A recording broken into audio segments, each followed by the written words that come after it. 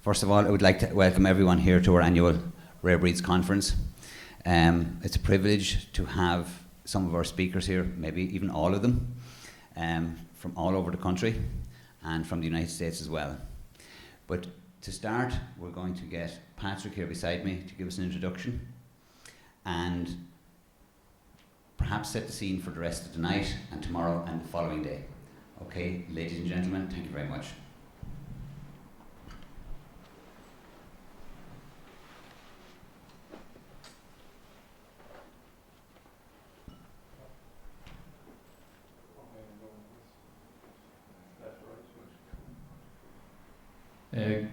Good evening, ladies and gentlemen. My name is Patrick Sullivan. I'm a trustee of the Irish Rare Breeds Society, and it's fantastic, as Matty has just introduced us, to be speaking to you this evening at the opening of our annual conference for 2023. So, first and foremost, I'd like to welcome you all here this evening, particularly to our travelling guests, Dr. Les Hansen from the University of Minnesota and Dr. Philip Swinburne from the University of Virginia. Also, our speakers for this evening, William Corrigan from Connemara National Park. Tomorrow we'll have Thomas Maloney, Dr. Thomas Maloney, and Melissa as well, coming all the way from Howth. So thank you very much to all our speakers. We're very excited, all the committee are very excited to have you on board. May isn't the optimal month to have an agricultural themed conference. It's a very busy month. It's start of the summer season in earnest. Silage has been made. Lambs are going out into the fields. I'm still calving at home. I'm pretty late, but it's a busy year. But it's also a great time to take a breath and to take in the beauty of what's going on around us. Near life, wildflowers. We've got the cuckoo flower there, which is in blossom at the moment. Saw some yesterday when we were doing our tours with our speakers in Kahlua Castle. So it's fantastic.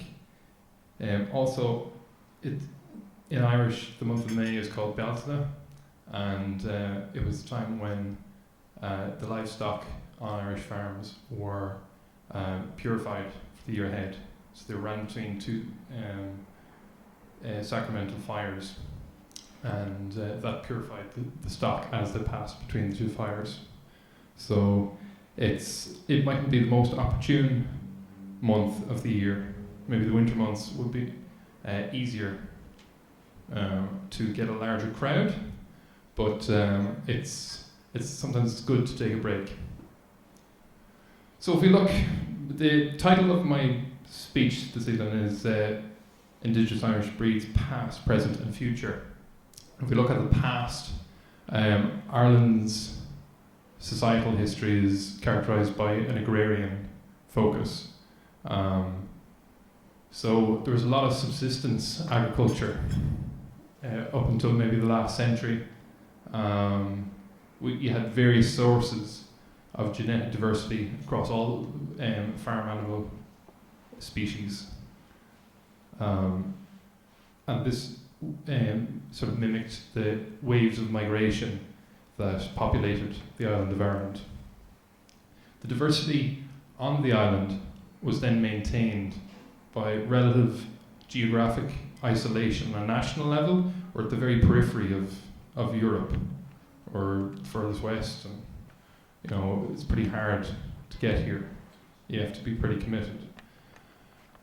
Also on a local level, we've got peninsulas, we've got whole counties hidden behind mountains, and we've got large rivers and lakes that isolate populations.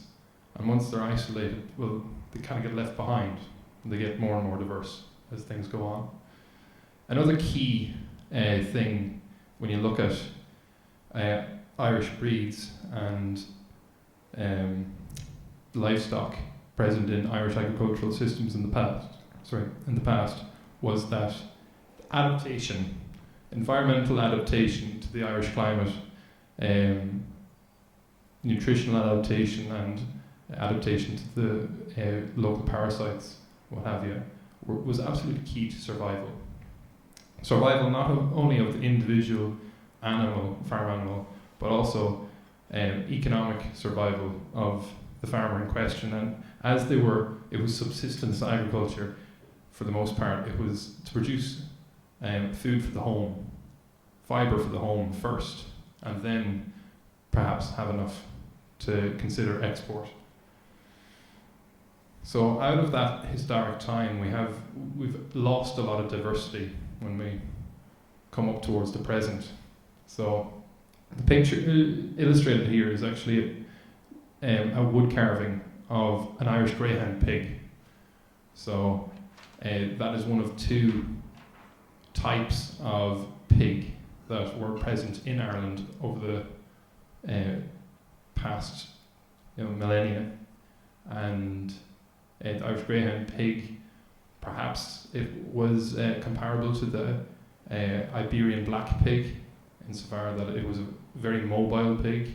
It lived amongst the peasants, and it was bred out of existence because it wasn't seen as developed or improved by English settlers.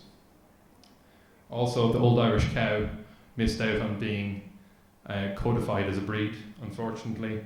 The Ulster White pig was codified as a breed, but then as it had soft skin, it bruised quite easily in transport, and it didn't fit into modern agricultural systems. The Tory Island cow was isolated to an island 12 miles off the coast, the northwest coast of Ireland, and persisted up until the early 90s, at which point the last remaining specimen was lost forever. Once these breeds are lost, once this diversity, this local diversity and adaptation is lost, it's lost absolutely forever and cannot be replicated. So a key point would be that these are the breeds that we know about. These are the breeds that were mentioned in literature. We don't know what we've lost in the past, and we also don't know what's around today that's hanging in the balance. At present, we've got associated breeds, breeds that have herd books and societies that look after them, protect them, and hold their best interests at heart. These associated breeds are offered governmental support through agri-environmental schemes coming down as part of the Common Agricultural Policy from the European Union. There's also, over the past 5 or 10 years, there's been significant genomic advances in characterization our breeds, and we can quite easily parent verify our breeds as part of our parent verify new animals as they're born to confirm their membership of a breed or of a gene pool. Unfortunately, in Ireland, as opposed to other European nations, our indigenous breeds are marginalised from commercial production. I think, and I agree, I'm sure Matthew will agree with me that if he was to proclaim too loudly that he's a commercial dairy farmer and he operates predominantly with indigenous breeds and crosses thereof, that say, well, when did they let you out from the asylum? And unfortunately, it's commonplace in the UK and in France and throughout Europe. It's not that way. But again, when you consider the agrarian focus on Irish society, it meant that farm holding size was smaller, and there was, again, adaptation was key to survival. So the economic survival for that farmer was pegged very closely to the livestock, and Irish farmers were very early You know, we didn't have a industrial revolution in this country, but we certainly had an agricultural revolution that totally changed the landscape of Irish farming. Socially, perhaps for the better, but within the context of our rare breeds, they've been left marginalised. So in this picture, we've got a herd of Drilling cattle, I believe, on the Inverloch Peninsula off the southwest coast in County Kerry. So to just do a roll call, I suppose, of the breeds and genotypes of cattle within the country today. We've got 4 types, shall we say, we've at present. 3 are associated. I've actually, in my list, we've got 5 and 4 are associated, so I've managed to miss out on the Drimmen there in my list. But we've got the Kerry, we've got the Moyle or Irish Moiled, the Dexter, and then through judicious breeding over the past 2 to 3 decades, we still have some remaining members of the Boreacht type, and the Irish Rare Breeds Society have been very active in their conservation of this type. It's not a codified breed yet. We're at the closing stages of having it recognised as a breed with the Department of Agriculture. In the picture we have one of our members, Boreacht cow. Darren McLaughlin is his name, and that's one of our matriarchs within our breed herd. She's quite an aged cow now, and you can see the characteristic brindled stripe pattern, which is synonymous with the breed. The name Boreacht means the brindled cow. So, on to our equine breeds in Ireland today. We've got the Kerrybog pony. It's fantastic to see Mary McGrath down here. I know Mary does absolutely stalwart work with the Kerrybog ponies, and they're our least populous of our equine breeds, so it's really important to have really enthusiastic people at the helm of those societies. We've also got the Connemara pony, which is, it's hard to even consider it as a minority breed at this stage. It's an international brand within the equine world. We've got Irish Cob, which has only recently been associated and had a herd book drafted, and the herd book is currently under the tutelage of the Irish Sport Horse Association. The Irish Draft also was once the ubiquitous horse throughout Ireland, a cart horse, a riding horse, a workhorse, absolutely ubiquitous, and now we've got diesel and petrol engines to do all our work, so we've got far less horses, and we've lost an awful lot of diversity within the breed. You can just imagine if every car in Ireland was to be replaced by a horse and then lost. We've lost an awful lot of diversity. Imagine all the brands of car. They're not, you can't just swap one car for the other. There's petrol and diesel and electric, and 4-wheel drive and SUVs and saloons and hatchbacks. All the diversity was there in our equine breeds, and we just have the vestiges of the past there. So we've got 3 indigenous breeds of sheep present in the country. We've got the Galway, which was the only breed of sheep up until very, very recently.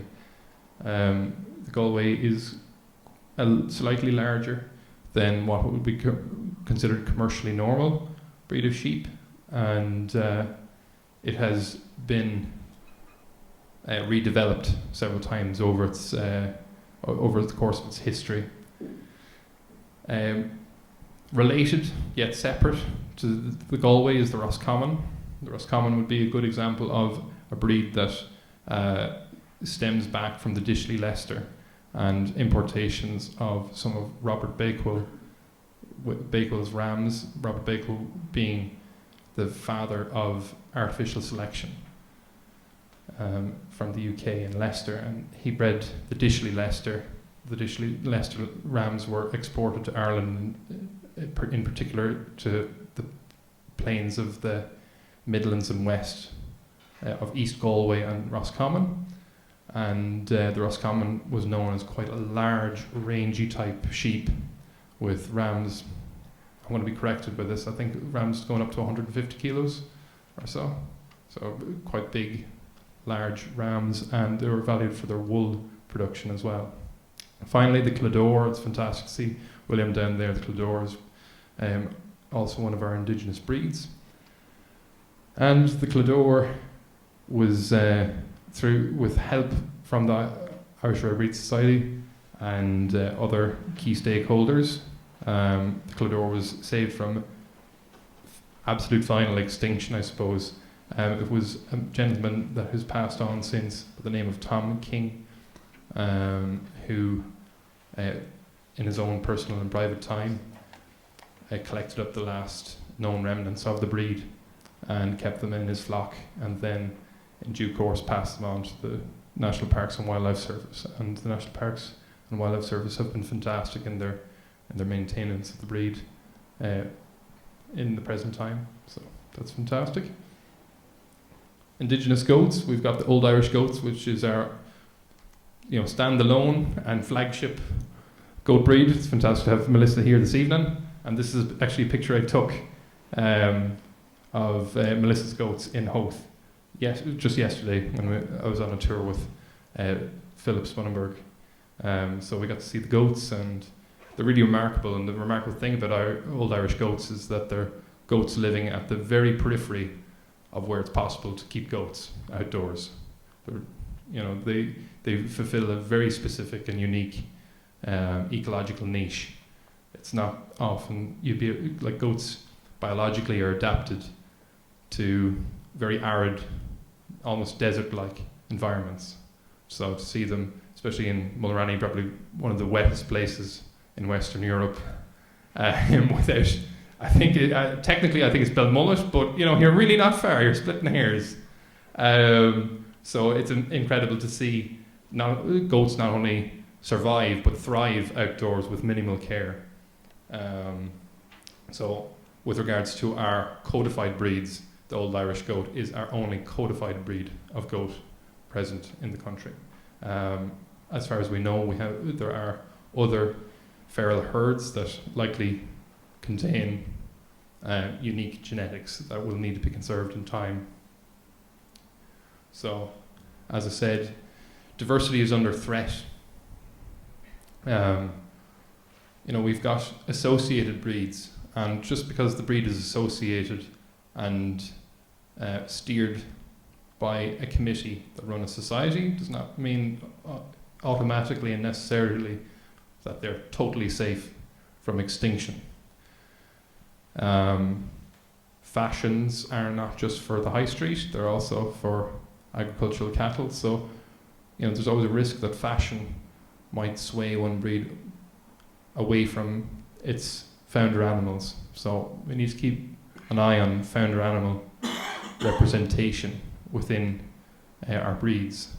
For example, Irish Moiled originates just from 17 cattle that were on an isolated farm in Fermanagh back in the late 70s or early 80s, and now they're a breed of several hundred cattle. So breeding practices, core to that is our breeders, our farmers, and breeding practices to ensure that the loss of genetic diversity is being stemmed at every opportunity. Selection pressures are also important, so depending on what is easily marketable sometimes, that'll drive fashion and that'll drive the breeding decision making. In unassociated breeds, outside of the Irish Rare Breed Society, unfortunately, nobody is there to represent their needs. They are offered no governmental support. They don't qualify for payment through agri-environmental schemes. And they get caught up in a tangled web of bureaucracy and semantics that an unassociated breed or genotype is not a breed at all. It's a type, and it's not, it can't be recognized legally or formally, and then it's, at serious risk of being lost forever. So finally, our future outlooks is that there are still reservoirs of genetic diversity of our farm animal species, still undocumented.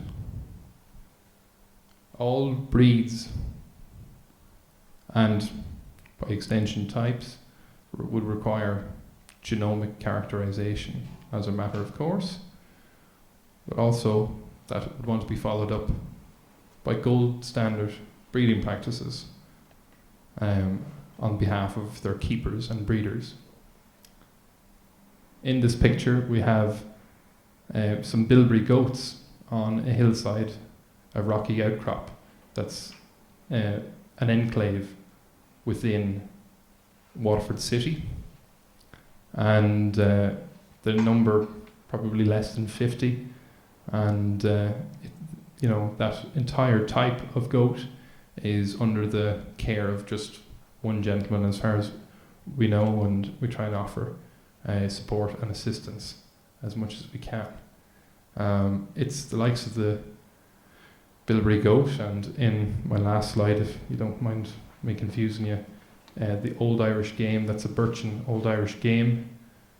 These are the reservoirs of genomic diversity or genetic diversity that we know about and that are quite obvious. But there are others that hide in plain sight. For example, within the likes of the Shorthorn breed, there is a Clare type Shorthorn, which is more aligned to a house cow.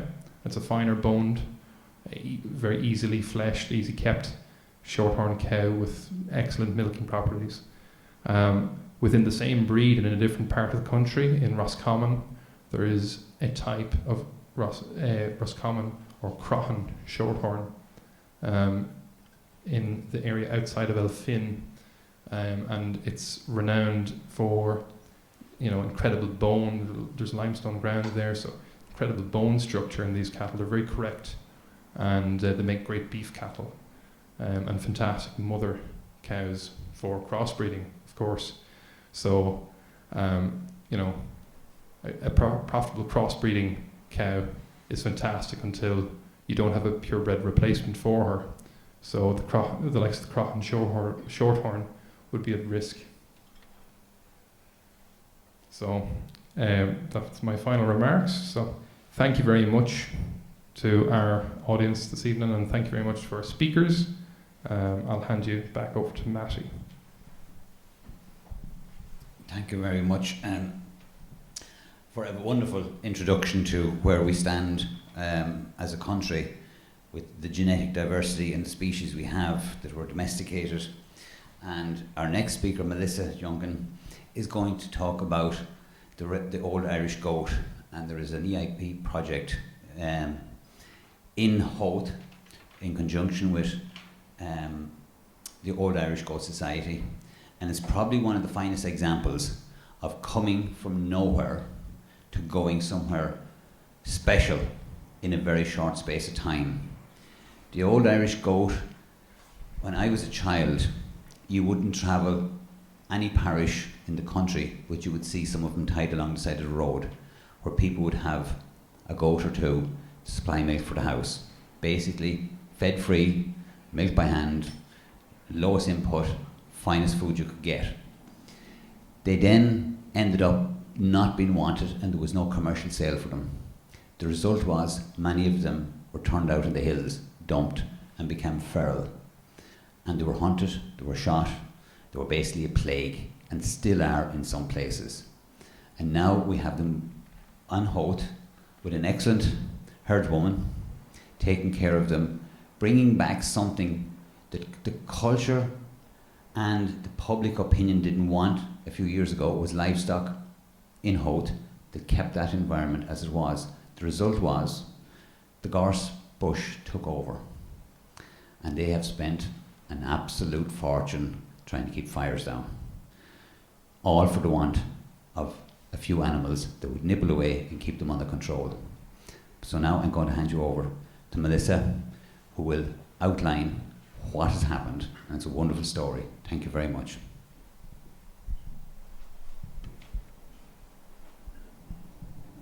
Thank you. So my talk is titled "The Goat That Fights Fire." We know them as the Old Irish Goat. That's our heritage breed, so that's who we're representing. But it was Ear to the Ground that came out, and RTE that labelled them as the goat that fights fire. So it gave them yet another utility and another title. So we'll go with that.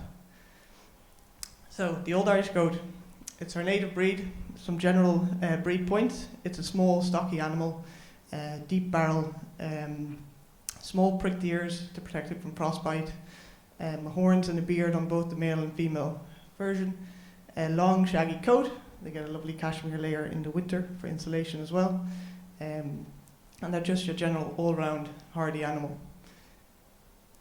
A statement from Dan Bradley was that their preservation is not just essential for Ireland, where they are perhaps our most distinctive and special genetic resource of any livestock species, but also for the world, especially for the genetic diversity and functional diversity going forward, I suppose.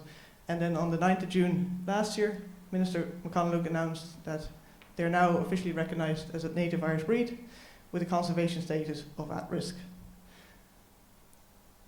So I'm here this evening to talk about the Howth project, where we are using goats in terms of conservation, grazing and fire prevention.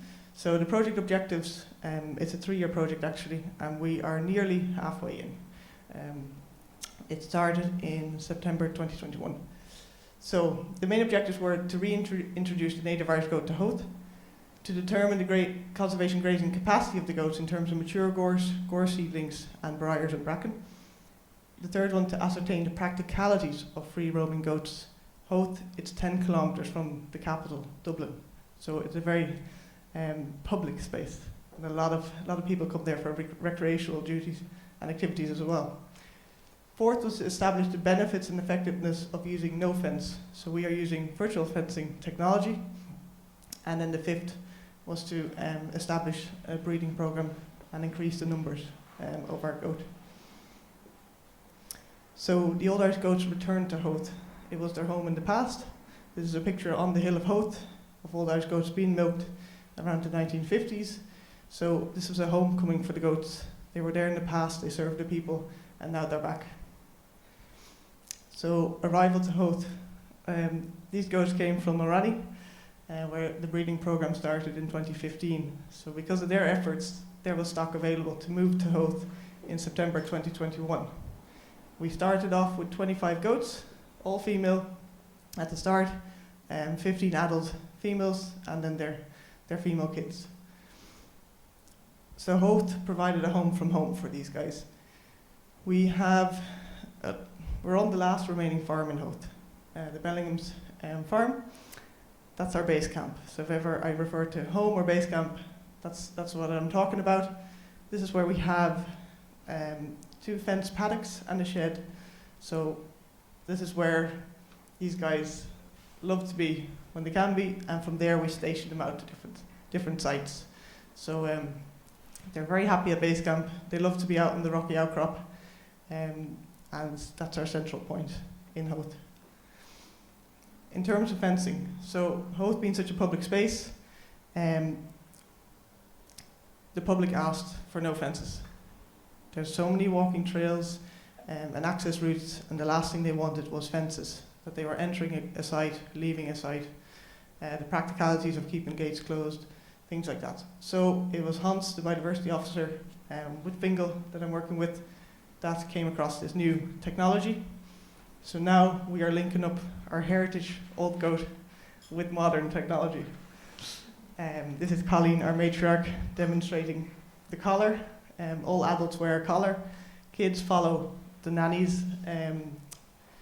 Their kind of grazing patterns for the first five months or so, and then they are collared from 5 to 6 months old. So the collar, it weighs about 400 or 500 grams. So it looks bulkier than it is. Lovely rubber strap at the top, 2 metal chains on the side. Goes back to the box. We have GPS on the box. We have a battery that we change every so often. And the sides do have a solar panel as well, so it does have a certain rechargeable option. There's also a motion sensor, so if I get notifications, I suppose, if there's a notification of not detecting movement, it usually means the collar has come off. So that animal is no longer fenced. In terms of the fencing, the virtual fencing, these goats needed to be trained before going to Dublin, because the last thing you wanted was any escapees in Dublin once we got there. So it was the Mayo team with Sean Hyland, Katie and Joanne O'Brien that did the training before I stepped in to take the goats to Howth. All the fencing, the app is on my phone. So I'm between my phone and the goat wearing the collar. That's how the whole system works. It's that easy, I suppose. We can, I suppose every animal has a name, so the collars link up to the name. You can see the battery status of each collar. You can assign them to a pasture. Then on pasture in the middle there you can see heat maps where they spend a lot of time grazing or resting, so you can monitor their activity, I suppose. You can adjust that pasture at any stage. Over the phone I could adjust it now, I could check in on them. If there's an escapee for some reason, they can always re-enter the paddock free of charge, I suppose. If you think of the dog collars, they get a zap on the way out and the way back. So at least they're enticed to come back in. So training-wise, you do need to train these stock. You need to give them a chance to understand the system.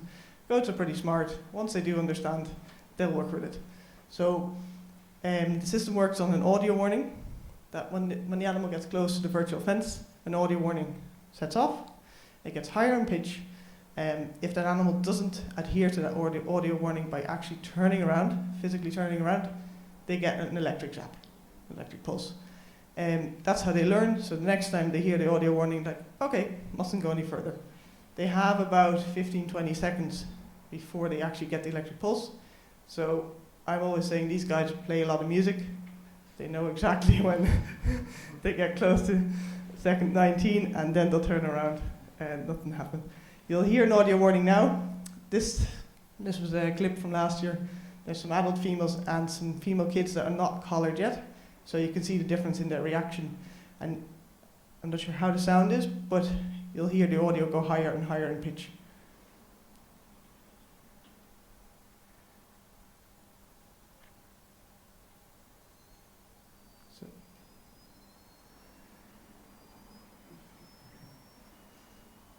So Sammy's just testing it a little bit. But they all move off, except the kids that aren't trained onto the system yet.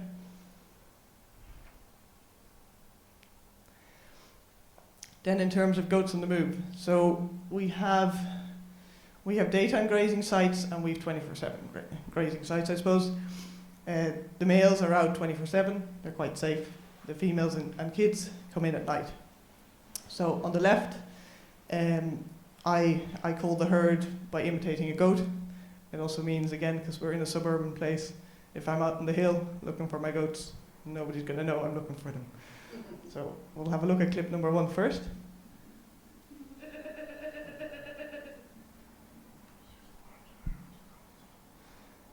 So you see them. It's just the one call needed initially.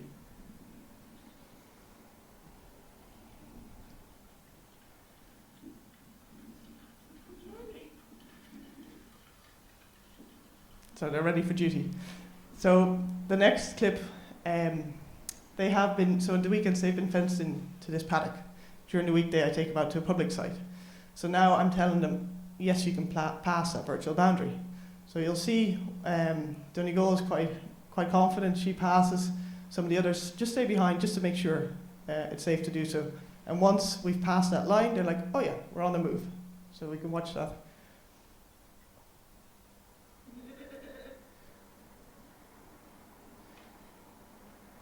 So you see a few of them hesitating.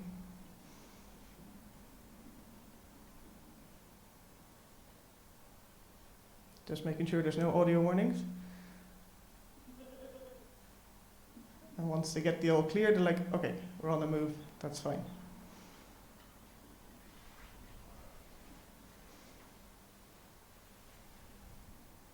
Then there's another about 500, 600 meters before we're back at base camp. Then at base camp, we go through the yard, through one door, out into a public site. And again, it's all on foot. I suppose it's another 500 meters or so before we get to site. I take one goat on a lead when I go out to public grazing. Again, it gives me a little bit more control of the group, just in case I come across a walker with a dog or something on my way out.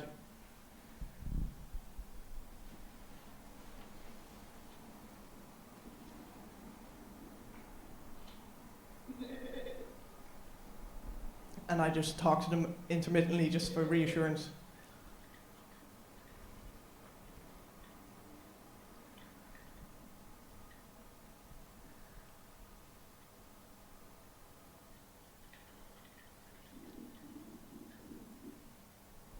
And they kind of like, I walk at quite a fast pace. They know when we're going. Keep focused. No nibbling on the sides, ideally. And then when we get to destination, either give them a treat or something, or settle them in. But when we're on the move, there's no stopping. It's a planned process, and you just keep their attention, and they know that better stay up, keep up, otherwise could be left behind. Then in terms of our grazing sites, so you can see all the blue boundaries are our virtual fencing pastures. We targeted 10 different sites in the first year, on different locations in Howth, and strategically grazed nearly 9 hectares. In those grazing trials, we did fire break management. These are mainly relating to fire breaks that were created mechanically 3 or 4 years previous. Gorse regrowth post-fire, so that's a year after a fire. And then mature gorse, we are now actually also demonstrating that these guys can create their own fire break. So we're completely getting rid of the use of machines where possible and showing what they can do, I suppose. So this is fire break maintenance with the bucks. You can see your tall gorse is about 3 meters tall on the right. The fire break, about 15 meters wide, was created 4 years ago. Your regrowth is between 1 foot to 3 foot high. There's gorse, there's briars, the bracken in there. Very hard to walk through, very prickly, trip hazards, difficult to access for firemen. And again, if a fire were to hit, it would still travel through. So these fire breaks ideally would have been maintained within 12 months of being created, but with COVID and everything, there was a few delays. So the boys were working on some stronger regrowth. These are before and after pictures. So we had, the grazing site was 0.2 hectares. We put 13 big bucks there, bachelor herd, and they were there for a month. So again, you can see the mixture of bracken, gorse, you can't really see the briars in the picture, and then that's an after shot. So they cleared it out very nicely, as good as they could, I suppose, and again, they were still happy on site, which is the main thing, and they never left site. Then in terms of the regrowth, so Shilmartin Hill was a 60-acre site that burned about a month before we got to Howth. They burned for 6 weeks, a massive financial cost. So we got in on site 12 months later to tackle the regrowth. So the regrowth in the first 12 months is very soft and palatable. So they grazed it straight down from, the pegs are technically at the same height, from 46 centimetres down to 10 centimetres. Very effective, nothing else needed. Annual graze, maybe twice a year, and that's your full fire break management sorted. Then this is where we're trying to create actual fire breaks. So this is a site that the bucks worked on over the last 4 months. You can kind of see the before and after. I have a better picture coming up as well. A 1 hectare site, 12 bucks were there for 4 months. There is a certain percentage of bracken on the site as well, but that would have been not in the growing phase. So there was mature gorse and some bracken on the site. This is a drone photograph of the same site. So there's a public walkway going through. Cliff Walk is here. Roadway is here. And there you can make out the 12 boys still working away. They have been moved on now. But again, on the left you can see the before, and the virtual line would have been just along the path, and that's your after. So that to me looks like a fairly effective fire break to start. Again, this is a close-up of before, and that's your after. It looks a bit severe. I suppose it's not fully effective as a fire break yet because they're still standing timber. So either you come in with loppers, TY students or something like that, just cut it back. They have debarked a lot of this scrub as well. So again, it's depleted in its growing functionality, I suppose. And they have exposed the soil layer to germinating new seeds in the seedbed. So this looks a bit drastic. Goats have a reputation for kind of overgrazing and stuff, so it shows how effective they were at that. Oh, there's half a picture. We'll try to explain it anyways. This is a picture of a similar site that was grazed last year, and all that's coming in on the base of the gorse is green grass, different thistles, oxeye daisies, chickweed, dandelions. So there's green rejuvenation.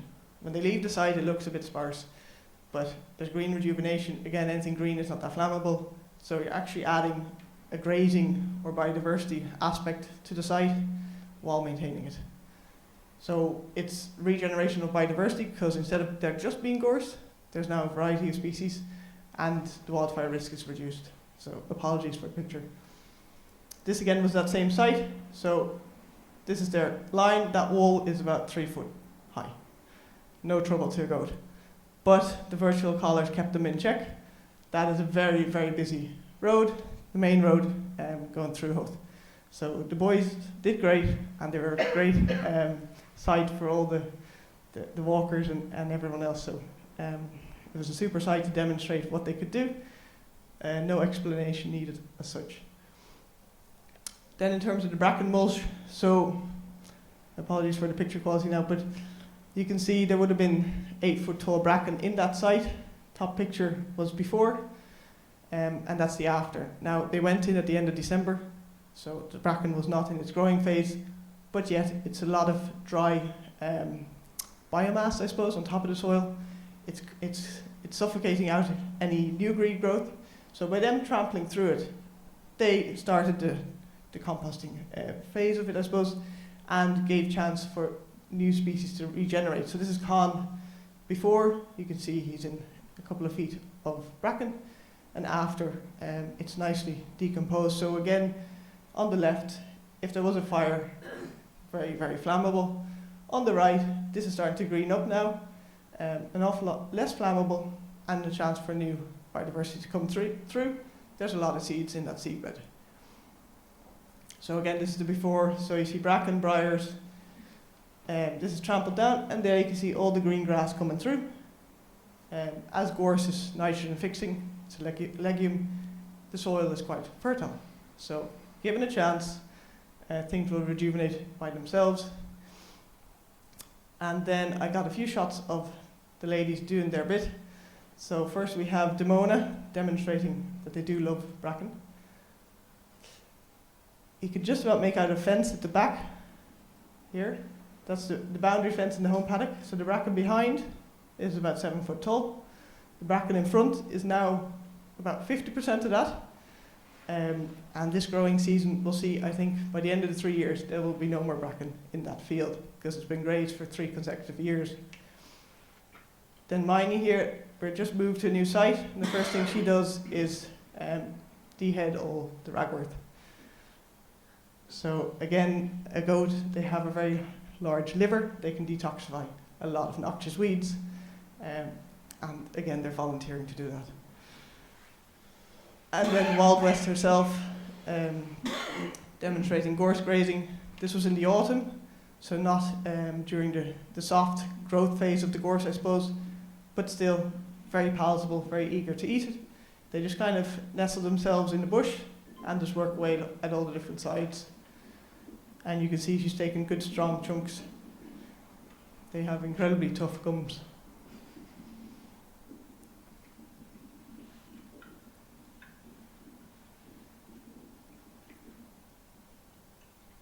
See, that's a good 15 centimetre twig.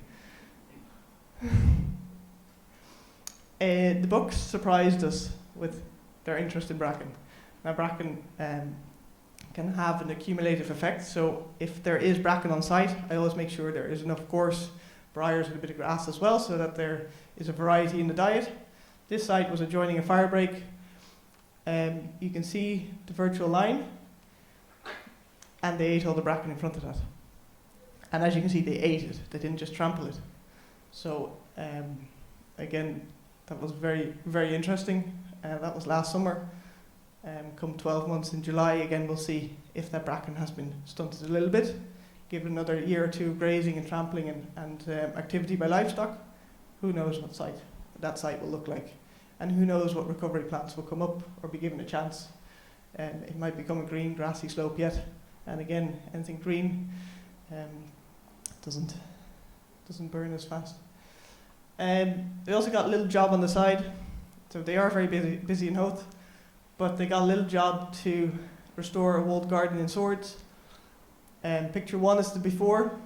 Picture 2 is after they've been in there for 2 weeks. So again, you can see they've cleared the perimeter and gave a chance to, they exposed the walls and got it nice and clear so that the tree surgeons could come in, cut down the remaining foliage, and again, then they ate that. And all that had to be removed was the actual branches. They ate all the greenery of that, so very low cost of removing the foliage. So the objective was to trim vegetation to delicately reveal existing original features. They didn't want to go in with machines if they could avoid it. Goats are very nimble on their feet. So in the outcome, the vegetation was cleared of walls, feature stones, cast iron fittings, like the flower stand here. It exposed these tiles. Again, if a machine had gone in, would have damaged that. So they discovered the tiles. As a result of the goats, they discovered the tiles.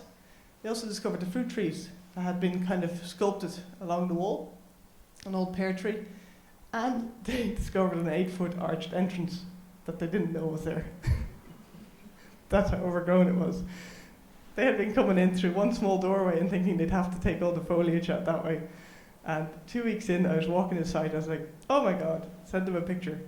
So they have a nice arched 8-foot entrance as well, which makes sense, but nobody knew it was there, I suppose.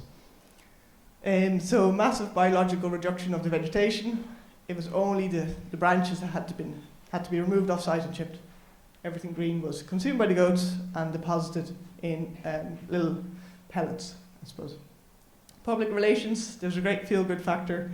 There was super interest from the team. This was part of a Fingal project, and there was absolutely no trouble in getting volunteers to sign up to check the stock. I would check them once a week, make sure they were all in good form and provisions were there, and then there was a rota of people that would check them once a day.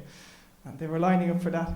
Very low noise pollution again. This site is next to a housing estate, so the goats did their job nice and quiet. I don't think everybody knew there was goats there either. A lot quieter than machines, and it was also very cost effective. So a win-win all round, and again it gave them another utility. Then this is my goat squad. So I'm in Howth 5 days a week. Animals have to be checked 7 days a week. So I have a lovely goat squad volunteer group. Susan's here in the picture. There's 20 members in that squad. I have different groups and different sites. So I have different volunteer teams, I suppose, assigned to each group. So they know the group. Some people incorporate it on their morning walk just to check and feed or count. If there's an issue, again, it can be picked up early. So that's invaluable in terms of livestock and care, and if something's up, whether just for animal health and welfare. Anything up with the collar, if collar comes off, at least that can be fixed there and then, no biggie. So it's a great community buy-in. They're all local to Howth, so I get them involved, and they're very, very, very proud of their goats. They all have names as well, but the community is very proud of their goats. It also gives me a super support network. If there's a day of loading or moving them, you need a second or third person just for safety and things like that. So I have different people I can call on for different situations, and it means that the goats are looked after in the best possible way. this is just a quick graph on goat numbers, I suppose. On the talk, I mainly focused on the utility of the goat, the grazing capacity of them. It's also a breeding program for the herd. We, over the 3-year project, it was aimed to get to 50 goats. So start with 25, by year 2 go to 50, and for year 3 maintain that 50. So by the end of year 1, through the breeding program and the acclimatization of more of the Mulranny goats, that we got up to 64. And now we had our kidding season just a month ago with 29 nannies that kidded, and we had 37 kids with that. So we're actually at 111 goats in Howth. Of that, 74 are adults over a year old, effective grazers. The other 37 are still playing around. So that's my Caprine crew. Some of them, the newest additions, aren't on that yet. But everyone's named, everyone's included, everyone's part of a team. We have the maternity herd, we have the teenage boys, teenage girls, we have the bachelor herd. So each group has a different function and is stationed out in different sites and has a different job to do. But they're all part of the Howth Caprine crew. That's me, thank you.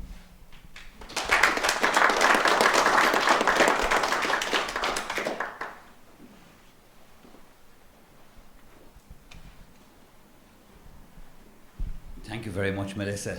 That was absolutely enthralling. As much as I thought I knew about it, every day I hear anything of the goats, I'm learning more. And it's very interesting to see and hear the evolution of the education of everybody involved and the utility that they can be put to. Just an example of what was, as I said earlier, a parasite coming back to play a very important role. If anybody has a question in relation to that, we will take it now. But if not, we will move on. No, sorry, no. No. Okay. The crib that I have is there's, as you mentioned, there's flocks of crows here, there, and there. We have a flock of Lochbree on 3 islands, and we lost a considerable number of them this year through starvation. You're damned if you do, you're damned and you're damned if you don't. If you help them, it's none of your business what you do in there, and if you don't, they die. And for me, it's a horrible situation because neither the Department of Agriculture nor National Parks and Wildlife Service gives a hoot about them. And they're making a contribution out there to wildlife by grazing, as was demonstrated. I'd like to know when something's going to happen with those goats, because I'm tired waiting. Well, I can't speak for anyone on yourselves, as you understand. And I suppose our facilities and resources are quite limited, as you know. And every little bit we can get, we're building on. And hopefully it will get resolved without going into details tonight about that. In my experience, and 55 or 30 years of this really, so it's a case of live horse and you get grass and a lot of grease, and it's a huge disappointment to me. I think everybody knows. Okay. Now, ladies and gentlemen, we'll move on to William Cormacan here on my left. William is over in Letterfrack in the National Park in Connemara, and I suppose he's here and wearing 2 caps tonight. One in relation to the Clador sheep, which we thought almost everybody that they were gone, but as was said earlier, one of the great people that kept them going passed away in the last year. Tom King, yeah. And he, when he wasn't even well, kept up the fight, and luckily William and Sean Cadden and their crew managed to get their hands on him and bring him into the National Park and have a breeding program there. Ladies and gentlemen, I will hand you over to William to talk about the Clador sheep and what has happened to them. Thank you very much. Thanks a lot, Matt. Just a small correction, I was in Connemara National Park and I was covering the two national parks in the west, the one in Mayo and the one in Connemara, from 2015 to just towards the end of last year. But I've moved, but I'm still heavily involved in this project. But the staff in Connemara and in Mayo are still heavily involved. I'll talk about the project. So which one moves it? Yes, not.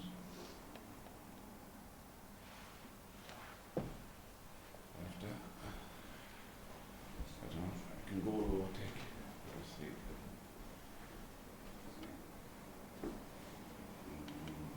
see. Again, just why does NPWS have heritage breeds, the National Parks and Wildlife Service? Now, I suppose it's important to look at terrestrial habitats. You can sort of, sorry, I don't.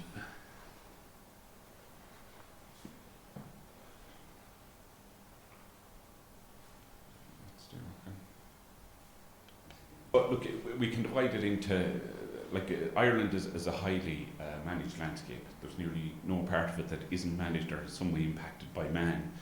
And when you talk about natural habitats, we don't have any really that many pure natural habitats. Like when you talk about natural habitats, you'd be talking about ancient woodland that wouldn't have that much human influence. Things like bogs that were never touched or opened, or that were never grazed. So a lot of the habitats in this country that are important are semi-natural habitats. And semi-natural habitats are more biodiverse than natural habitats because the management encourages a greater sort of diversity in habitats and species. And again, we have then what you call a more highly modified landscape, and that's sort of intensive land for agriculture. And I suppose it's important, it's not working that well, between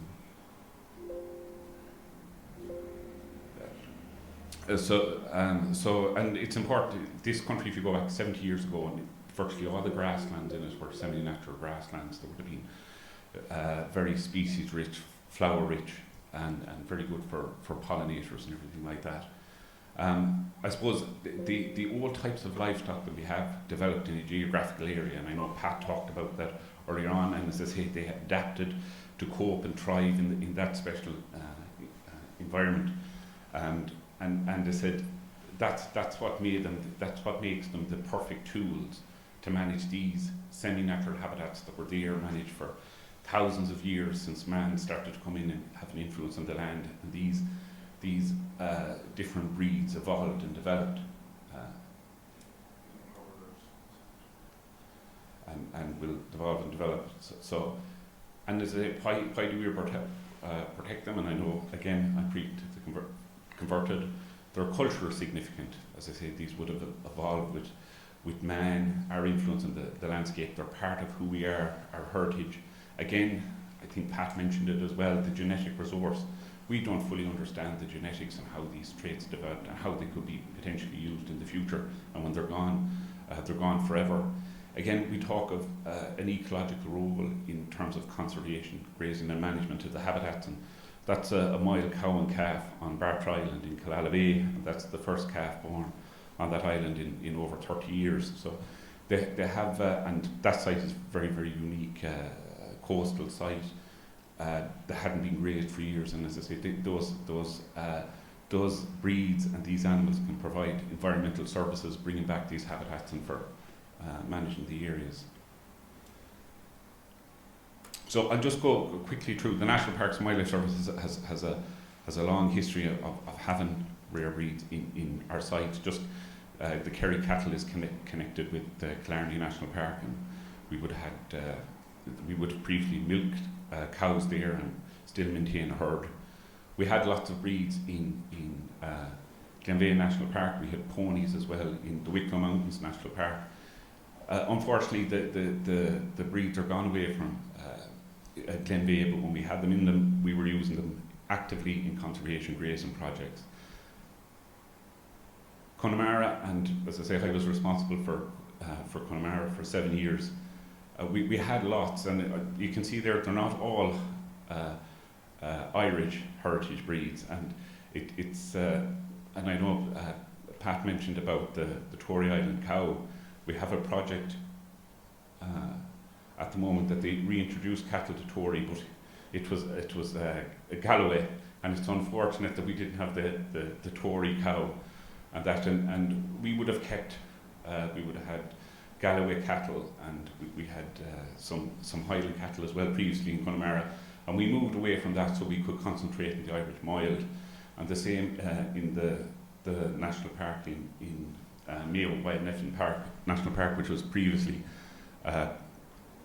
Ballycroy National Park, that we concentrate. We had Kerry cattle there previously, but we concentrate now on the wild cattle in the 2 national parks and the Clather sheep. But we also have in both national parks we have the Old Irish goat as well.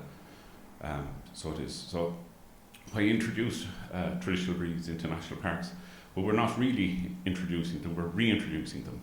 And I say this is it's the IUCN, and the government abides by the criteria and standards of the IUCN for national parks. But as I say, the definition of what national park should be is where one or several ecosystems are not materially altered by man's exploitation and occupation for plant and animal species, geomorphical sites and habitats of special scientific interest, education and recreational interest, or which contain a natural landscape of great beauty. And we would see that these heritage breeds are part of the ecosystems that developed inside these sites around the national parks. So just to talk about Clather sheep, and as I say, that's the project that we were involved in, and as I said, Tom King was I suppose the person who started it off. I suppose Clather sheep, they're an indigenous breed to Connemara in the west of Ireland. They're part of the sort of family of North European short-tailed sheep that would have been very common, and the predominant sheep in Connemara, in Mayo, in the west of Ireland, just pre-famine. As I say, after famine, we had the introduction of black-faced mountain sheep from Scotland and Cheviots. So that's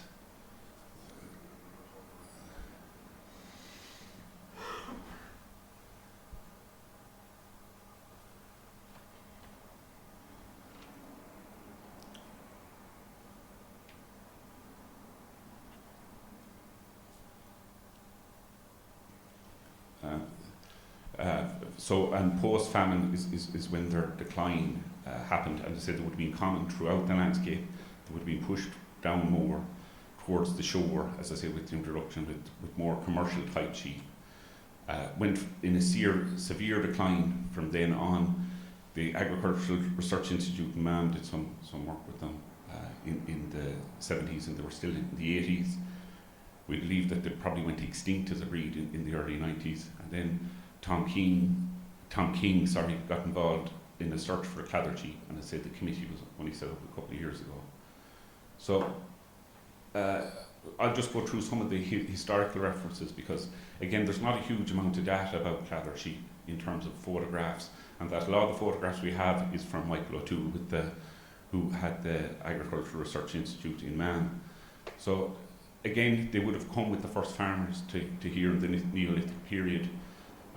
Youatt, who wrote books on sheep breeding and management in 1837, he talked about cottage sheep, and that were peculiar to the Connemara area, but he did a good description of them, and he said these sheep have a small head, narrow face, and short round pricked ears, their head and face smooth and covered with short hair, and wool only extending to the junction of the head and neck. The neck was long and the general proportions good, but rather slender, the legs small, clean, and not very long. So that was the earliest what we have as a description of the Clather sheep. Then Captain William Houston got, I think, 45,000 acres from the Marquis of Sligo, and he started farming. First he acquired some of the local sheep and started farming, and his wife Matilda, who wrote a book on her experiences of 20 years in the west of Ireland, wasn't very complimentary of the sheep that he bought. Now his own herders and that from Scotland would have introduced some black-faced mountain and Cheviot, but there is a reference to him having sheep at the Ball Martin 1853, and it describes his sheep as being particularly poor, but that was being compared to Leicester sheep and more lowland sheep that would have been there from the better land in that part of Mayo. Again, in the congested district boards, and the Inspector William Gaskill, he did a commentary on sheep that were in South Connemara. I suppose post-famine and William Houston, he would have brought over black-faced mountain sheep and that. The cladders started getting pushed down below the N59. As I said, they would have been common in Mayo, down in North Connemara and South Connemara, but they were pushed down across the N59, or that's where the stronghold remained for them, and that's we'll say between Clifton and Oughterard, south of that. So, as I say, William Gaskell described this in his notes in the District Bishop Board, that there was sheep flocks where 2 to 16 per family. These sheep are very small. It probably takes 6 such animals to produce a stone of wool. Sheep are rarely sold in the district. People have them for little wool. They yield, as freshly shorn fleeces from a 4-year-old sheep, was 1.5 pounds. Women do the shearing. Now, our understanding from these bits of information that the wool was of a high quality and it was very fine, and that you could spin thread in yarn or even make silk from it. Bring just another reference to it is in 1960 from Professor Ruan in his lecture notes. Among Irish sheep breed, he lists Cladig, and there's an issue about the name. I know that we call them Clather, but we believe that that's probably maybe not the name, and we may have to go through a kind of rebranding and a name change. But he said that the Cladigs were peculiar to the Connemara country, and in 1969, as I say, M.L. Ryder from the Animal Breed Research Centre located clad sheep in Connemara, and he put a description on them that they were all white, short-tailed, comparable in appearance to Orkney and Shetland type sheep, and I think myself to look a bit like North Ronaldsey's sheep, a small bit in the appearance, and other animals were observed on the mainland, including brown and black-faced, short-tailed and white, and horn jewels with brown faces similar to Manx, Lot and Brown. It's important that a writer describes them as clad sheep, not clador. And Martin O'Flaherty, he's from the Aran Islands, he's big into the production of Aran knitwear and that, but Martin has researched it and he thinks the name is Clada, so we may have to at some stage go through a rebranding, and we believe that it was probably maybe in the 70s or that the Clador name came along. So just a quick mention of the Agricultural Institute Research Station that was in Mam. Michael O'Toole was the station manager, and he assembled a flock in the 70s in order. He was intended to do some research and that into it, and a lot of the photographs that we have are his photographs, and as I said, they're of great value, and they've been kindly given to us by his family in that. The Mam station was closed down in 1987, and the sheep were moved to Ballinrobe. Now he assembled maybe about 50 sheep, and he was breeding them and that. And even though it's difficult to say that they were pure clathers, they were as good as that was there, and he was breeding them towards the old trades and that. Of course, when he retired, the sheep got disposed of, and he came back, and in his own notes he has the that they were extinct by the mid-90s, which was unfortunate. Now Tom came, and Tom was a very interesting character. Tom did he trawled Connemara looking for these sheep, and he found a flock down near Shanafeistine. It's sort of south of Oughterard and that, or sorry, Moycullen, sort of southwest of Moycullen, and he bought some of them, and then he went back and the National Park bought more of them. So Tom, I first met him in 2019, and he put this proposal. I'd never heard of Clada sheep to us, but I read into it, and I thought it was meriting what we were trying to do. So, as I said, the project was launched in 2021. Just that's Malcolm Noonan shearing a Clather sheep in Connemara when we launched it in 2021. I think it's just important. These are some of the historic photographs that we have from the research station at Man. Now, it's probably a bit unfortunate because those sheep are recently shorn, but that's what the type looked like in that, and we have pretty good photographs. They weren't all perfectly uniform. There was different colours in the head. They went from white to sort of yellow to cream. Some of them were black, but they were all relatively small, similar conformation. Now, what we have now, and as I said, the breed was extinct in the mid-90s.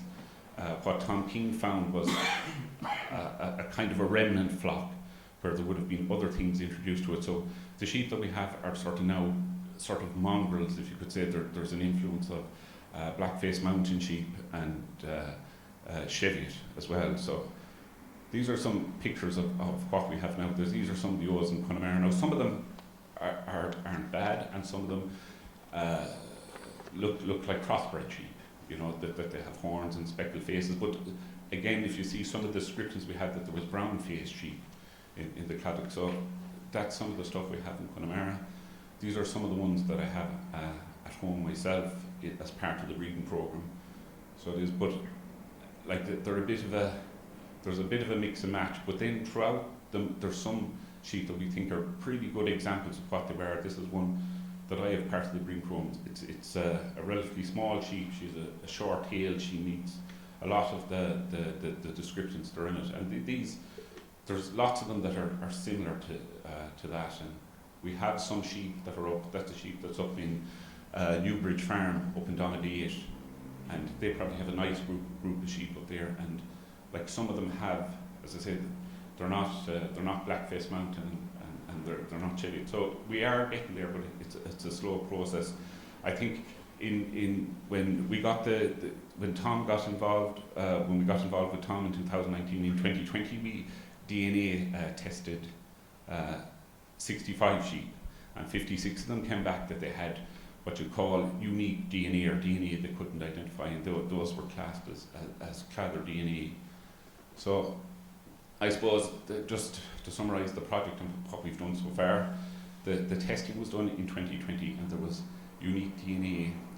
Teagasc are working with us, and they designed the breeding program, and it was felt that there was sufficient genetics and genes there to bring the breed back. We didn't breed for certain issues in 2020, but the project was launched by Malcolm Noonan in Connemara in June 2021. Since that, the breeding program is still going on. We test all new progeny every year. We are looking for other sheep, and we're certain that we have found a man who has accumulated another couple of sheep. We think we could have as much again as what we have. We've started a flock book with Sheep Ireland. We've developed a website, newsletter, and we've done work on the wool. So just maybe to talk about the DNA analysis, and this is a spreadsheet that we've got. Now, when we look at the sheep, we see that they're like a mongrel breed. And when you look at what has come back in the analysis, they've compared them against Cladder, Cheviot, Galway, Mayo, sort of Connemara, Blackface, and Perthshire. So a lot of them come back, and some of these now, this was a huge sheep, some of them come back that are 100% Cladder, and they're not really. Like, it's just that they're 100% of unidentified, or unidentified on the database. So there may be an issue with the database, but so there is, as I said, the genetics. Some of it's not 100% accurate, but it's the best what we can do. And as I say, we're following the science and the advice of Teagasc. On top of the DNA, what we're looking at, and the typing or the characteristics that we're starting to feed into the breeding program is horns. Well, Cladder were a polled breed, so we're discriminating against animals with thick horns. The face colour, everything we sort of allow, bar the pure black face mountain sheep. The wool, again, the wool was of very high quality, so we're looking at the wool. The weight, there were a small light sheep. Now we're probably going to, that's a little bit subjective weight, because at the moment we're going to saying light, medium or heavy, and we'll have to be more precise in that kind of criteria. The same thing at the bone, we're looking at the thickness of the shin bone, so we'll be more on that. The face width, they were always described as having a narrow face, so we're looking at that. And the tail length, they're short-tailed sheep. So all the new progeny, we're assessing them based on this, and we're going to feed that into the breeding program. Again, the wool, we've done a small bit on the wool, and the wool has been quite promising. We brought the fleeces, I think 62 or 63 fleeces over to Dooley's wool merchants in Roscrea. Now, they do quite crude grading, you know, as I say, they're not grading for stuff to go into fine knitwear and stuff like that. But even on the way that they grade it, 27% of the fleeces were the high quality fleeces, and when you take the high quality in the next grade below it, it was 67%, which is over 2/3. So if there was a huge black-faced mountain sheep influence on it, it would be way below that. So there's something there that's keeping the wool up to a good standard. Oliver Henry, and he's an expert in England, he's a wool grader, concentrates mainly on Shetland, but when he saw it, he thought it was a Shetland sheep, one of the fleeces, and he said it was fine and could be used for yarn to make garments and that. And as I say, low quality wool that you get from black-faced mountain sheep goes into making carpets and that. As I say, it's not of that quality. And we've also, in discussions with this Aberdeen, a lab in Aberdeen that is going to prepare to do some scientific analysis in the wool so that we can demonstrate its value. The challenges, and it's things that we have to continue to work on, is the appearance of the breed. Again, we have some sheep that I think look good in terms of clather. There's some that have a bit way to go, but even in the 2 years of the breeding programme so far, you can see the subtle changes in it, and I think in another 2 generations we should be getting something that a lot of them would look quite similar. The project, and it has an over-reliance on the National Parks and Wildlife Service, and we own all the sheep, and that, and it's not it's not a good way for something to be organised, because having an over-dependence on one thing, as I say, something could happen. So we are very keen to push it forward and have a society formed, and that we would move from the sheep being in the membership of the National Parks and Wildlife, and it would become in the membership of the society. We're looking to develop a 5-year plan to give us a clear direction going forward. We're looking to do more research into the wool and get new breeders involved, other than the national parks and staff that work in the national parks and Newbridge House and Farm Phone Group. We have only one person who's on the committee that has the sheep, so it's need to get more people involved in Connemara to get in the breeding programme. Again, just the potential economics of it, they are a very low cost animal. They're very easy to keep, they're small, there are incentives if we get it recognised as a rare breed in acres. Again, I think the more a sheep for environmental services are very much a niche market, not for big agricultural production, so I don't think we'll have thousands and thousands of clather sheep in the country. I think there's potential for, if the society gets up and running, and as I say, the breeders involved, if they have a co-op, they could have niche markets in terms, I think, of the meat, but in particular of the wool, and again, they could do similar promotion and marketing like Achill Mountain Lamb and the land that they have for the Mayo sheep and Connemara sheep. Again, this is just at a launch we had there up in Newbridge House at the end of February. Sean Cadden there, who's the chairman of the committee, he presented Minister Darragh O'Brien with a hat that was made from the wool of clather sheep. I just want to just a quick thanks in relation to the committee, all the members of the committee. I know Matty sits in it as well, and Michael O'Halloran, and I know Richard McKittrick here from Townmore Farm is on it as well. The Department of Agriculture, Food and Marine, that they continue to support us through the GORGA scheme. Marie Mannion, the Heritage Officer with Galway County Council, she has provided some funding. Sheep Ireland have helped us set up the flock book, and our partners in Newbridge and Townmore, as I say, Newbridge, have sheep on display up there, and it's great that people right on the edge of Dublin, where there's 1 million people, can come and see what these sheep look like, and I think the ones that we have up there are good. And again, last but not least, Tom King.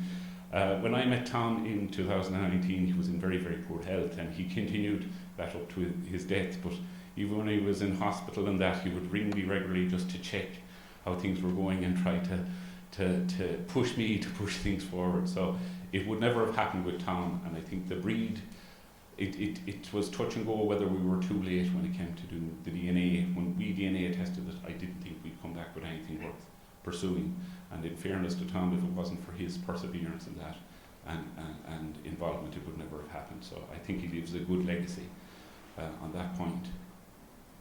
Again, I'll just talk briefly on this there at the end of February when we were up in Newbridge House, and the Minister, he presented some of the sheep to Newbridge Farm.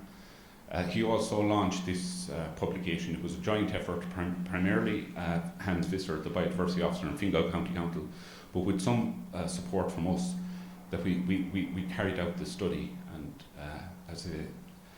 that's the launch there. As I say, all our staff, the council and that, but it's promotion of rare breeds and heritage breeds in Ireland. And the main reason, it was the reason that we were involved in, is that we saw the potential between ourselves and Newbridge Farm to develop both sites as living heritage centres that could support each other. But on top of that, and in fairness to Hans, he wanted to have a look at the performance and future planning required to conserve and promote Irish heritage breeds. So what was done as part of the project, there was a consultation. Primarily, they consulted with both ourselves and Newbridge to see what we were at, and that then they did a consultation and online service with Irish Rare Breed Societies, and then they did consultations with international rare breed societies and living heritage centres. And they looked throughout, we'll say, primarily Europe and that, where interventions were made and where they were successful, and to see where we could learn from best practice in other jurisdictions and then bring forward solutions. So just in relation to Connemara, and the thing was looking that there was a real opportunity there to develop Connemara as an outdoor living heritage experience. It made 14 specific recommendations. There's an action plan in the report. And again, these are just some of the recommendations in to deal with management planning, cooperation, breeding cooperations, trail development, everything like that. I suppose a big thing for us was that it looked and saw what we were doing. It looked at our needs in terms of operational management and resourcing and coordination. So it made certain specific recommendations of what we would need in terms of staffing and funding to make this a reality. Now, this it was a really worthwhile, and it was a good document. And I remember I had to field a couple of queries from the press when it was launched. It's not government policy in that, but I think it's a great document to have out there because it shows the kind of trouble that rare breeds are in, and it made specific recommendations to see can it be helped. But I can say from the National Parks and Wildlife perspective, and in particular Connemara National Park, we'll be pushing for the implementation of all recommendations, in particular the ones in relation to Connemara National Park and the ones in relation to resourcing. Just in terms of Newbridge House and Farm, as a hub for native rare breeds, like it is already a living heritage centre. It's a wonderful site that people can go to and see a huge diversity of heritage breeds, maybe not all Irish breeds, and that they have probably, and they get a significant number of visitors every year into the farm, but they do have a real pressure regarding grazing and how they manage. It is a relatively small site for all they're trying to achieve. It made a list of recommendations. I think there's 24 recommendations under 4 themes, and one of the big things that they have is they're already well established how they can convey the message or what's important in terms of the rare and heritage breeds. So in relation to importance, animal welfare, the value of them, the links to biodiversity, good news stories like the Clather sheep, partnerships with ourselves and Townmore Farm, and get people involved in the science of the genetics and the importance of the genetic resource. So look, at Newbridge, it's a really significant existing resource. As I said, there's huge opportunities in heritage breeds, how they can be used are shown, their use in sustainable farming and in relation to the protection of the wider environment and biodiversity. So again, another part of the report was looking at national and international rare breed societies. So they did a survey of the Irish rare breed societies. They did consultation with international rare breed societies. As I mentioned, they looked at best practice and interventions, tried to map a way forward, and I suppose the 3 key recommendations of it is that they recommend that there should be a national rare breed secretariat with a general manager that would be properly resourced and funded, and that would liaise between the different rare breed societies, that there would be national forum and engagement of all the societies, and that there would be 4 workshops done nationally, and then the need for a 10-year rare breed strategic plan to try and push the thing forward. But it is clear in the report that rare breeds in this country are in trouble, and the likelihood, unless there's investment made, that we'll lose more of them. So I'll just end with a picture of the old Irish boat there up on the hill overlooking Connemara National Park. So thank you.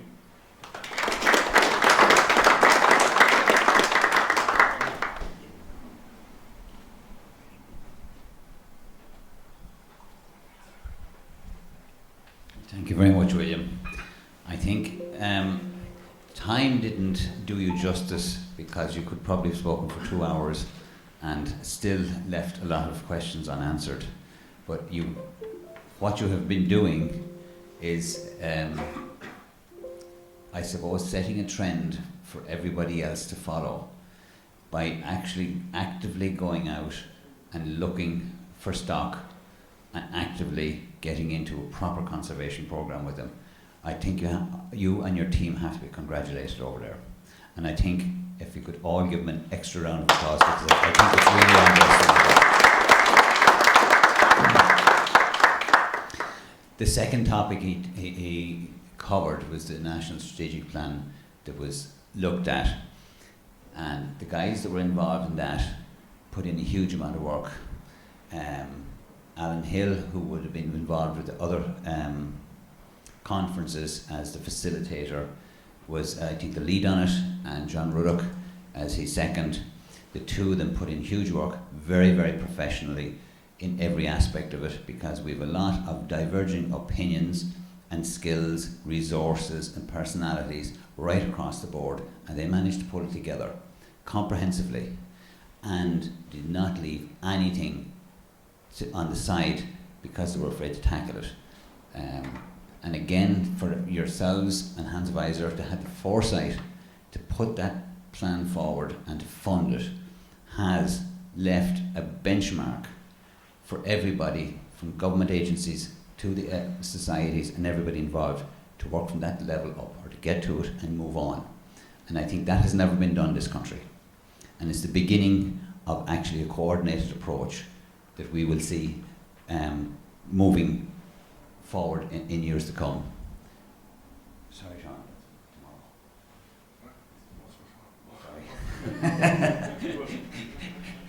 Sorry. So I think we just move into the questions and answers and discussions before we wrap up this evening here. So if you have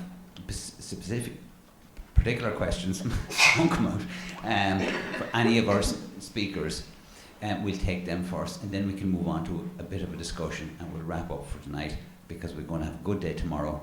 And I think that's an underestimation, because we're going to see some of the science, the skills and the incorporation of our animals into the normal farming practices that will affect more and more people around the country. So if you have any questions, please.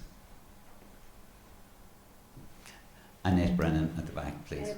Hello, I'm going to raise a little tiny bit of politics into this. I had Kerry cattle for a number of years, and I no longer have them, and I have draft horses. And I tend to avoid societies, because societies get very personality driven. And then there are feuds, and then there are schisms, and then the whole thing falls apart, and the animals get blamed. So I'm interested in this new strategic plan, which is a lovely woolly thing as far as I don't know anything about it. Is that going to be a top-down structure that you will try and encourage people and maybe their societies into? Or are you hoping that you can actually get the existing societies to sort of take the first step? I think both myself and William will take a couple of runs at this. First of all, just to outline, I think it's about a 100-page document. Yes. Am I correct? Okay, so to answer it in 2 minutes, impossible. 5 minutes, very difficult. But there's every aspect of it, and I think it would be doing an injustice to it if I was to try and answer your question comprehensively tonight, Annette. But I'll hand over to William for his commentary on it. No, I think it's a great document, and I know Hans isn't here, but it was really his vision, and I'd say we were happy to part fund it. I think it's great to have it there as a reference document. As I said, there is nothing there really already, and it's for something that people can point to, and it looked at the problems and it proposes a solution to it and solutions. The national parks aren't going to be the driver for it. I think it's probably for others, maybe for the rare breed societies and the Department of Agriculture, you know, and it's not for Hans either in Fingal County Council to put it, but I think it's a document that's out there, and I think we'll be referring to it. I know on a personal level, I'd love to see all the recommendations in it implemented, but as I said, that's beyond the remit of the National Parks and Wildlife Service. I suppose we were primarily a funder for it, and I think it's a great statement of where things are and what can be achieved, and I think in particular to ourselves and Newbridge in establishing ourselves as living heritage centres that work together, but also, and I think probably more pressing is the pressures that are there in the rare breeds throughout Ireland, and probably the need for action. And as I say, it proposes a solution. I hope that somebody just takes it up and runs with it, but I couldn't say who that's going to be. Is the document available? It's on the it's on the Fingal County Council website. I can find a link and I'll send it to Sean or that, and he can do it. But it is freely available. That's what I was actually thinking, Mary, is that I think that perhaps the document hasn't been made available. It's available, but probably wasn't delivered to everybody that could possibly avail of it, and that probably is something that we can all participate in by sharing it around and the links around. Okay. Any other questions or commentary, please?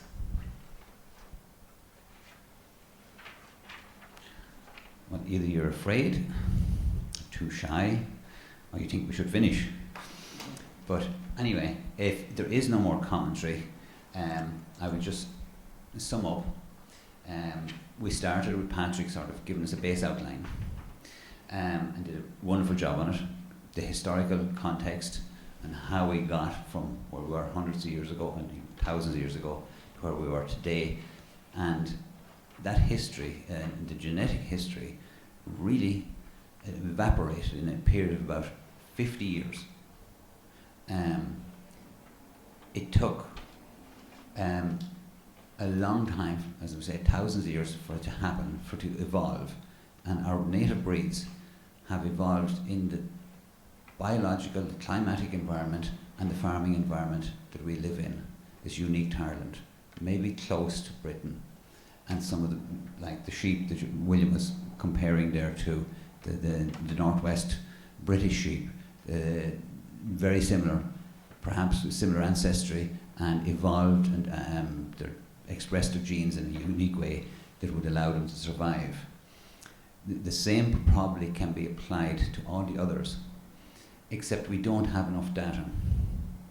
Unfortunately, most of the information we have is historical references, as we saw, by somebody of note writing about them, followed on by pictures in more modern times, photographs, and then stories which may or may not have any validity whatsoever. You know, people like to promote their own breed, and when they get going on it, and in many times, and occasionally Irish people might be sitting on a high stool, enjoying themselves, and the story gets better. And the next time it's told, it might get better again. And they're not the most reliable scientific base to work from. So one of the things that I think was mentioned in the study that William mentioned was the possibility, and I think the necessity to set up a conservation centre for genetics, where we would, whoever we is, would bring all the powers that be, the knowledge, the skills, to structure that and then forward manage it going for decades, not for a short period of time. One of the great problems we face is any funding that's available is within the 12-month cycle, the annual cycle, or in most other cases it's within the election cycle. And this is right across Europe, and I think even across America. I see the guys here from America nodding, that there is the long-term strategy for something like this is not being developed. This is something that would have to be ongoing. But I will leave you with that thought tonight, because when we get into our discussions tomorrow afternoon, I think we need to start looking at that type of concept and how we go from where we are. And each breed or society, whatever it is at different stage of development and different resources. And do not expect anyone to move at a faster pace than they're able. But they may need assistance, and they may need just guidance, and sometimes they might need to be left alone. They're well able to do it. Ladies and gentlemen, speakers, thank you very much. We'll wind up and wish you all a good night and look forward to seeing you in the morning. Thank you very much.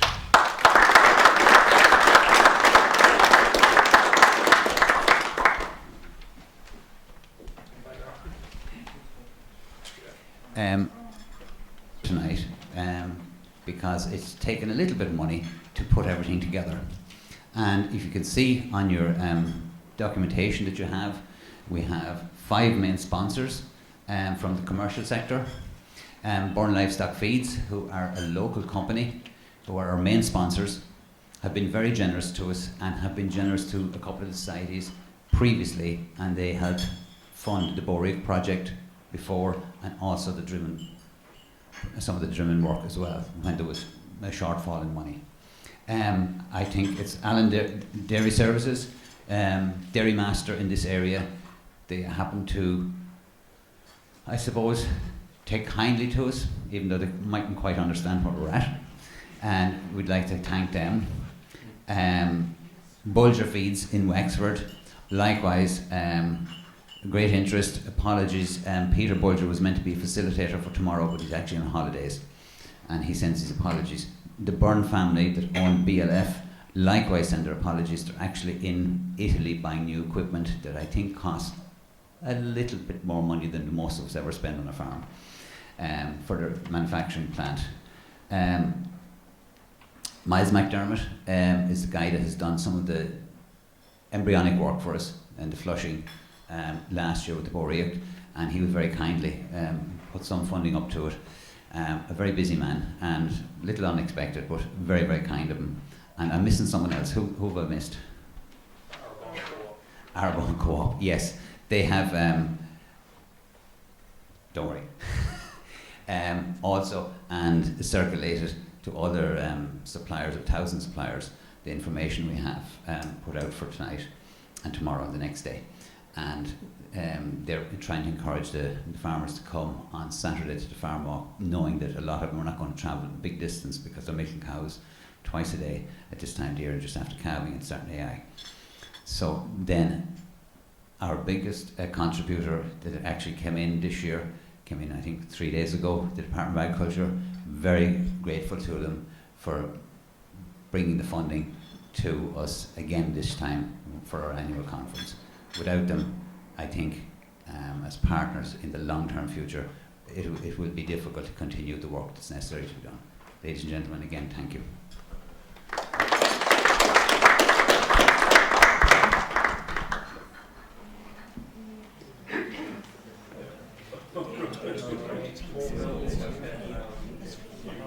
Sorry, I think some of the...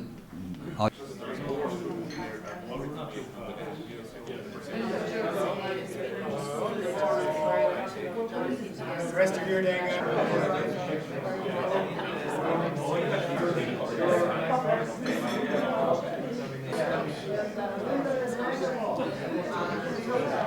Gentlemen, if you could take your seats, we're prepared to make a start. So, good morning, everybody. You're very welcome back to the Talbot Hotel to our annual conference. Any of you that were not here last night, I'd like to extend a particular warm welcome and let you know that we had a very good, interesting, knowledgeable presentations last night, and we can expect, I think, without being polite about it, to match it or maybe even go a bit better with our speakers this morning. We have 3 speakers, 2 international and 1 local, to talk to us today. And I'm going to get Sean Carlin here just to set the scene and give us a little bit of background on what's happening before we get into the specific topics that we want to discuss today. Okay, and Sean?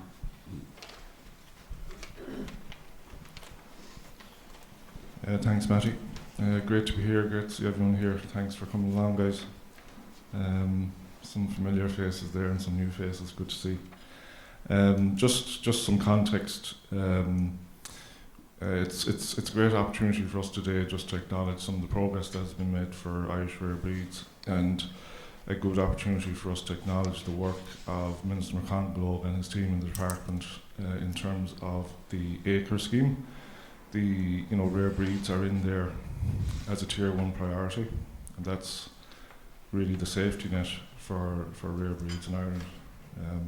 IRBS actually lobbied the Minister for a few things in terms of acres, the tier 1 priority, to extend the cap on livestock units from 10 to 25, and it was brought up to 20. And also that there would be a clause in acres to allow new rare breeds, if they became officially recognised, to get into acres. And that has been an impediment in the past. And the Minister delivered on that, and that's been brilliant for rare breeds, and we've seen an uplift in interest in rare breeds in Ireland because of that. And it's a good opportunity for us today to acknowledge that work. And Sharon Walsh is here from the department, and Shane McKettrick, and to have that technical support in the department to help to push those policy issues along is hugely important, and I want to acknowledge that today. Minister McConalogue and Minister of State and Pippa Hackett sent their apologies and wished the conference well. Also Malcolm Noonan sent his sincere regrets and best wishes for the conference as well. We want to thank the department for funding the conference, Tom Keating and Sharon Walsh in the rare breed section of the department helping to push that along. I want to acknowledge that.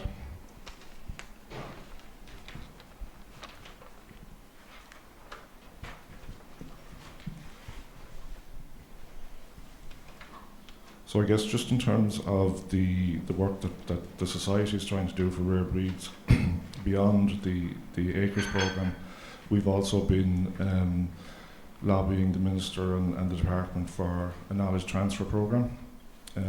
We'd like to see a significant knowledge transfer programme in the genetic resources section. The session we had yesterday evening and that we're going to have today is a really good example of knowledge transfer, where we're engaging with people from around the country, people that are breeding livestock, and international experts. And the amount of good thoughts and good networks that are created here is hugely valuable, and it raises the ambition for rare breeds, and so it's really important. And a knowledge transfer programme, maybe on a more multi-annual basis, would be hugely beneficial for planning and for getting much better results over time. So that's an ask that we're still pursuing with the department, and we're also, I suppose, hoping to get in the next round of European Innovation Partnerships that genetic resources will get a specific call out there. The term genetic resources is not very present in terms of national European policy. If you look at the European Rural Development Programme, you'll see priorities, habitat, species, birds, water, soil. You won't see genetic resources there. And genetic resources are kind of lost in the biodiversity space. So it's really important that we get that terminology into European rural development programmes and Irish development programmes. And that way you create the policy framework to achieve more investment into native breeds. So that's some of the work that we're doing.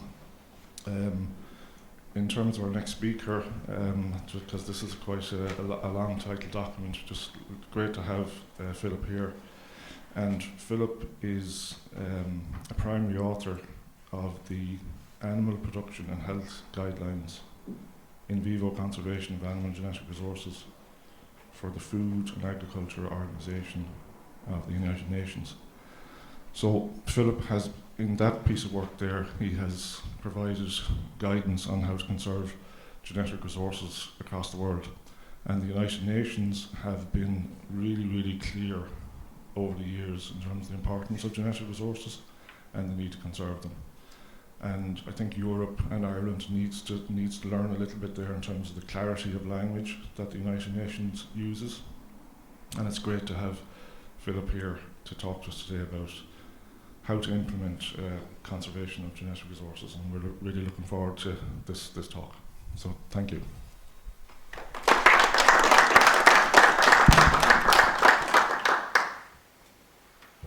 Thank you very much for the invitation to be here, and I probably won't use the microphone unless you can't hear me. If you can't hear me, you can raise your hand, but then if you couldn't hear me, you wouldn't hear that. And we have Dr. Hansen with us, and myself, and at least at Virginia Tech, I am referred to as the kamikaze geneticist, and that's because the conservation work, and the urgency, and also just the need for sometimes making decisions that may not have complete data, but that's okay. As we go through this, if it gets confusing, then you need to stop me, ask a question, or ask for clarification. So I'll try to do this. There's a lot of reasons to save rare breeds. One of these is cultural heritage, and that is not trivial. Just like we save historic buildings, these breeds are actually a reflection of who we are as a people. This is a Navajo ram. The Navajo sheep people, the Navajo people is a native tribe in the United States, and they have a saying that sheep is life. And they have competitions where you get to be Miss Navajo Nation for X year. One of the requirements of being Miss Navajo Nation is to be able to quickly and respectfully kill and process a sheep. And that's the depth of the cultural relationship, that they actually celebrate that. Now, genetic heritage is also important. We need sufficient diversity for survival and selection. This is a native breed from our southeast, and composed of 10 or 12 different old family lines, which gives us enough diversity to keep going.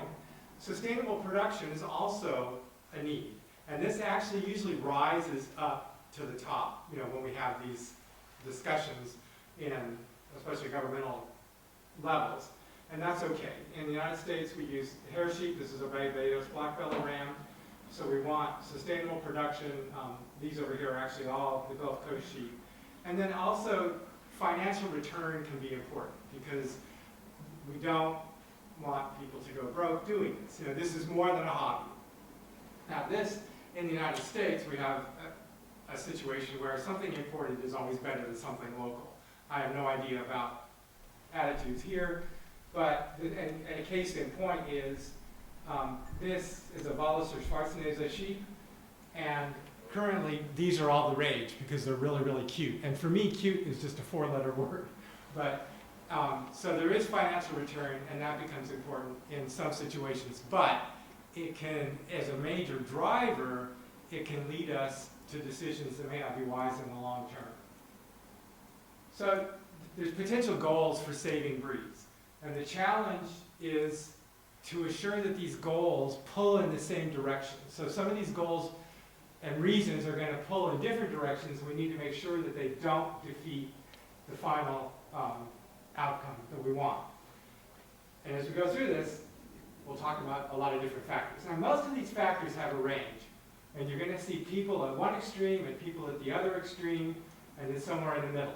And the people at the extremes have a hobby, and that hobby is fighting each other.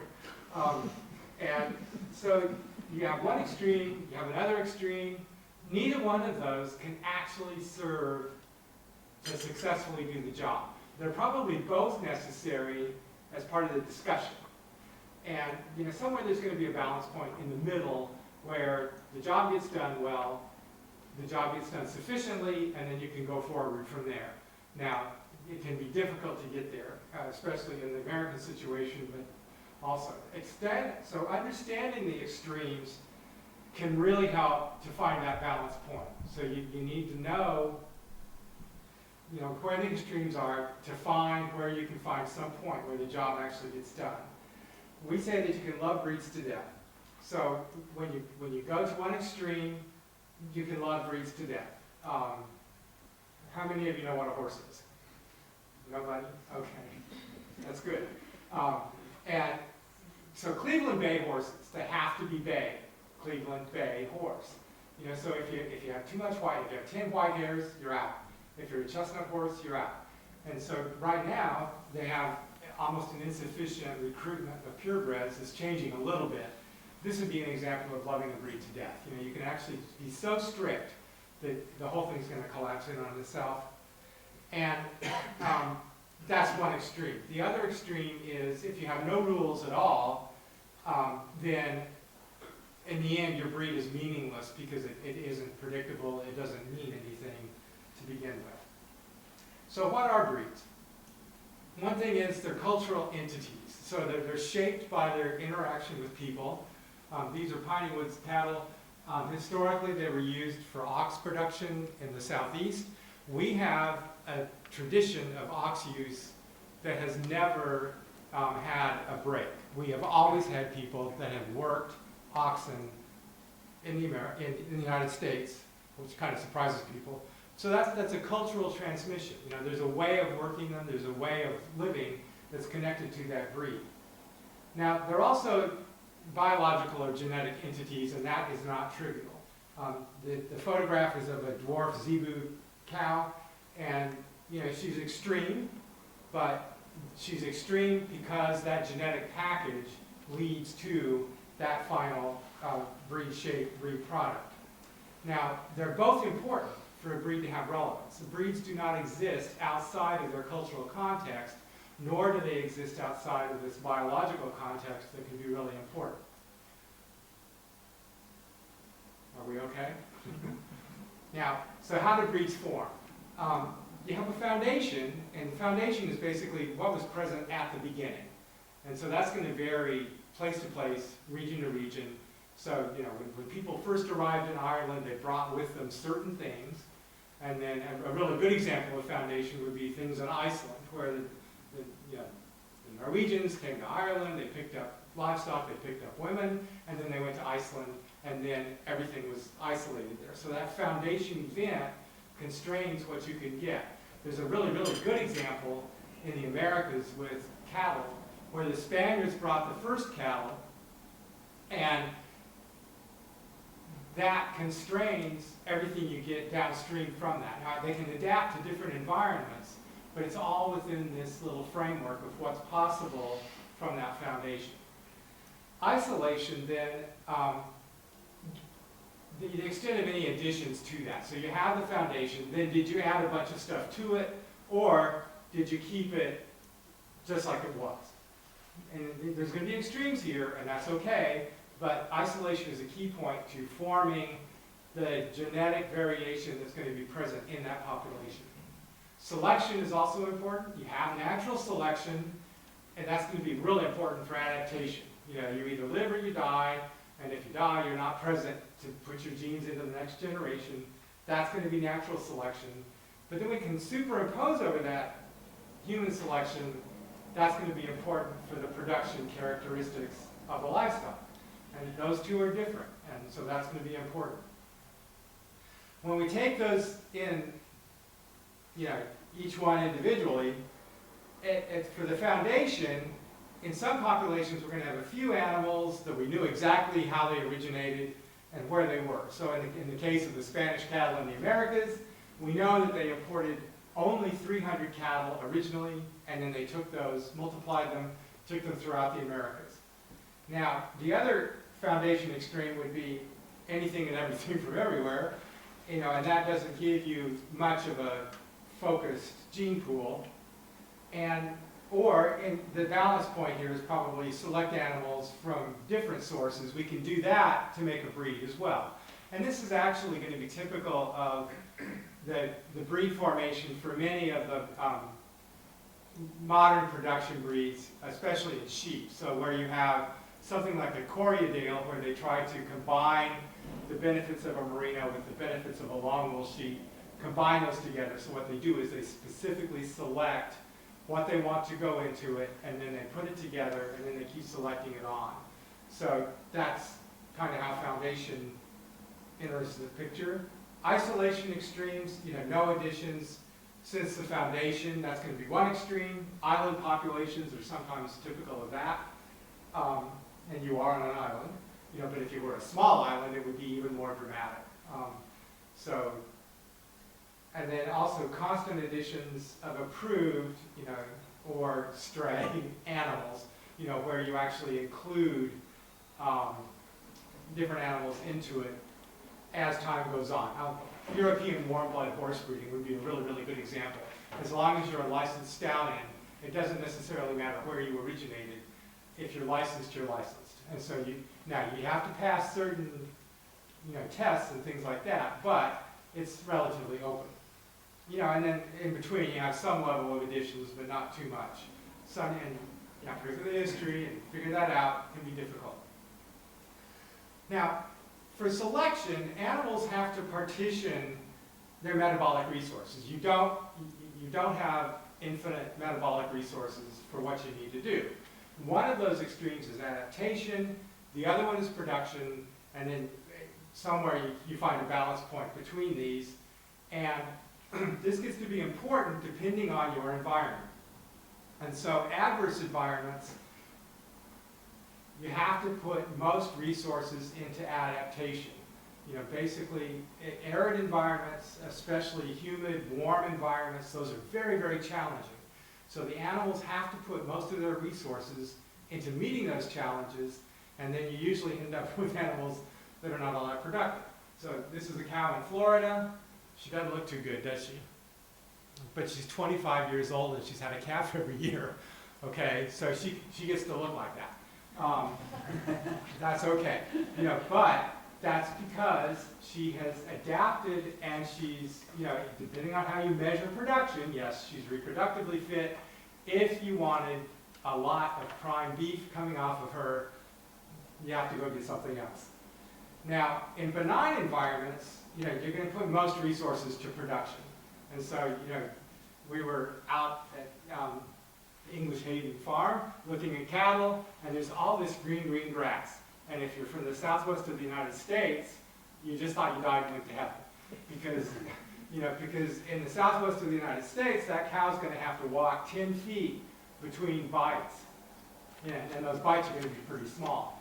That's a different environment, and so you have different constraints on what's possible.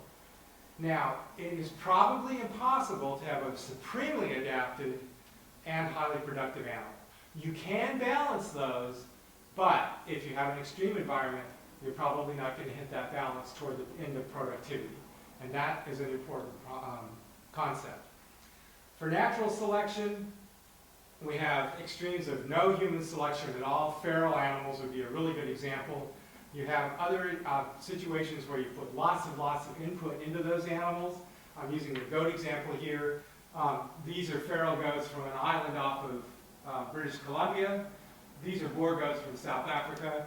And especially in the United States, these are pampered. If you have a boar goat, you trim its feet. I'm too busy to trim feet. You trim its feet, you feed it a lot, you deworm it every 5 minutes, and then that goat survives. So this is a very, very different environment, and sure enough, these goats are big, and they're meaty, and they're wonderful. These goats not so much, but they're going to be hard to catch, they're going to be hard to kill. Now you have low input systems with selection for production and survival. This is an old line of Spanish goat from the humid southeast, and that goat's going to survive, it's going to produce, it's balanced those two things at some point where you do get the productivity as well as the adaptation. In the production end, we can also select for extremes where we have minimal selection for productivity. Texas Longhorn Bull in the Southwest, he's got to survive. And he's also part of a 1,500 head herd where those animals do not have names. They don't even have ear tags. That's the American system. And, you know, there's no selection, basically. This is a Belgian blue and white, lots of selection. Boy, look at that. You know, it's a show animal. Bigger is better, smoother is better, everything's perfect. You know, or there's some in the middle where you select for production and other factors. That's our local breed of Randall Lineback. Looks very, very similar to some of your cattle. Probably distantly related, but we're not going to be able to figure that out. Another important issue is, you know, to define the breed. You know, basically, this occurred long ago for standardized breeds, so we're used to that model for breed definition. And for effective breed conservation of local breeds, we may have to step outside of that a little bit, okay? But that is the mentality that's usually imposed on animal breeding, especially in Western Europe and especially in England. You have this idea of standardized breed. You would call it probably an associated breed. Most of those are going to be standardized breeds. That's a little bit of a different classification, but there you go. For unorganized breeds, local breeds, and that's my main interest, this is a really, really important first step. You have to decide, okay, what do we think this animal is? How do we define it? And that helps us decide what to include and what to exclude, and that process is very important. So breed definition is going to guide everything else. So you have to kind of sit down, you know, have your fight there. You know, what is this? You know, and there's going to be different ways to do this. Easy targets, colors. You know, they say that professors, we knew more and more about less and less until finally we knew everything about nothing. And my nothing happens to be coat color in mammals. So it's fascinating to me, but you have to put it in a context. So color variation, it's really important to reflect on the idea that color variation actually precedes breed formation in livestock. And so a lot of people infer that when different colors pop out, it's because the animal's not purebred. That's not true. You know, basically what happens is the original populations usually varied quite a bit, and then as time went on, we decided, oh, we want them to look like this. And then we restricted it. These are single genes, very easily controlled, and very misleading in a lot of situations. We actually, I'll tell a story on Melissa's goats, because some of those goats actually have stripes on their face, and superficially you can say, oh, that's a Swiss breed influence. But then when you really look at it, it's like, well, no, actually it's not the same pattern, it's subtly different. So the easy solution is not necessarily the accurate solution. Easy targets, horns, you know, whether they're present or not, maybe their shape. The general shape of the animal, all those are easy targets. They can be misleading. Important but misleading sometimes. Example, we have a Texas Longhorn cattle, and so one definition is cattle with longhorns from Texas. I mean, the name says it all, right? No problem. The other one is cattle in Texas with an Iberian origin that generally have longhorns. That's a second definition. And those two take the population in very, very different directions than they have. So this cow would be recognized as a Spanish-type cow anywhere in the world. This one would not. This one has African influence and probably Asian influence, and you know, you can see it in her, we won't go through the details, but it takes you in different directions. That may not be bad, but you have to decide where you want to go. And then your breed definition helps take you to where you want to go. So that can be an important issue. Warm blood horses. You know, most horses born in a specific region are sired by licensed stallions. So far, so good. Then you got to be born in that region, then you can be that breed. Or horses with a pedigree that is all local in origin. And within those different, you know, Hanoverians and Trakehner's, you will find horses that are entirely locally bred for generation after generation after generation, but they go under the same breed name as the ones that are the more modern sport horse. And so separating that out can be quite challenging. Tools. we have tools to use. Now, we got lots and lots of different tools, and remember, I'm the kamikaze geneticist, and so I think that your eyes and your brain are actually the most powerful tools you have. And so if you're experienced and you can look at the animals, you can tell a great deal about them. Now, they're going to fool you sometimes, but not very often. So the breeds that we have today, we did not get them from generations of human morons. Okay, the people that developed the breeds survived. The people that developed the breeds were geniuses, and that has to be respected. Tradition has to be respected. It can be misleading, but it's where we got today, and without that, we would not have gotten anywhere. So, low-tech approaches, history. You know, what's the history of the area? What's the history of the animals? And also the phenotype, which means, you know, the external appearance, also the functionality of the animal in the environment. So both of those are important. High-tech approaches, also appropriate, need to be used appropriately though. DNA technologies and assisted reproductive technologies like embryo transfer, artificial insemination, things like that. Now, those are power tools. What's the advantage of a power tool? You can get the job done faster. What's the disadvantage of a power tool? It can kill you. Okay? So yes, they're appropriate, but they're value neutral. They have a use, they can be abused. But that's going to be true of any of these tools. It's just how quickly you want to ruin something. So, history. Which animals to include? Where are they? How about foundation or isolation? This is a herd of Spanish-type goats in the southeast of the United States.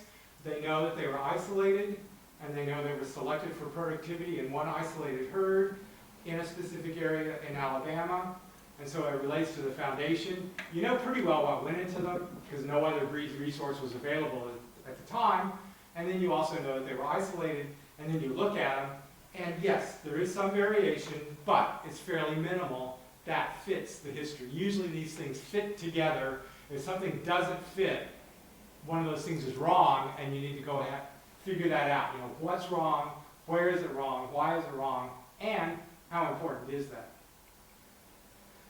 External type, important, especially to this would be linear assessment, things like that. I usually work with animals that you can't catch. Okay, so when I say external type, you know, if it's a wild horse, you're looking at him from 100 yards away, as close as you can get. You can still tell a lot about him, but it's not going to be how long something is by measurement, because it's unrealistic. Functional type can be extremely important. How productive are they? Or you know, different behavioral traits, things like that. And usually an isolated population that has a very set foundation that's isolated, they're usually very, very consistent. They're going to be consistent animal to animal. That fits with the history.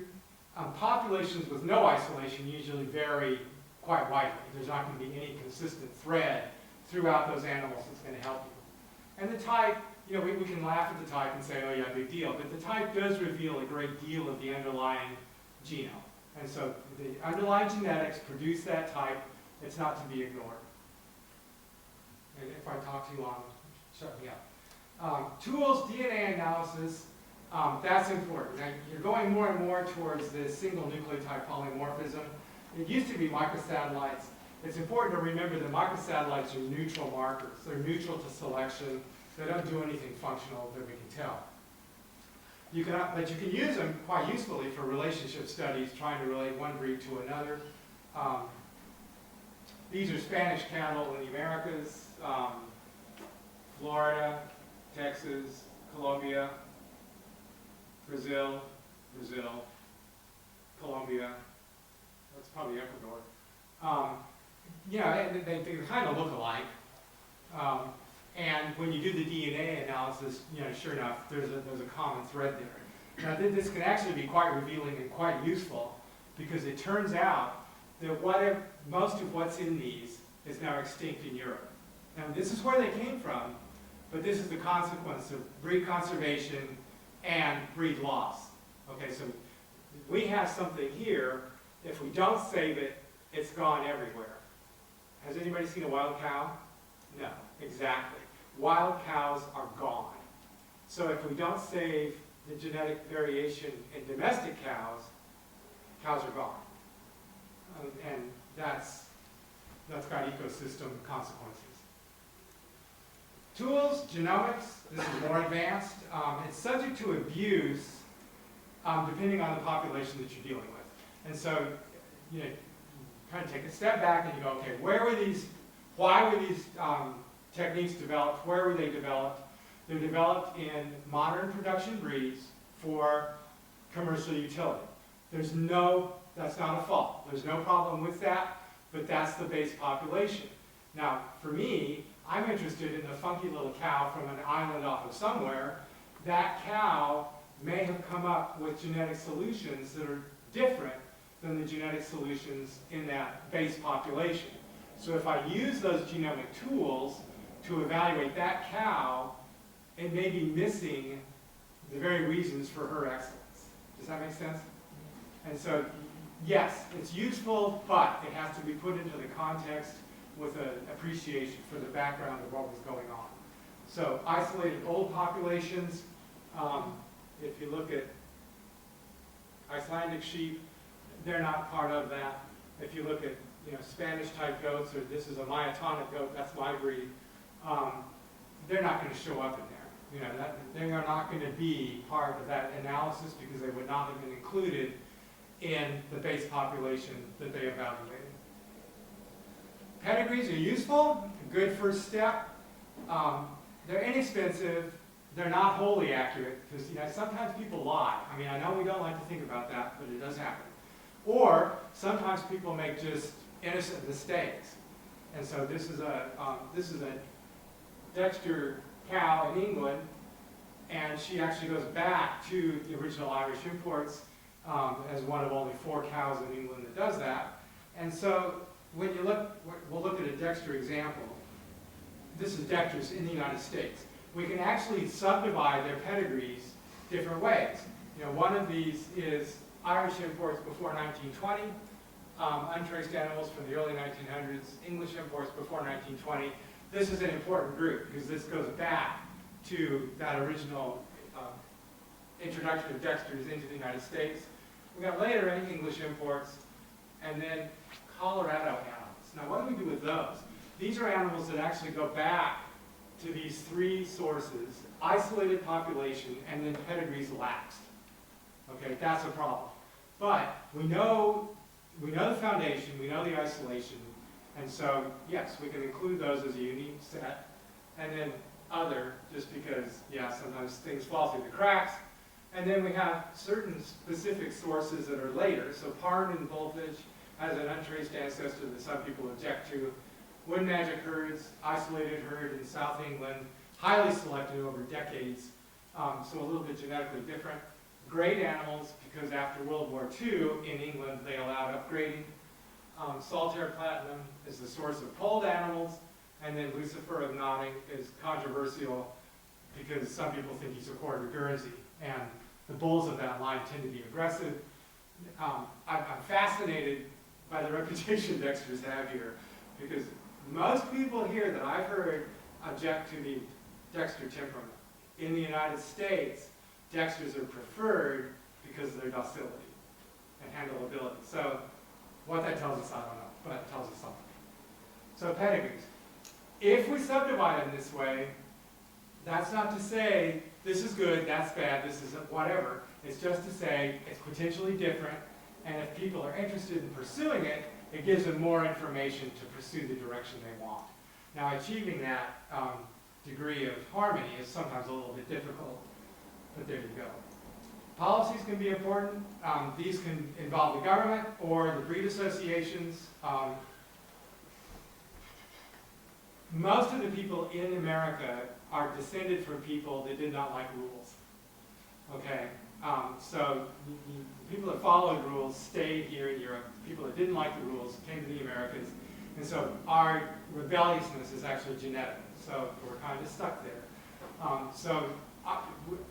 We have very, very little governmental intervention into animal breeding at a government level. That's going to be different than a lot of European countries. Breed associations are also important because they can have policies that can direct things and they have to be directed in a positive direction. If they're too restrictive, you end up with inadequate genetic variation. If they're too lenient, you lose the predictability that really lies behind the utility of a breed resource. Also within the government, they tend to think that an answer is the answer, and those are two very different situations. And this is especially true when DNA tools and genomic tools are used, because just because it works here may not be how it's working over here.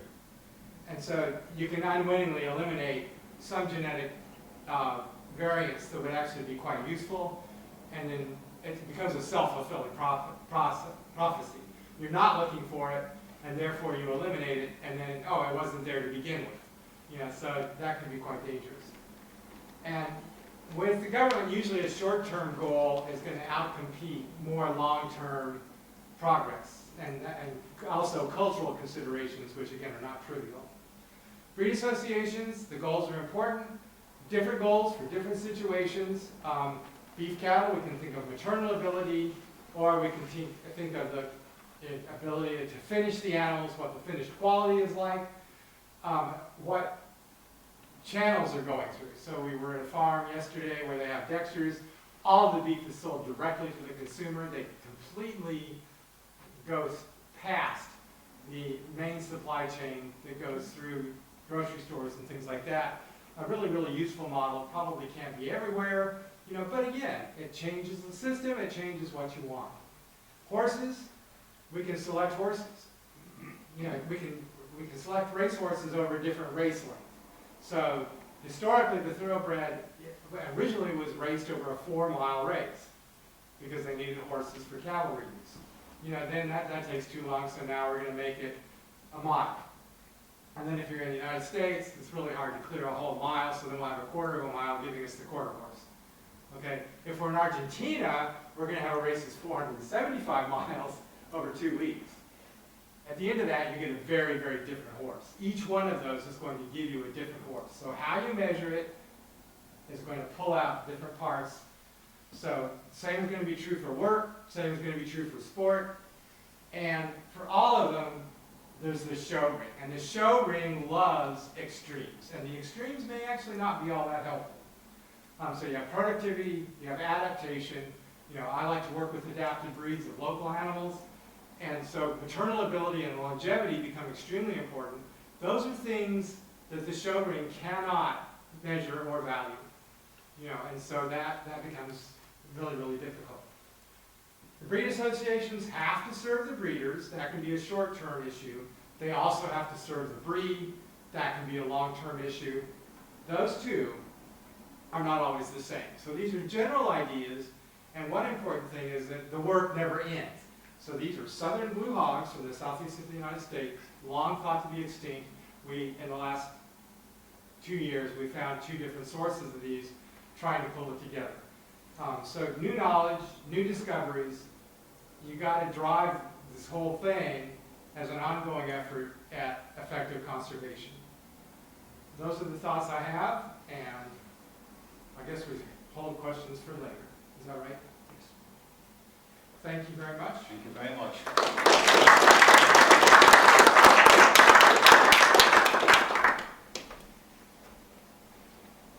I think it's hard to follow something like that because that's probably the most comprehensive covering of rare breeds that I've ever heard. Clarity, information, and stimulation all rolled into one. Absolutely wonderful. And I think that comes down to a lifetime of experience. And having spoken with Phil only a little bit, but from the other guys, they're just gobsmacked at the practical and on-the-ground knowledge he has from a world perspective. We tend to, in many cases, have our own one breed or maybe 2, and we think we're experts. But when we hear someone like Phil speaking, we realize we should stay quiet and listen. So thank you very much, Phil. That was absolutely fantastic. I was wondering how you were going to cover this topic and do it justice. And my God, you have. Thank you very, very much. So without further ado, I'm going to introduce a man that influenced me quite a long time ago, when I was young, impressionable, and brash young man over in the United States. Dr. Leslie Hansen is giving the dairy cattle breeding class in the University of Minnesota when I was there. And I went as any young fella, just interested to know how to breed cows to milk, etc. And whatever he did, whatever he said, and however he done it, he awakened in me a wider interest and a knowledge and understanding that there was more to it than just simply having a cow that you put a bull on or get an AI straw for. And I think without his influence, I wouldn't be standing here. So he has ran the dairy program, breeding program in the University of Minnesota in the Twin Cities for a considerable length of time. He's 42 years of experience there. He also has what very few academics have. He has the respect of every single line or influence in the dairy industry in America. Now that is a big claim. He won't tell you that, but I do know that. On top of that, his first vocation, and I think, and having listened to him again, is to be an educator. When he gave his class, he was interested in everybody in the class. It didn't matter whether the guy was, I'm going to breed one type of Holstein and I don't care about the rest. He was interested in them and helping them reach their goals. Or some of them wanted to crossbreed or whatever. His conversations with me over the last few days as we visited farms here with different types of cattle always came back to all his past students. That was his pride. That's his benchmark of how he measures himself. And my God, that is a fair claim. It wasn't about his papers that he's published or anything else. It was about his students and their achievements. Ladies and gentlemen, please welcome Dr. Hansen from Minnesota.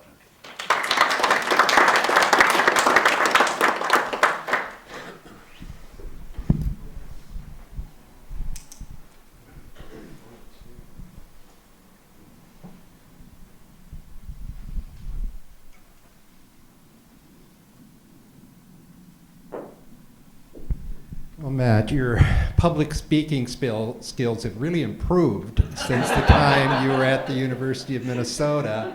And of course, with that kind of an introduction, unfortunately, all I can do is disappoint. So thank you for that. So it's my pleasure to be back in Ireland. You're such joyful people. I've commented different times here to all the different English accents. I prefer Irish more than any. You even beat out the Aussies. So just to listen to you talk and your enthusiasm and joy and energy, of course, the Irish are famous for their energy worldwide. It's just a joy to be back with you. It's been quite a while. We've been trying to pinpoint the year, but something like 12 years ago, something like that. And there's been a lot of changes in the dairy cattle breeding business since I have been here. There is always fashion that plays a role in things. It is a bit ironic, I think, though, Matt, this is a stretch because I don't really work with the rare breeds. I work with the traditional breeds.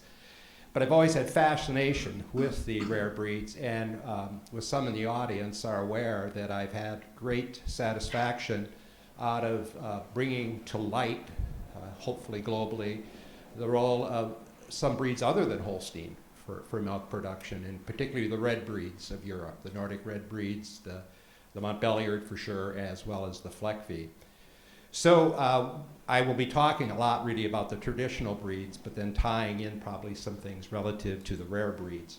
As a geneticist, we rely on diversity. So that's the first thing. I like variety and diversity, and I don't want to lose sections of chromosomes from any species, and we seem to be doing that pretty effectively. As we apply new science, we want this short-term gain, as Phil was talking about, and sometimes we don't think that environments change, needs change, and we may need some of those chromosome segments that we're really throwing away for the future. So globally, a high percentage of the milk that has been produced, from dairy cattle at least, are from Holsteins. Everybody knows they give a lot of milk. Today, in particular, generally speaking, the Holstein cow from North America requires a splendid environment to perform. If you provide that environment, boy, she will respond. But that environment often includes a lot of inputs that have a cost. And not every dairy producer in the world is willing to do that. In 1985, I would say there was no breed of cow that could surpass North American Holstein. She really had it all. She had a good gene pool when she arrived in North America from Europe. She responded to our selection beautifully with milk production, and she maintained her fertility and health despite that high production. But then we got a little foolish. We kept selecting for the production. We ignored fertility and health in our selection, and we decided that we wanted to change her. And so this is very unusual with a single breed dominating, but the Holstein was almost insurpassable. But things have really changed over the last 40 years as far as that Holstein cow being able to perform in most environments of the world. The other thing that's really changed is, in the discussions that have come up, almost all of farm animals for food production rely on hybrid vigor. Sometimes it's crossing of breeds. In other species, it's crossing of inbred lines. And of course, this beautiful hybrid maize that we have, it's often the crosses of 4 inbred lines that are just putrid individually as pure lines. But you cross and you get this marvelous maize crop on your farm. And for the farm animals that we use to produce food, the big boost from hybrid vigor is fertility, health, and longevity. Those traits that were heavily influenced by evolution. You know, it didn't take a lot of milk to feed one calf, so there isn't as much hybrid vigor for milk production as there is for these traits that were heavily influenced by evolution. And the other thing that we're going to talk about a fair bit here, that the Holstein breed internationally has really become a North American breed. The European Friesian was pushed aside, and the importation of germ plasm continues from North America. So what have we done with her? Well, it's dramatically increased the milk production, at least in North America, at least 5,000 liters, much better udders. And Holsteins today might be regarded as the top udder breed, udder conformation of the world, but she certainly wasn't if you go back 40 years. The Ayrshire and Jersey were superior in North America. This is the one that we spent a lot of energy and selection pressure on to make her a lot taller, made her walk higher in the front end and walk like a giraffe. Of what functional use that was, I have no idea, but that was the preference. And a lot of depth of body, and of course maybe you hear it here, that a deep body, they can consume more forage. That is pretty well, that theory has been dispelled by research. It is not room and capacity that determines intake of forage. And then we foolishly, maybe the stupidest thing we did, we selected for production really strongly. That was the emphasis. But don't you ever put on any condition. We don't want to see any body condition on a dairy cow. That's beef. And if you put on any body condition, then you're inefficient. And of course, we had no science based on that. And now new knowledge shows just the opposite. The animals that are most feed efficient often are those that do maintain baseline body condition. So this was the ideal Holstein cow from Holstein, USA that I grew up with. She was formed in 1922. There were 3 dairy producers from Minnesota, my home state, on the committee that developed this cow. You can tell it's from a brochure. You can see the crease down the middle. This is a promotional brochure from our home farm. I grew up with pedigree Holsteins. Enjoyed working with the pedigreed cattle. Now today you'd look at her, I think in Ireland, this is a 5-year-old cow. It's not a young cow. You probably want the horns removed. You might want to make the teats a little shorter and maybe pull up the udder just a little, but she said, yeah, I could make some money with that cow. Well, after 55 years, the North American breeders said, no, we don't want that anymore. We want this. And I think most of you say, today, in hindsight, what a monstrosity. You know, we jacked up that front end, and they do walk different. They place their feet like a giraffe. They really do when they walk. Stretched her out, removed all the body condition, super huge skeleton to maintain. So that was 1977. We were all part of this, you know, that this was the future cow. Well, it turns out I don't know any dairy farmer in the world today that wants that kind of cow, North America or anywhere else. So she was changed 35 years later to look like this, and I think we've returned more to the body form of the previous. Now I think most people say that's quite a good udder. Those legs are better. She is perched on a bit of a podium here, but she's probably fairly level on top otherwise. Now, the chair of the committee that developed her with Holstein USA was my youth advisor growing up, so I did get to do some tweaks on her before she was released. And I think she is, most of you would say that's a profitable looking cow. Maybe you'd like a little more body condition for Ireland.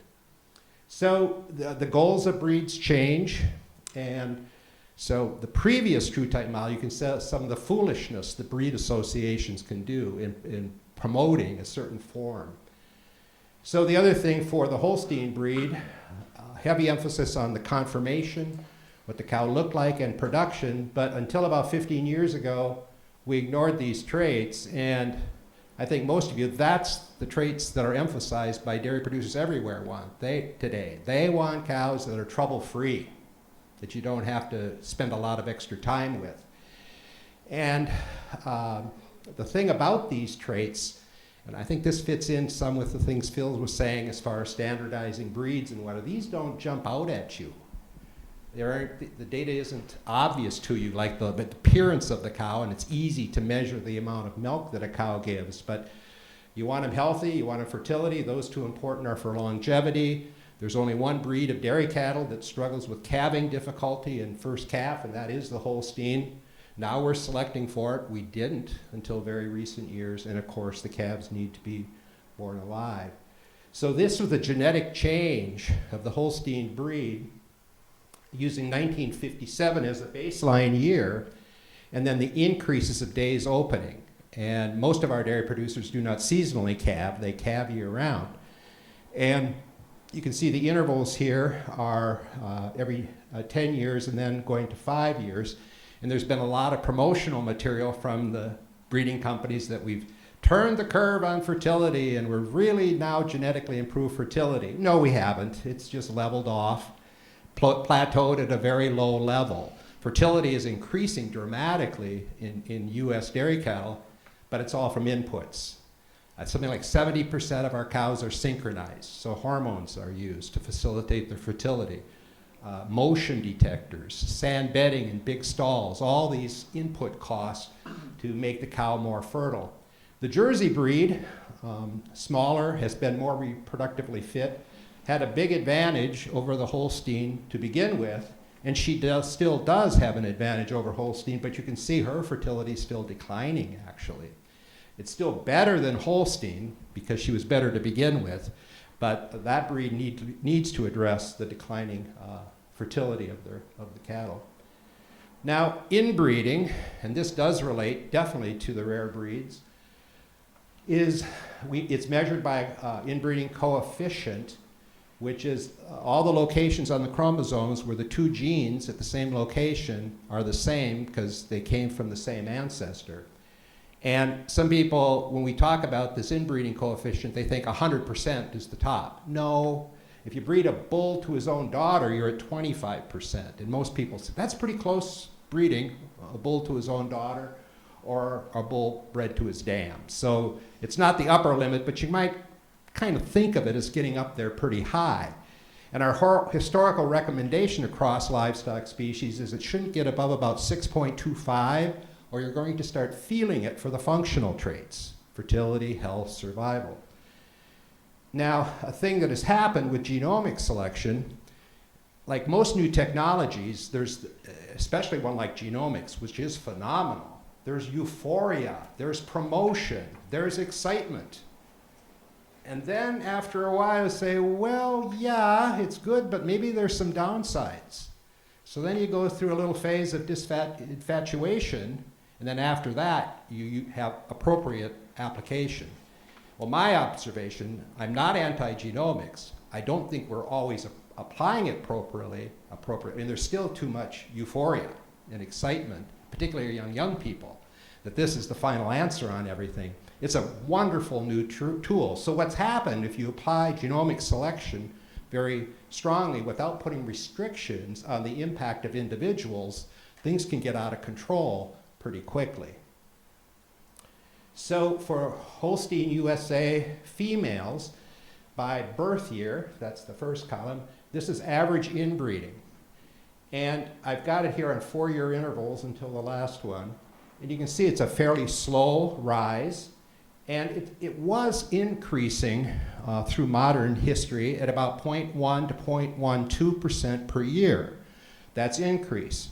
If you have a closed population, you're bound to increase inbreeding a bit with selection. You're letting some individuals have more influence than others. We do have mutation in populations, so this appears to be a very sustainable rate of increase. Well, with the adoption of genomics, look at what's happened. I've got the actual average for each of these years, but this is per year increase. We've quadrupled it. And the way the dynamics of the Holstein population now is, it's 5 bulls. There's 5 bulls that pretty much make up the entire breed. And one bull right now has a 26% relationship to the Holstein breed. And he was just uncovered to contain a recessive that's pretty tough on calfhood survival. So, I mean, all animals carry a lot of recessives. I mean, so the fact that an animal carries one, this was pretty much inevitable that something was going to surface. That's why you want a lot of genetic variation, so these recessives are less likely to pop up. Now today, with genomic selection, we can incorporate into the genomic techniques a specific test for that specific gene location or the haplotype and select against it. That's another real positive of genomic selection. But it demonstrates the problem. This row is estimate of future inbreeding. We have a random sample of females. I think it's 500 in the population. And if the bull or an animal was mated, or the group of animals were mated randomly, what would be the inbreeding in the future? You can see this is always a tad higher until the last estimate because, well, it's in the future. So that this will be higher when it's all said and done. So this year, the early heifer calves born surpassed 10% inbreeding. And you know, at 0.5 per year, 4 years from now it'll be 12%. And my predecessor at the University of Minnesota has said that it tends to get exponential. Once it starts going up, it tends to exponentially go up. And that seems to be what we're experiencing here right now. So, you know, you may have a small breed and be concerned about genetic diversity. But believe me, these large breeds have maybe even a bigger concern in many cases with genetic diversity. So don't view that as a limitation as far as a rare breed. You know, you want a good baseline to start out with and then good stewardship. But on genetic diversity, you might not be at a huge disadvantage compared to some of our more traditional breeds. So a bit more on this and then we'll move on. So for the US dairy breeds, I've got the year listed here that they surpassed 6.25% for average inbreeding. See, the Jersey did it many years ago, but they've done a better job of stewardship since that. They're at 9.1. Also, there was a major outcross bull from Denmark that ranked highest in the Jersey breed in the US for 5 years. And what a gift for a breed to have something completely unrelated enter into the population. So all of these now are above the 6.25, but despite the fact we've got over 7 million Holsteins, they're the highest for average inbreeding coefficient. So the absolute number of animals is quite different as far as determining what the inbreeding may be. So to carry it on the male side, for our young bulls that are entering into the breeding companies, look at their average genomic inbreeding coefficients. So the very first ones here this year have surpassed 15%. And again, if you breed a bull to his own daughter, you're at 25. So it is just rather mind-boggling, isn't it? So why would they do this? Why would the breeding companies do this? I mean, many of my former students are in leadership positions with these breeding companies. Right now, it's not survival of cows, it's survival of breeding companies. We've been losing some. It's dog eat dog out there in the genetic world with these breeding companies. So it's all short-term marketing gain. And if you work for a company, you hope that you're going to be able to keep that company going so that you get your paycheck. So it's a difficult conundrum. It's not people being villains or trying to do something evil. It's just the way the marketplace plays out. So these are the cows on milk recording in the US that have pedigree information we can use for genetic evaluation. The Holstein shrink to 2.1 million. Scientifically, we've got another measure of population size rather than the actual or absolute size, and that is the effective population size. And I think a way to interpret that is how many unique pedigrees are in the breed, and then it's just permutations of those pedigrees. And you can see for the different breeds here, Brown Swiss, we do not have a real large population in the US. It ends up it's 18 for the bulls and 64 for the females.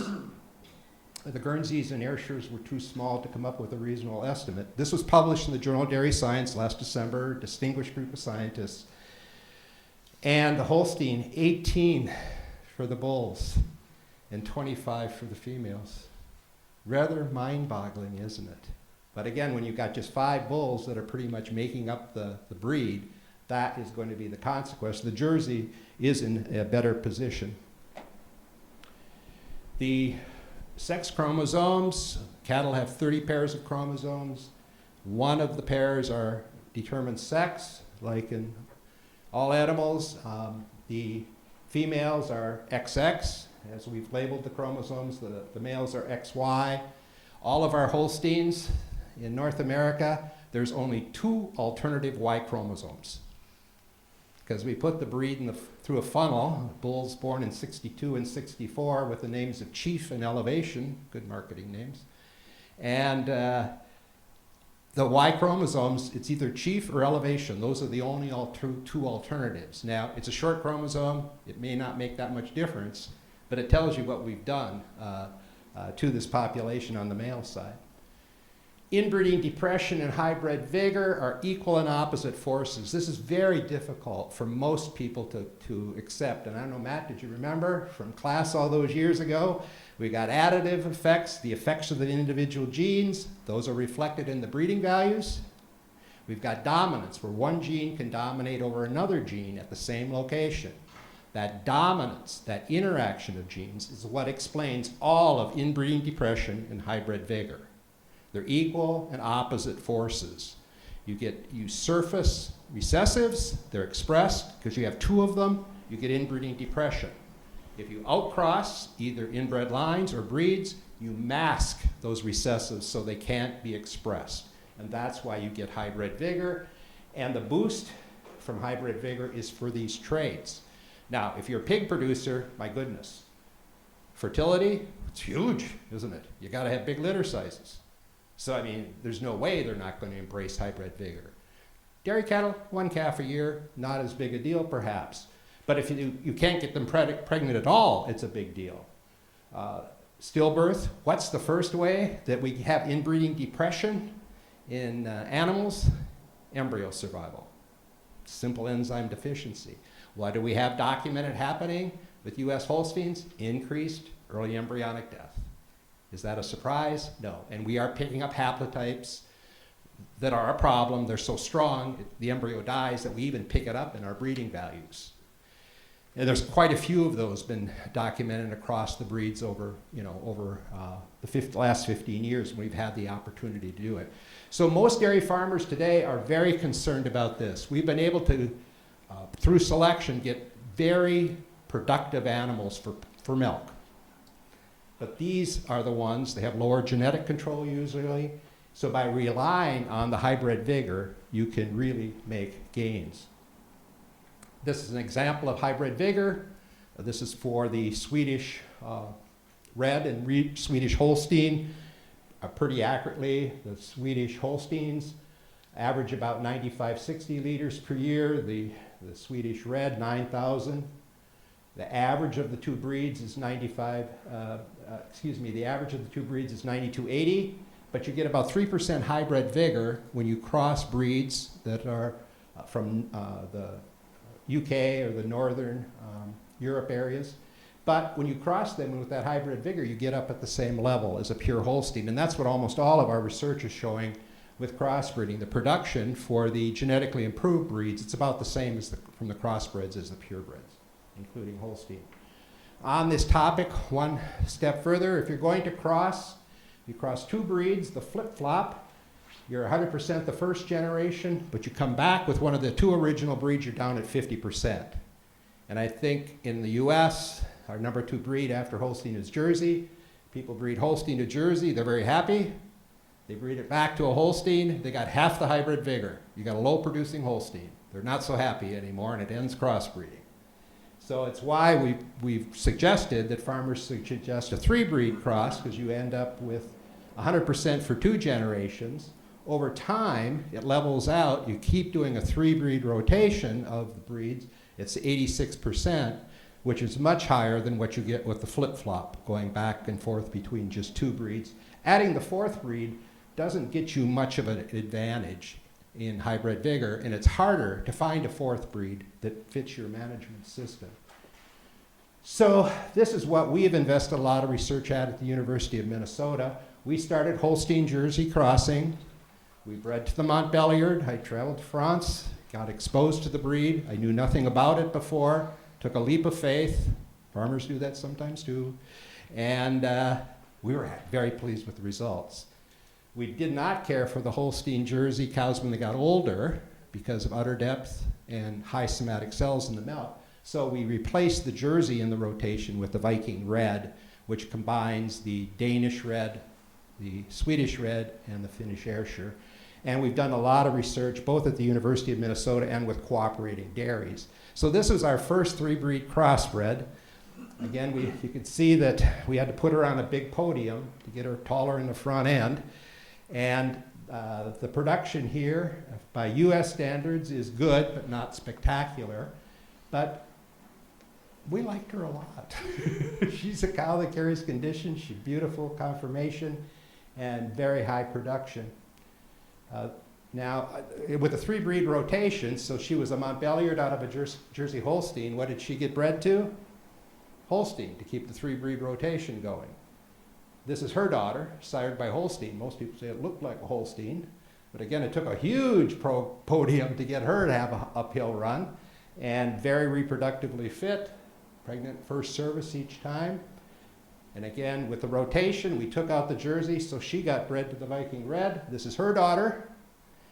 And some of you would have seen her photo many places. She's probably the most photographed pro-cross cow in the world. You can see the production here, outstanding fertility. This one got a little longer because I flushed her to get some embryos out of her. Professors like to play a little bit too, you know. And this is her daughter in turn. So you just keep the 3-breed rotation going. Very simple breeding system. And this is the 4-generation cow family. And Neil, this is the photo. If you travel Europe, they've got the barn signs with the oval in it. This is the picture they use. So I asked Stefan, where's our fee? So we did a follow-up study, well, actually a simultaneous study with a 10-year study with cooperating herds. These are very top management herds in Minnesota. You can see there's large numbers of cows. They had to have at least 150 pure Holstein at the onset that would be pledged to remain pure Holstein in future generations, and 100 that they would devote to the 3-breed rotation. We looked in the final analysis then at lifetime profit of the cows. So these are the things that contributed to profit, and of course all these things that cost money. And we had those values collected from these dairies. The dairies were very cooperative. We had the health treatment cost as well. That's the lifetime profit. So these were the number of cows that we could use for the profitability study. The later later years of the study, of course, they were just first lactation cows. We couldn't use those if you're going to do a lifetime analysis. So it's a decent number of cows. And for the types of crosses, how many? These were the number of Holsteins that were compared to the 2-breed crosses. These are the number of Holsteins that we had available to compare to the 3-breed crosses. These are the days in the herd. A typical Holstein in the US lasts 2.5 lactations. That's all. You can see the stars here mean statistical significance. The crosses stayed in the herd much longer. These are somewhat later Holsteins, time-wise, because the 3-breed crosses came later than the 2-breed crosses. You can see again the much longer herd life for the crosses compared to the Holstein. Lifetime fat plus protein production. This is again very high production for fat plus protein, actual production, not mature equivalent or anything. And the crosses were all higher, statistically higher. Now, lifetime production doesn't do you much, does it? You've got so much pasture capacity, so many stalls if you're confinement. So it's profit per day that really matters. So this is the daily fat plus protein production. Holsteins at 2.51. That was the Holsteins compared to the 2-breed crosses, 2.55. Some improvement in production with time compared to the 3-breed crosses. And the differences, and if you look at the percentage, 1% less daily production here, -2, +2, +1, averages out to 0. We had equal daily fat plus protein production from the Pro Cross and our top level Holstein. All the breeds, we asked them to use the very best bulls available within breed using the national index for that breed. Lifetime profit, again, not surprising, much higher because these herds stayed in the herd longer. So these are some pretty astronomical figures, but again, you need it on a daily basis. And doing that, so the very profitable Holsteins, $3.74. These are dollars, not euros. $3.95 for the 3-breed crosses. But then the differences, and I got in parentheses what we got from an earlier study in California that preceded this, that did not include the health costs. So 6%, 19%, 4%, 13%. That's a nice increase in profit on a daily basis. Then we supplemented with a study we did in our St. Paul dairy, our campus dairy, in regard to feed efficiency. So our Pro Cross cattle were not as big in frame as the Holsteins, but they carried more body condition. And we did the analysis of feed efficiency. There was no difference in the fat plus protein production statistically. All the Pro Cross were a touch higher than the pure Holsteins, but not statistically so. And in first lactation, the Pro Cross, the 3-breed crosses, had 4.8% less dry matter intake than the Holsteins. And in second and third lactation, 6.5%. So this is published in the Journal of Dairy Science. I think it was a wake call to many that just because the Pro Cross, those crosses carried more condition, didn't mean they were less feed efficient. So if we supplement that information from what I presented earlier, then the daily profit, most dairy producers would really like it if they can get 20% more daily profit per cow. And that's what we found and have published on our Pro Cross versus Holsteins in very well managed confinement herds. This is the summary of the results. The 2-breed crosses were slightly higher on the production. The 3-breed crosses slightly less, so that averages out. Milk volume, we don't get paid for the water either, just like here in Ireland. Who needs a lot of, the Jersey breed, their motto a long time, the Jersey's, or the Holstein's not a very efficient hot water heater. I think that's the way most people view it now. That's why everybody wants the percentages. And across all the traits, look at all these thumbs up. So the Pro Cross were superior to the Holstein in all of these. Some important points then. Crossbreeding is a mating system that complements genetic improvement. The genetic improvement comes within the pure breeds. This is just a mating system. You got to use the best bulls. Using a jumper bull, I kind of saw and observed too many natural service bulls here, sometimes crossbred bulls, that got me nervous on our travels, Matt. You need to still use the best bulls within the breeds. And hybrid vigor, I've got a nickname in Germany. I'm the Pope of crossbreeding. Why? Because I say hybrid vigor, it's a gift from God. All the other farm animals use it. Why have we not been eager to use it in dairy cattle? I saw quite a bit of it here. I think there's quite a bit now in Ireland. Now, it's only about 3% if you cross the traditional Northern European breeds, but for production, it's higher if you include the Montbéliard, Brown Swiss, or Fleckvieh. They're more genetically distant from the other breeds that we traditionally think about in the Northern Hemisphere. But it's at least 10% for the functional traits. So if you're going to crossbreed, our strong recommendation is to use 3 breeds, have a plan, don't play. See an awful lot of playing with crossbreeding. Let's try this, let's try that. Oh, that's a pretty bull. We should use him. Who cares what a bull looks like? You know, it's what the daughters look like that matters. That's the way to optimize hybrid vigor. You don't need a 4th breed, and select those breeds for your specific herd. This is the one that we've done a lot of research on. There's others. Some are saying, could you use the Norwegian red instead of the Viking red? Very similar, sure. Less semen cost, usually with the Norwegian red. Could you use the Fleckvieh? Neil, you actually probably could. And the semen often is a bit cheaper. But on interval rankings in most countries, EBI here, generally the Montbéliard rank higher than the Fleckvieh, and the Viking red rank higher than the Norwegian red. But there are other ways. The thing I picked up on this trip, I think it might be very possible to use some of these rare breeds of dairy cattle as one of these 3 breeds in rotation. And I hadn't really thought about that before, because they would give you the body condition, right? And you would likely get a huge level of hybrid vigor based on genetic distance. So I think maybe for the production system in here in Ireland, including one of the rare breeds, and that, of course, that would be great for the promotion of the breed and relevancy to the general population, and help funding and promotion of the rare breeds if we could get that kind of use in a commercial production setting. So the conclusions are production of crossbreds in our research, it's the same as a Holstein. You don't have to have a pure Holstein to get high production, fat and protein solids. The crossbreds are far superior to the Holsteins for the functional traits. But if you're going to go down that path, have a plan. Pick your 3 breeds and rotate them.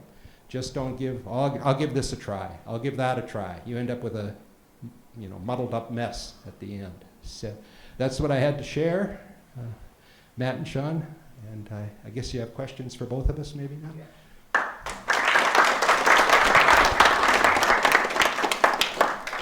If you could both come up here, and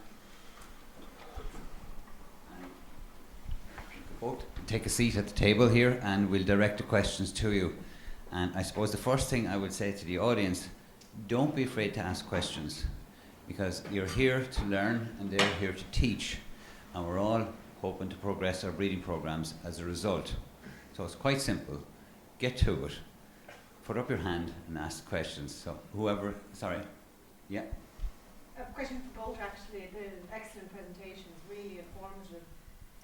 Phil, you mentioned about the different breed associates, and obviously that challenge between keeping the breed traits and the pressure on markets and forces for breeding for either performance within horses or more beef in cattle. Is that okay, or what's your opinion? Because obviously we'd have a lot of probably fallouts and disagreements in terms of societies in Ireland over that whole debate. So what is your view? Is that okay, or? You started first, so we'll ask you. It depends on, it depends basically on the situation. You don't necessarily need all breeders going in the same direction. You do need some breeders sticking with whatever the traditional type was. Okay, you don't want to lose that. That doesn't mean that everybody needs to go down that road. Does that make sense? Yeah. Les?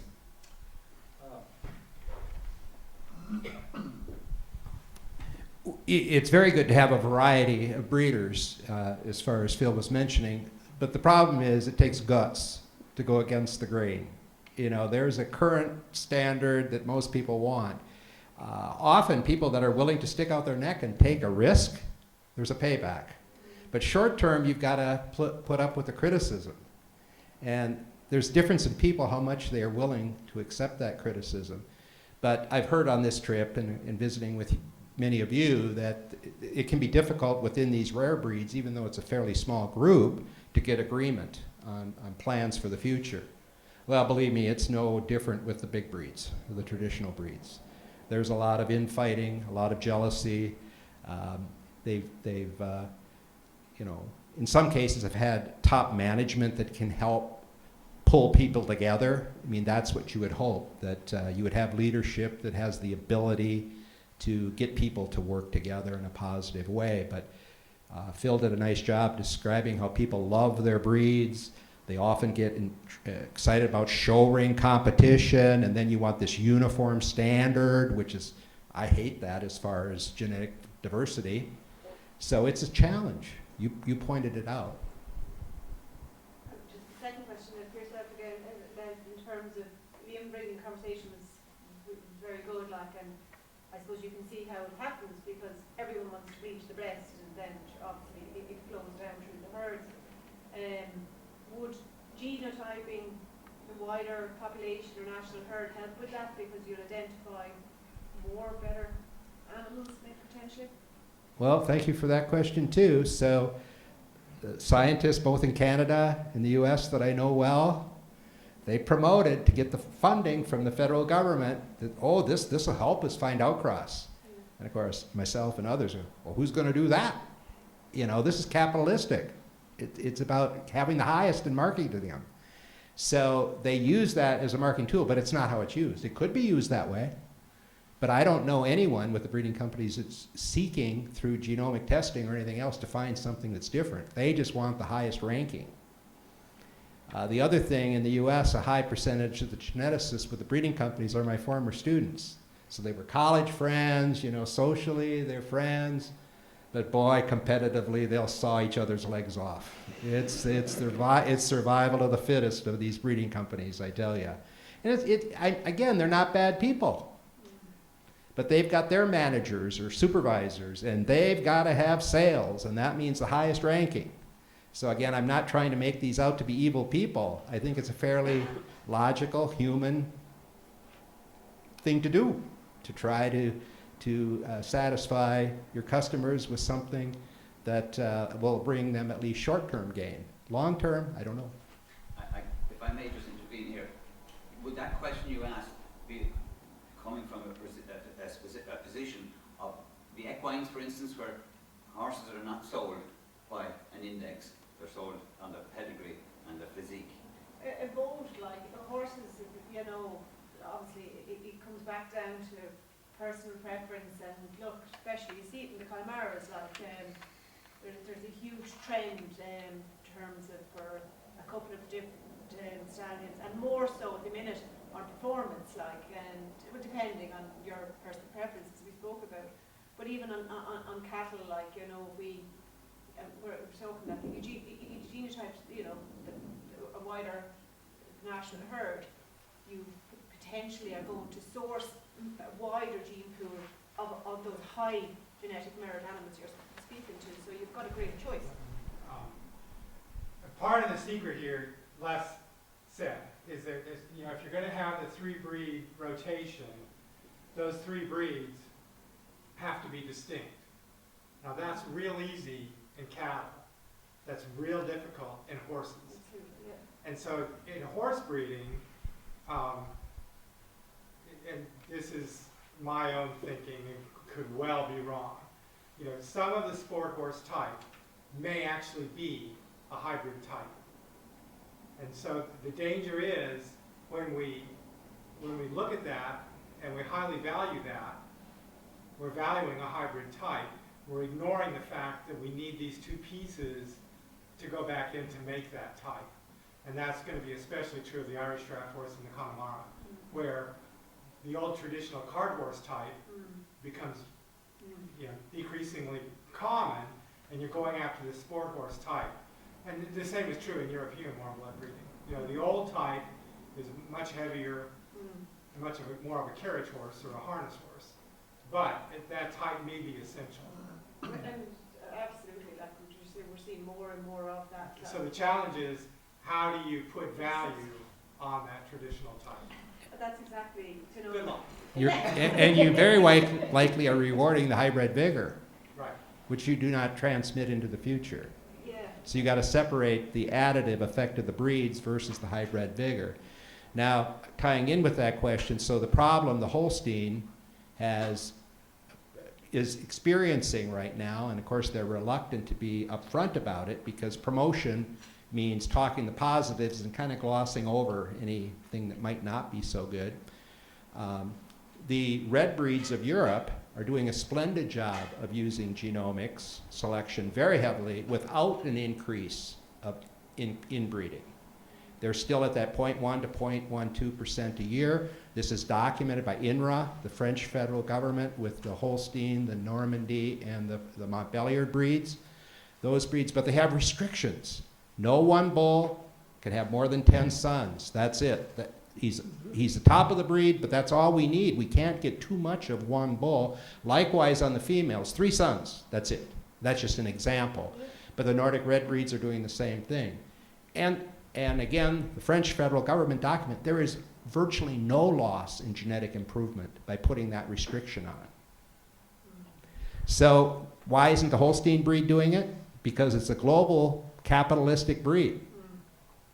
You know, the red breeds in Europe, there's more of a local effort to, we all got to work together on this breed to optimize it. So we, you know, the breeding company say, I'm sorry, we like your cow, but we can't bring in another bull calf from that bull.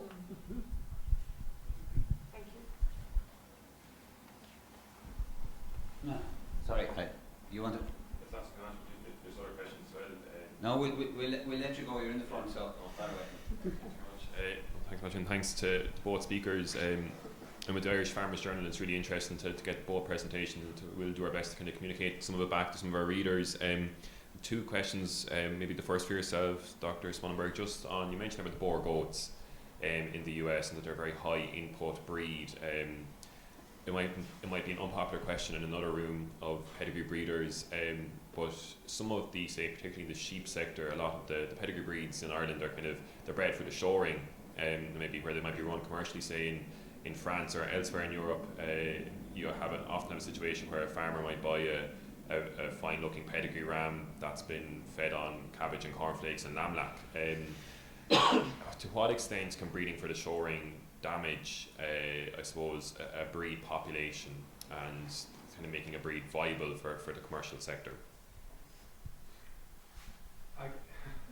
Okay, ask an easy one. In the American context, it is extremely difficult to find a show-ring example that has led to a positive outcome. And you can, Usually again, there will be exceptions, but they are exceptions. The general rule, it is almost impossible for the judge in a show-ring to not pick out an extreme animal. It does happen, but balance is extremely important and really, really difficult to reward in most situations. That is the reality of it. How well does that reality sit with the people that are making the decisions about within societies or breeds or whatever? Right. Well, I mean, a whole lot of what we both were saying is that there's a real tension between individual short-term gain and then what's best for the breed. And this has come out several times from both of us. Basically, when you really get back to it, it's like, how do you make short-term gain and long-term future for the breed go in the same direction? And that's really, really difficult.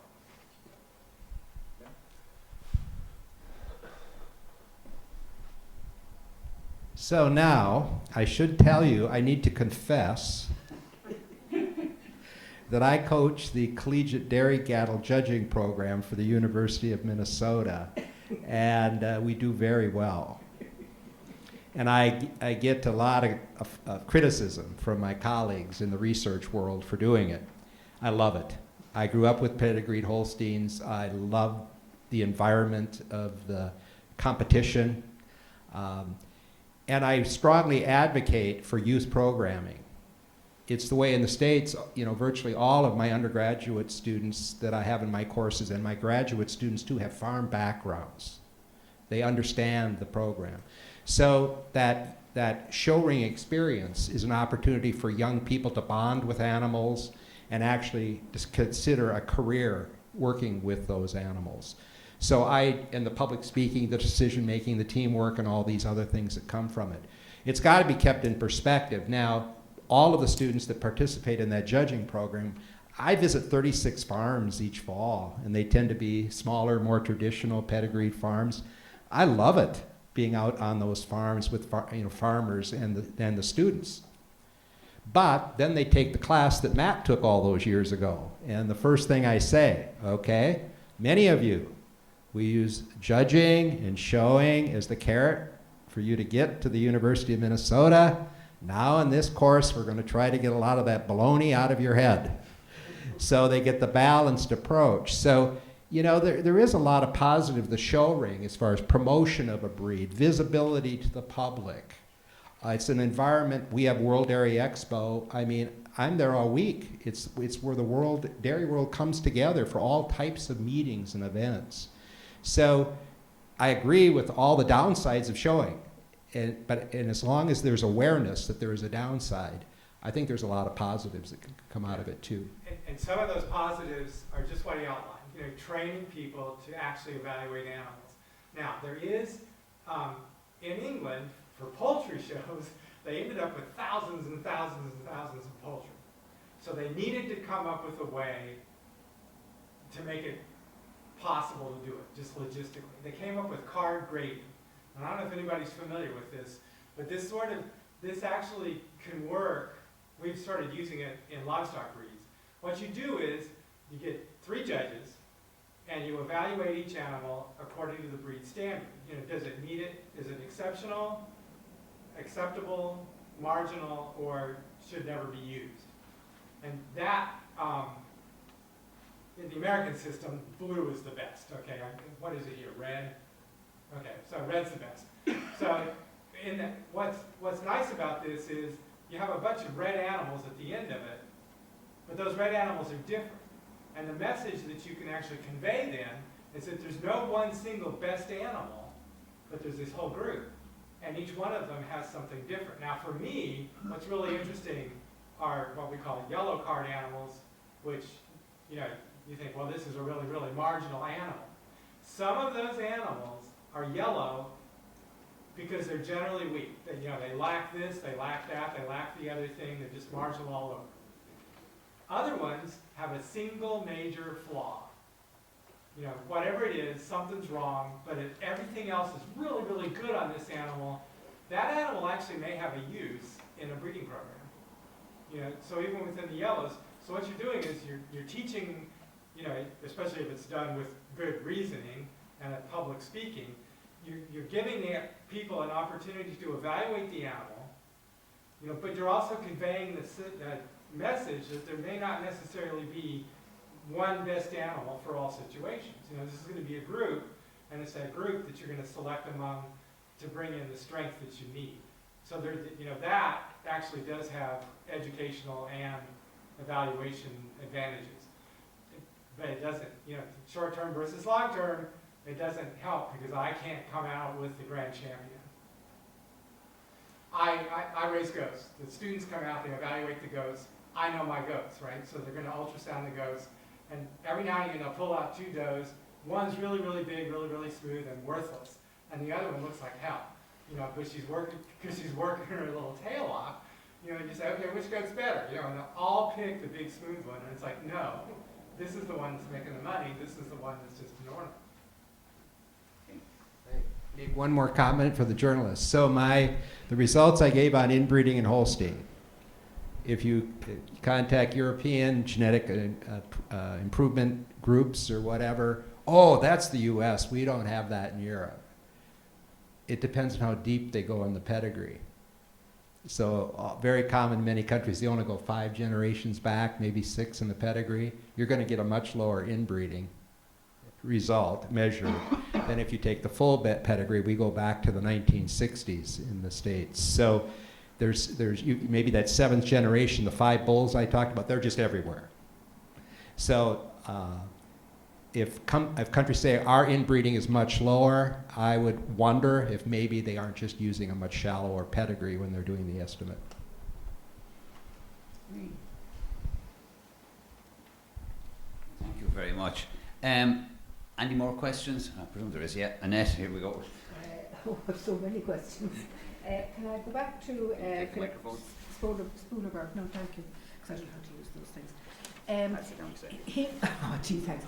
You were talking initially about the tools that you use to assess an animal, and in your view, the eyes and brains are the better, more powerful way to assess an animal rather than genetically. Now, I'm talking about horses. So we have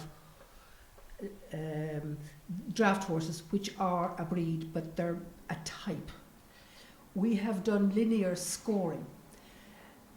I would think, my bias is they should all be photographed because we would have a better phenotypical record than non-linear scoring. What do you think? Can I say I don't know? Photographs can be misleading. And I may not be the best one to answer this question because especially if I'm evaluating horses, it's the old colonial Spanish type that's running wild on the range.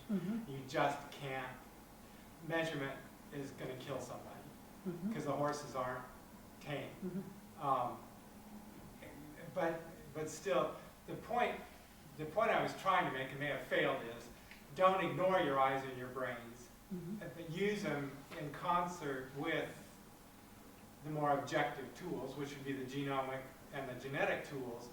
Everybody likes to point to those because the answer is black and white. Whereas if it's my eyes and my brain, then it's like, well, yeah, who are you? You know, but some of these, my wife worked with someone who actually only bred 16 thoroughbreds. And in an entire career, 13 of them were race winners. And so, you know, whatever he was doing, you know, was subjective, but it was working. You know, and so that, I think that's the point. And I don't think that you can't make all phenotypic evaluation completely objective. There's going to be some subjective part of it. You know, Can especially I in interrupt you horse for a breeding. second? You mentioned then a system of 3 judges, the red, the green and the yellow, to judge the phenotype of the animals. Yeah, but this was, I'll work with 2 other people and we'll evaluate the animals and the third one's actually in the case that they don't agree. And then you evaluate the animal and you put it in one of these categories, you know, red, blue, or yellow. And then you have the advantage of multiple assessors. And, you know, but again, you have to be assessing, you know, the goal has to be what you want, you know, whether that's a sport horse or a cart horse or whatever. And you can see, especially in certain breeds, that there's been shifts over time. So Hoflinger horses, Austria, Northern Italy, you know, for years and years and years they were a riding type, then they wanted a draft type, now they want to go back to the riding type. You know, and these have consequences, you know, and then another breed like the Noriker, it's always been consistent. They've always wanted a single type, you know, and type can shift. And it's if you can solve horse breeding, sign me up. Thank you. You finished? Yeah. Okay. Next, sorry, Patrick. Thank you very much to both our speakers here today. I think I'd reflect the thoughts of the rest of the committee, and you've both exceeded our expectations in your presentation.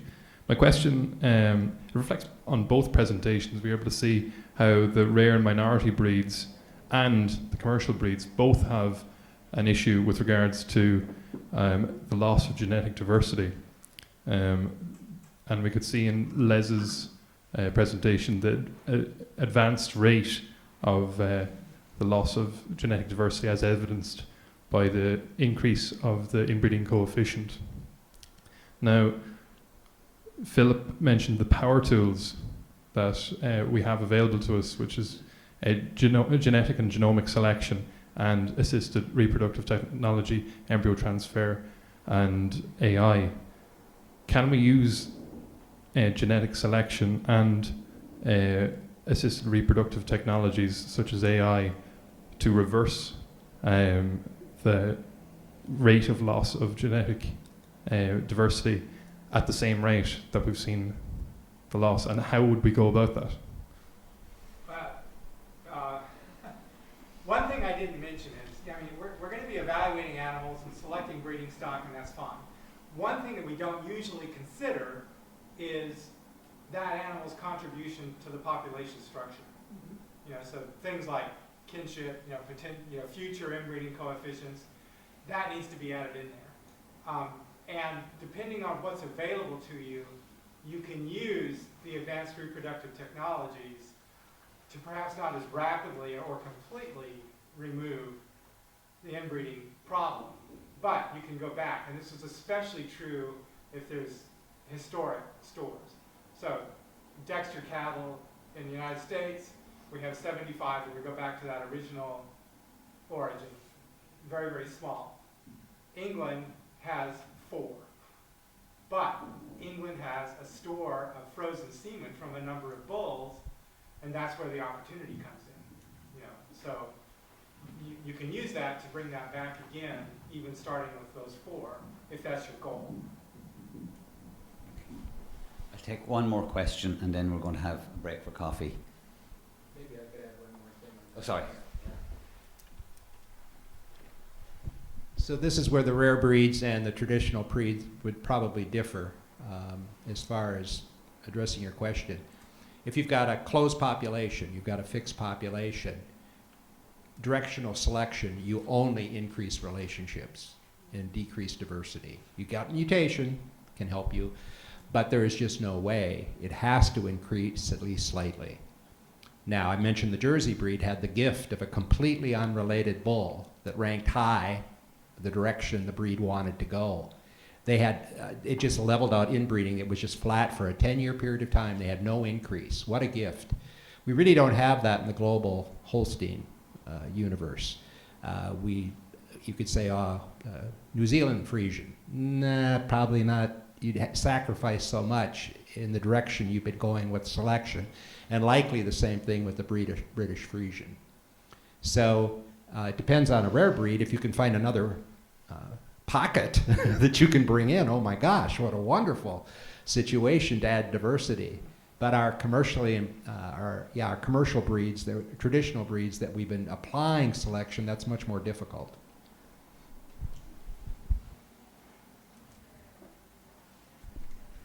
Just one more, Barry, and then we'll take a break. Thank you. Just a question for yourself, Dr. Hansen. Again, 2/3 or just over 60% of beef in Ireland is produced from the dairy herd. And I was just wondering, in terms of US dairy breeding, has there been any impact or drive to breed an animal that can leave behind a beef calf, whether it's an Angus or a Hereford bull? And can that, I suppose, dual purpose dairy animal be achieved? And then just one other question then on the emissions front. It's another huge thing here in Ireland, not only to breed a dairy cow or a beef animal that can produce more off less, but to do so with less of a carbon footprint. To what extent is that impacting dairy and dairy breeding in the US, and is there, I suppose, government pressure on that?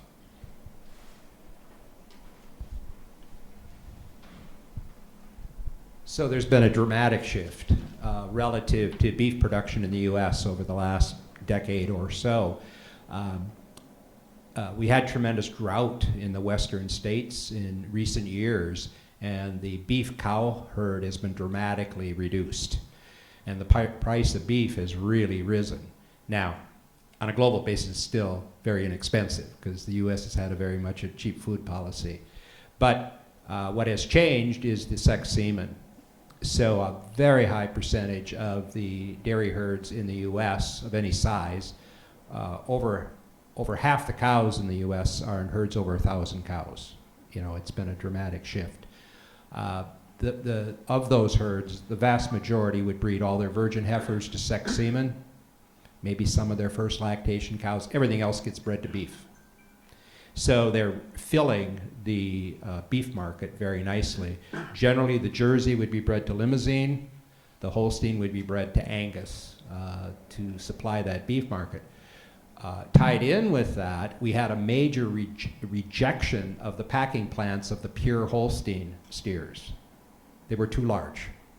They were dragging on the floor of the marketing facilities, and this big frame skeleton without much condition on it. So it's just been a wonderful situation for both.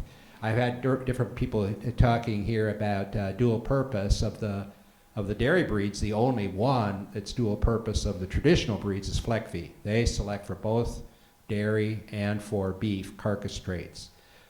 Holstein is dual purpose too. We eat all those if they don't die on the farm.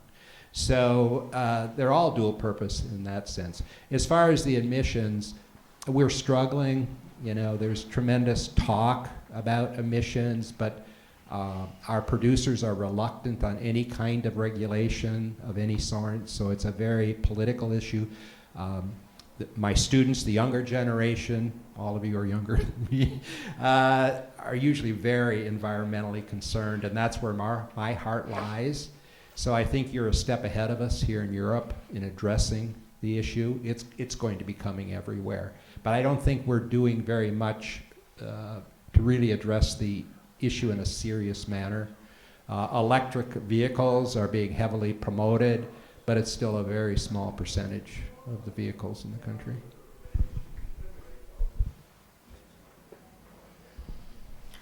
Thank you very much. We'll just take a 5 or 10 minute break then and have a cup of coffee or tea. Thank you.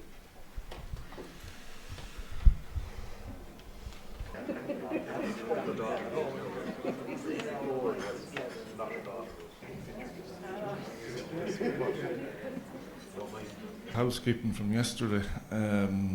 When Melissa was giving her slideshow there, she was talking about the fire break creation. So this was the site that was full of gorse, and gorse has a lot of oil content, very flammable. And this was the 12 bucks, I think, over 3 months, helping to create a fire break. Still a work in progress there.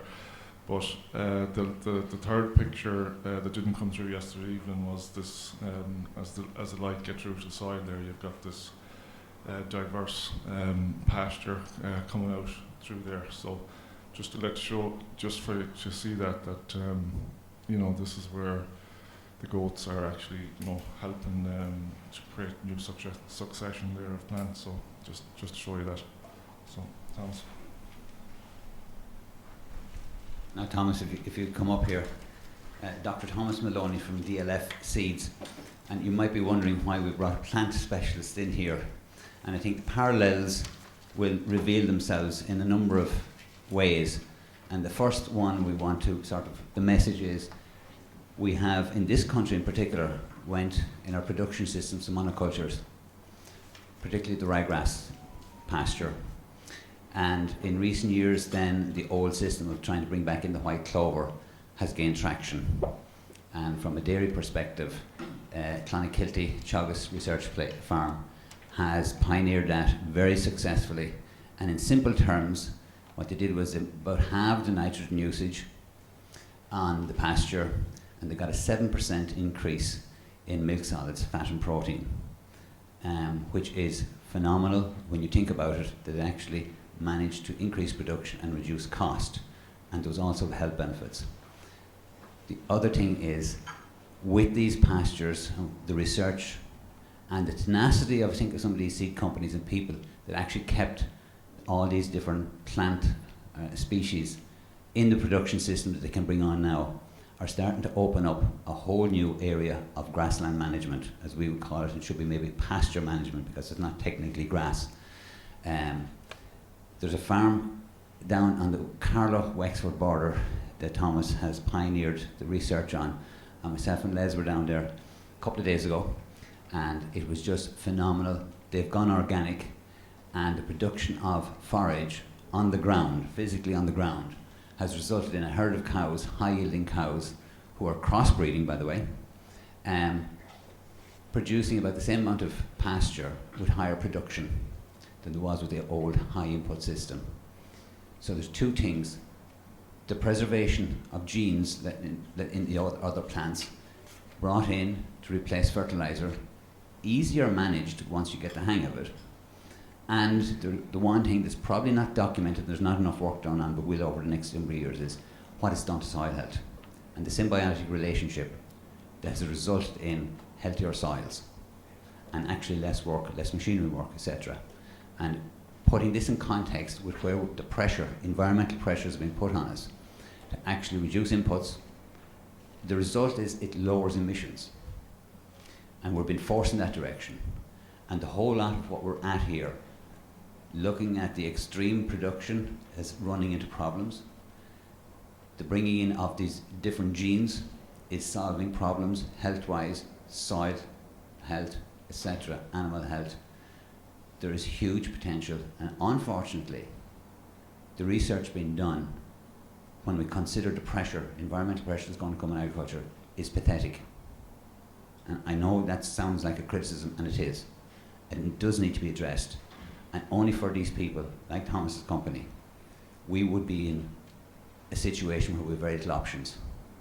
But I think I'll let Thomas take over and actually give you the real details of it. Ladies and gentlemen, Thomas, you're the research specialist in this country, I think.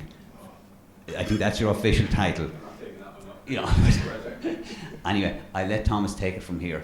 Ladies and gentlemen, Dr. Thomas Maloney.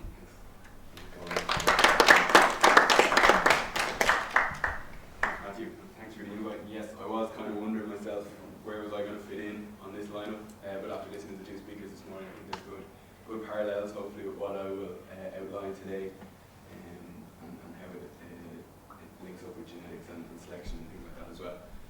So yeah, I work for a seed company called the LFCs at the minute, but I'm a technical manager there.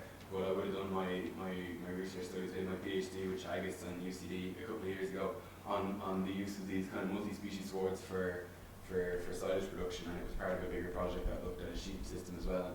I'll just, I suppose, I'll outline the concept today, and it's probably not that unfamiliar when we see it laid out, hopefully simply. And I'll give you some of the results from some of the research that is going on at the minute, and some of the trends. So I suppose to set it up, as Matthew said, our current production model is based on growing high quality pasture. In fairness, it is high quality and highly productive in monoculture, by using a lot of fertilizer to produce our milk and meat, and it's the same probably in our tillage systems as well. We've got high input monoculture systems, and that's all fine when the climate and when the world is all working properly, but it leaves us exposed to, I suppose, putting all our eggs in one basket, and we get exposed then to fluctuations in input prices, in climate, and as we're seeing it more and more over the last couple of years. So will this be sustainable in a changing environment? The use of, or the reliance on monoculture plus fertilizer, that model, will it work? First of all, I suppose when we look at the climate in more recent years in Ireland and weather patterns, we've had one big drought in 2018, and we've probably had varying levels of dry spells that limited production at some stage over the summer, over the last couple of years, since rainfall patterns are changing as well.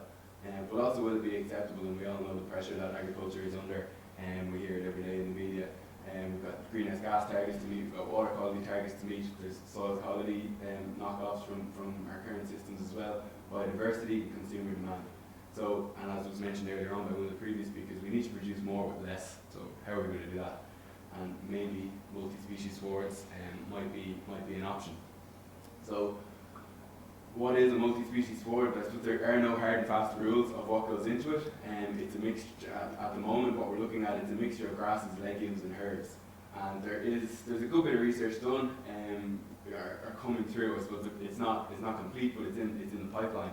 And a lot of the research is showing us, compared to perennial ryegrass and even perennial ryegrass white clover pastures, that we're getting increased annual yields with these more diverse swards. The seasonal distribution might be better. Reduce our nitrogen fertilizer, which is a big selling point for it over the last 18 months, and also the drought tolerance, depending on what part of the country you're in, when I talk to my colleagues in Europe from DLF about drought in Ireland, they often laugh at me. But if you come back to Carlow in July now, it mightn't be as lush as it is today. The animal performance as well as producing a decent amount of forage, we're seeing increasing, and we're seeing benefits to animal performance, whether that's milk yield, whether that's live weight gain in lambs and beef cattle, and also on animal health as well. And then there's a lot of, I suppose, the environmental benefits are there when we think it out logically of what's happening in this kind of a system. But as Matthew said, the things that like soil quality, soil health, carbon sequestration, that's all measured over a much longer time scale, and it will be a while before we can nail down the exact benefits or not of these swards to those parameters. And so multi-species swards, as it is, they can reduce nitrogen requirement and enhance seasonal growth, and that's probably two of the big attractions that we've seen over the last couple of years with conventional farmers, with the top performing dairy farmers, beef farmers. And that's what they're looking for. They're looking at these as a tool to reduce their fertilizer bills and to kind of extend the amount of forage that they grow over the year. So how do they work? If we go back to a bit of ecological theory, I suppose, we're taking nature, we're taking things that happen in nature, and we're exploiting them, or we're using them for our own benefit. So diversity promotes production in general, a lot of the time. And it does this through three main ways. One of them is niche complementarity, which when we think about it, we know well. So when we have niche complementarity and we've different plants and different species with different growth habits, so different root structure, different leaf canopy structure, and we get a more efficient use of resources in the system. So different leaf shapes and sizes will utilize different parts of the light coming from the sun, use that energy, and then obviously the root depth is the most obvious one. We've got deeper rooting species that can go down deeper into the soil profile and exploit the nutrients, use the nutrients there. So they're not directly competing with each other, they're kind of complementing each other.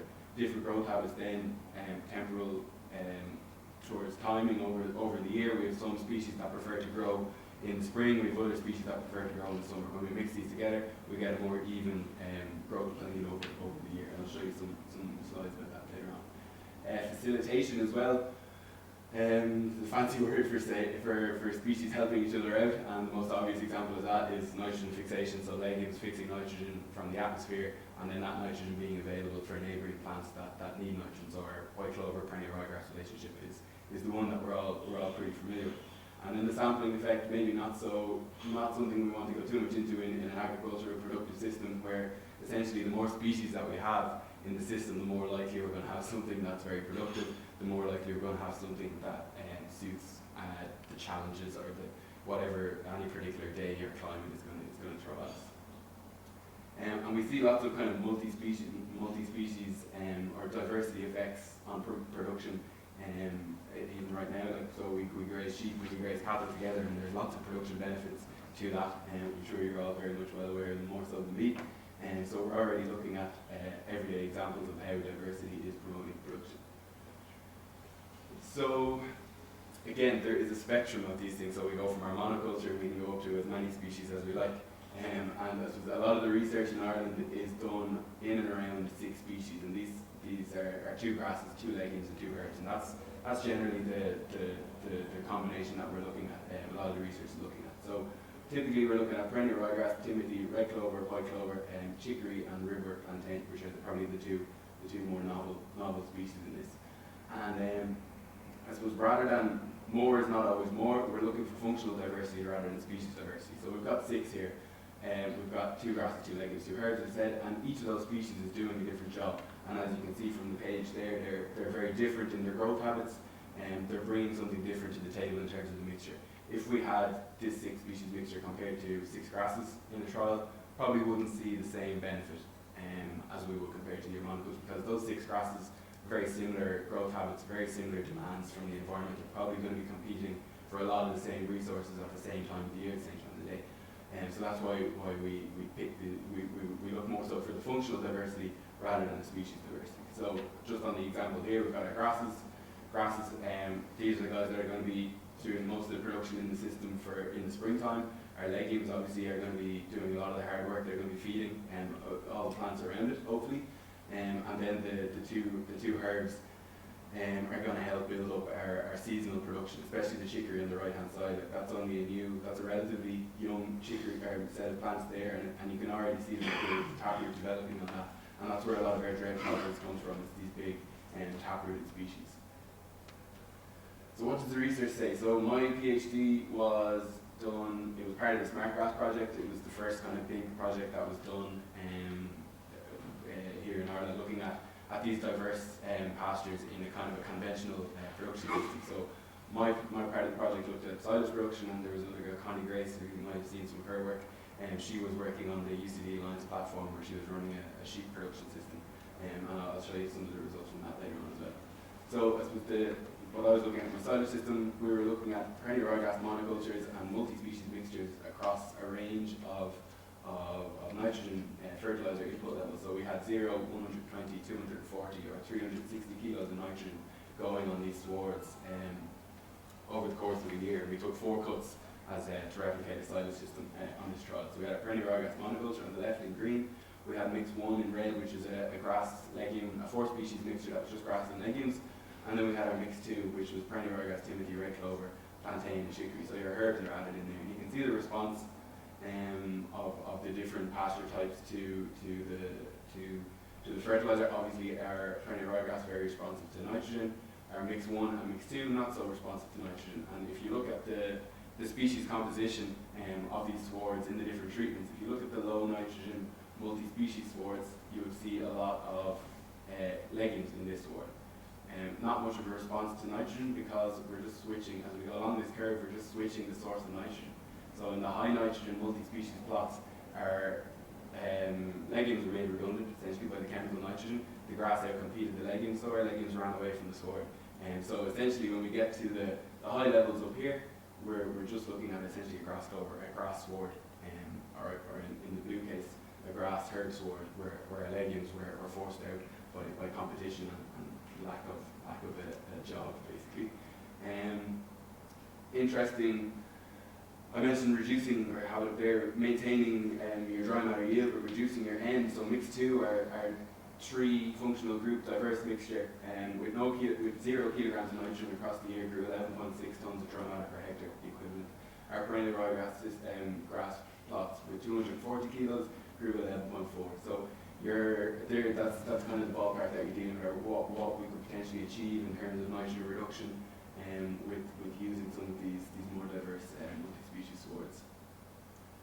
Again, I mentioned the seasonal production, and that's fine. We can produce more with less nitrogen fertilizer, but we can also produce more forage at a time when it might be getting scarce with our perennial ryegrass pastures. So the multi-species swards, they're dynamic, and depending on the time of the year that you go out to your field of multi-species, you will see different plants dominating at different times. So obviously your grass, as I said before, in the springtime, so that's what we saw at cut 1, which happened around the end of May, typical silage time. Cut 1, we were cutting a sward that was very grass dominant, so and obviously we don't see much difference in the yields here. The bottom line here, is your perennial ryegrass. The other 2 are your multi-species mixtures. So we're pretty much neck and neck for cut 1.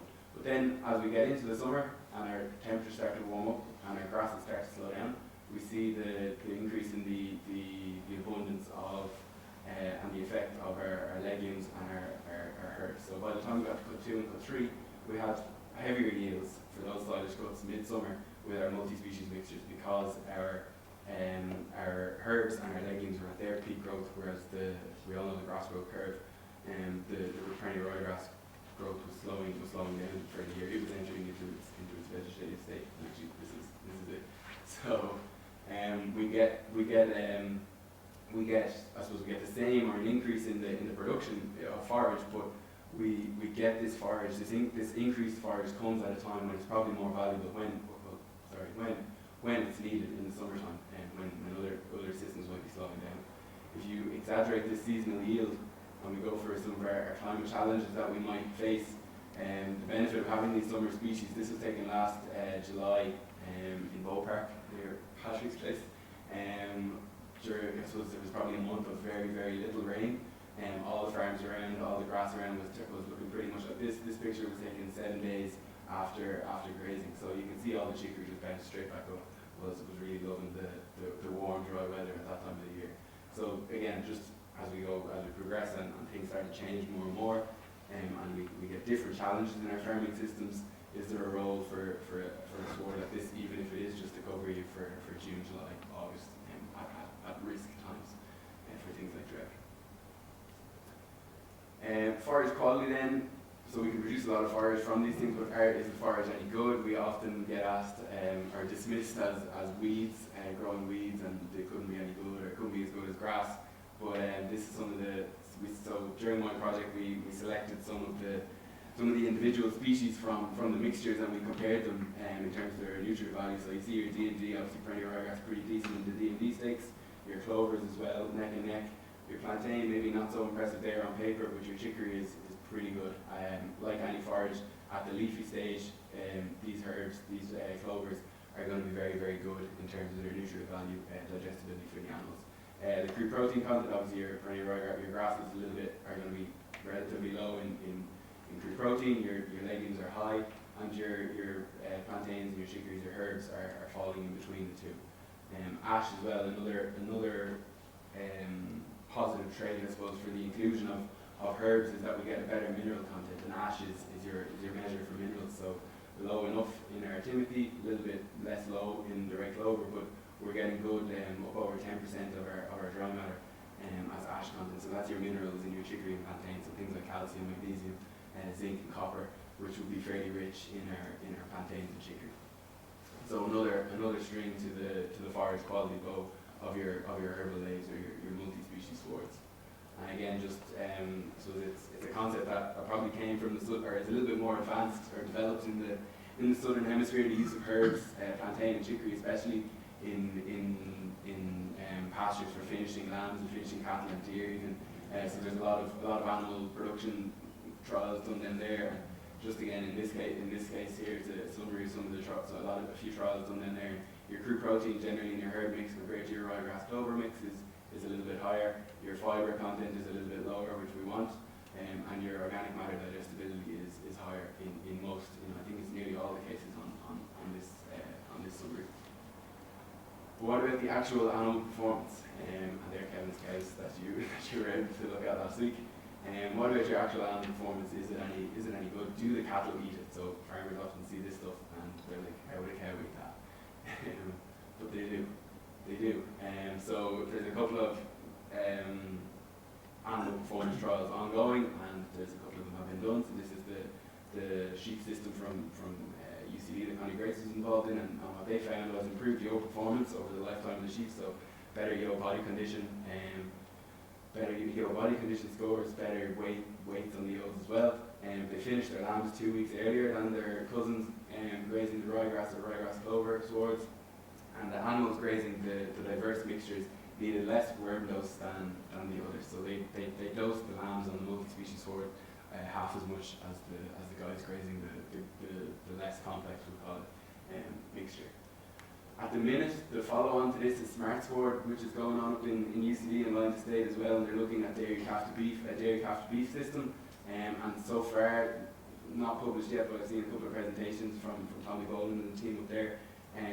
The indication is that it's following what they found with the sheep in Smartgrass. They're slaughtering their animals 30 days earlier. They're getting similar carcass weight and similar kill-out percentages, which are key metrics, I suppose, for beef animals.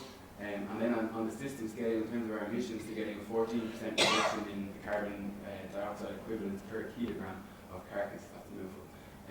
So again, that goes back to your 30 days quicker finishing and the reduced fertilizer in the system. And a 68% increase in net margin, which we wouldn't say no to either. On the dairy side then, in Shaggy Strand, South Castle, they've got a dairy system on the go for the last couple of years, and so do UCD. So roughly from these two trials so far, we're seeing similar cow performance with 60% less nitrogen fertilizer used in the system in Johnstown Castle. And there was a paper that was published in the last couple of weeks from the trial at UCD where it's zero grazing multi-species versus perennial ryegrass and white clover swords, and they got an increase in the dry matter intake per day per cow, and they also had a slight increase in the milk production on the cattle group, the cows eating the multi-species mixtures. So I'll go back to this is a slide that I borrowed off Tommy Bowen, hopefully without his permission, but I'll credit him. This is a kind of a summary on the whole system, case study on the whole system of the UCD sheep grazing trial from SmartGrass. So these are the headlines. They had a reduced nitrogen input by 40%. I think you can probably push that lower in a lot of cases, or more in a lot of cases. They maintain forage production at this reduced nitrogen input. They increased animal performance by 20%. They accelerated their slaughter date by 2 weeks, which is a good thing for your emissions and also for your costs as a farmer. Reduced anthelmintic use by 50%.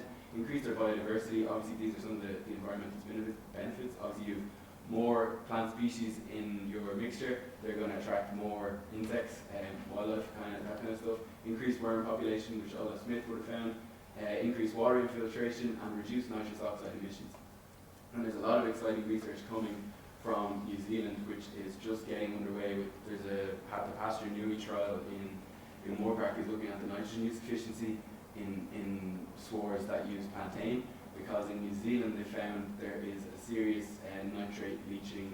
There is a serious nitrate leaching reduction effect in swards that have plantain. So there's compounds, chemicals in plantain that can reduce the amount of nitrate that's excreted in the urine in the cow, just less in the urine patch, and there's also compounds in the plant itself that can slow down the denitrification of this nitrate from the urine patch, and it reduces the risk of loss to waterways. So they're seeing a lot of promise on the environmental value of plantain, as well as the forage production and the animal quality side of things as well. Again, these are Kevin's cows. So just very briefly in summary, I think there's potentially a big benefit for Irish farmers, no matter what end of the spectrum you're at, whether you're the highest output or relatively low on the intensity side of things. Animal performance, animal health, also a very good way, it would seem, to reach our environmental targets. And there's questions around persistence, but I don't know, I think we're just going to have to live with the persistence of these things. They're just different plants. The herb species especially are less persistent than the grasses, but we're just going to have to, I think we're going to have to get over it. It's a different crop. We must treat it as a different crop. Management guidelines are required. I suppose the official blueprint from our advisors and our research officers, we need the guidelines from them, but I think as time goes by, we're figuring it out ourselves, and farmers, we're figuring out how to use these and how best to utilise these sports, and I don't think they're a million miles away from what we're used to at the minute. And then the biggest one, I think, forget about all the science and all the numbers that I showed you, beauty is in the eye of the beholder, and some people just will not look at a field that looks like that. They will not tolerate that. So, I don't know, you just have to close your eyes, I suppose. Yeah, so that's me, a whirlwind stop through what's been done.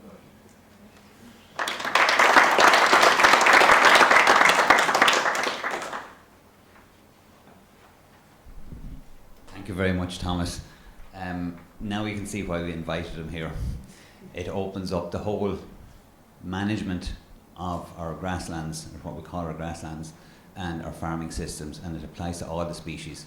So everybody's included in that, basically. I'm not so sure about equines, but it's not my area, and someone else will have to comment on that. But now I'm going to give a very short presentation. I'm making, let me see.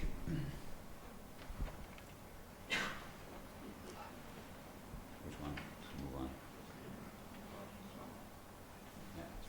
I'm making 100 cows exactly at the moment, and this only started some years ago, but just to give you a quick oversight, I own 9 acres where my house is. The house, the gardens and everything is on that, and I'm renting 45 acres beside me, which we reclaimed the most of it, or 45. Yeah, there's 45 acres rented beside me, and there's another little bit. This is the bit rented that I have beside me. This is our silage ground up to about 2 miles up the road from us. And our out farm is 23 miles away, where we raise the in-calf heifers for the summer. And it's pretty rough ground, most of it, bog, scrub, etc. The facilities, we've cubicle house for the cows, just about.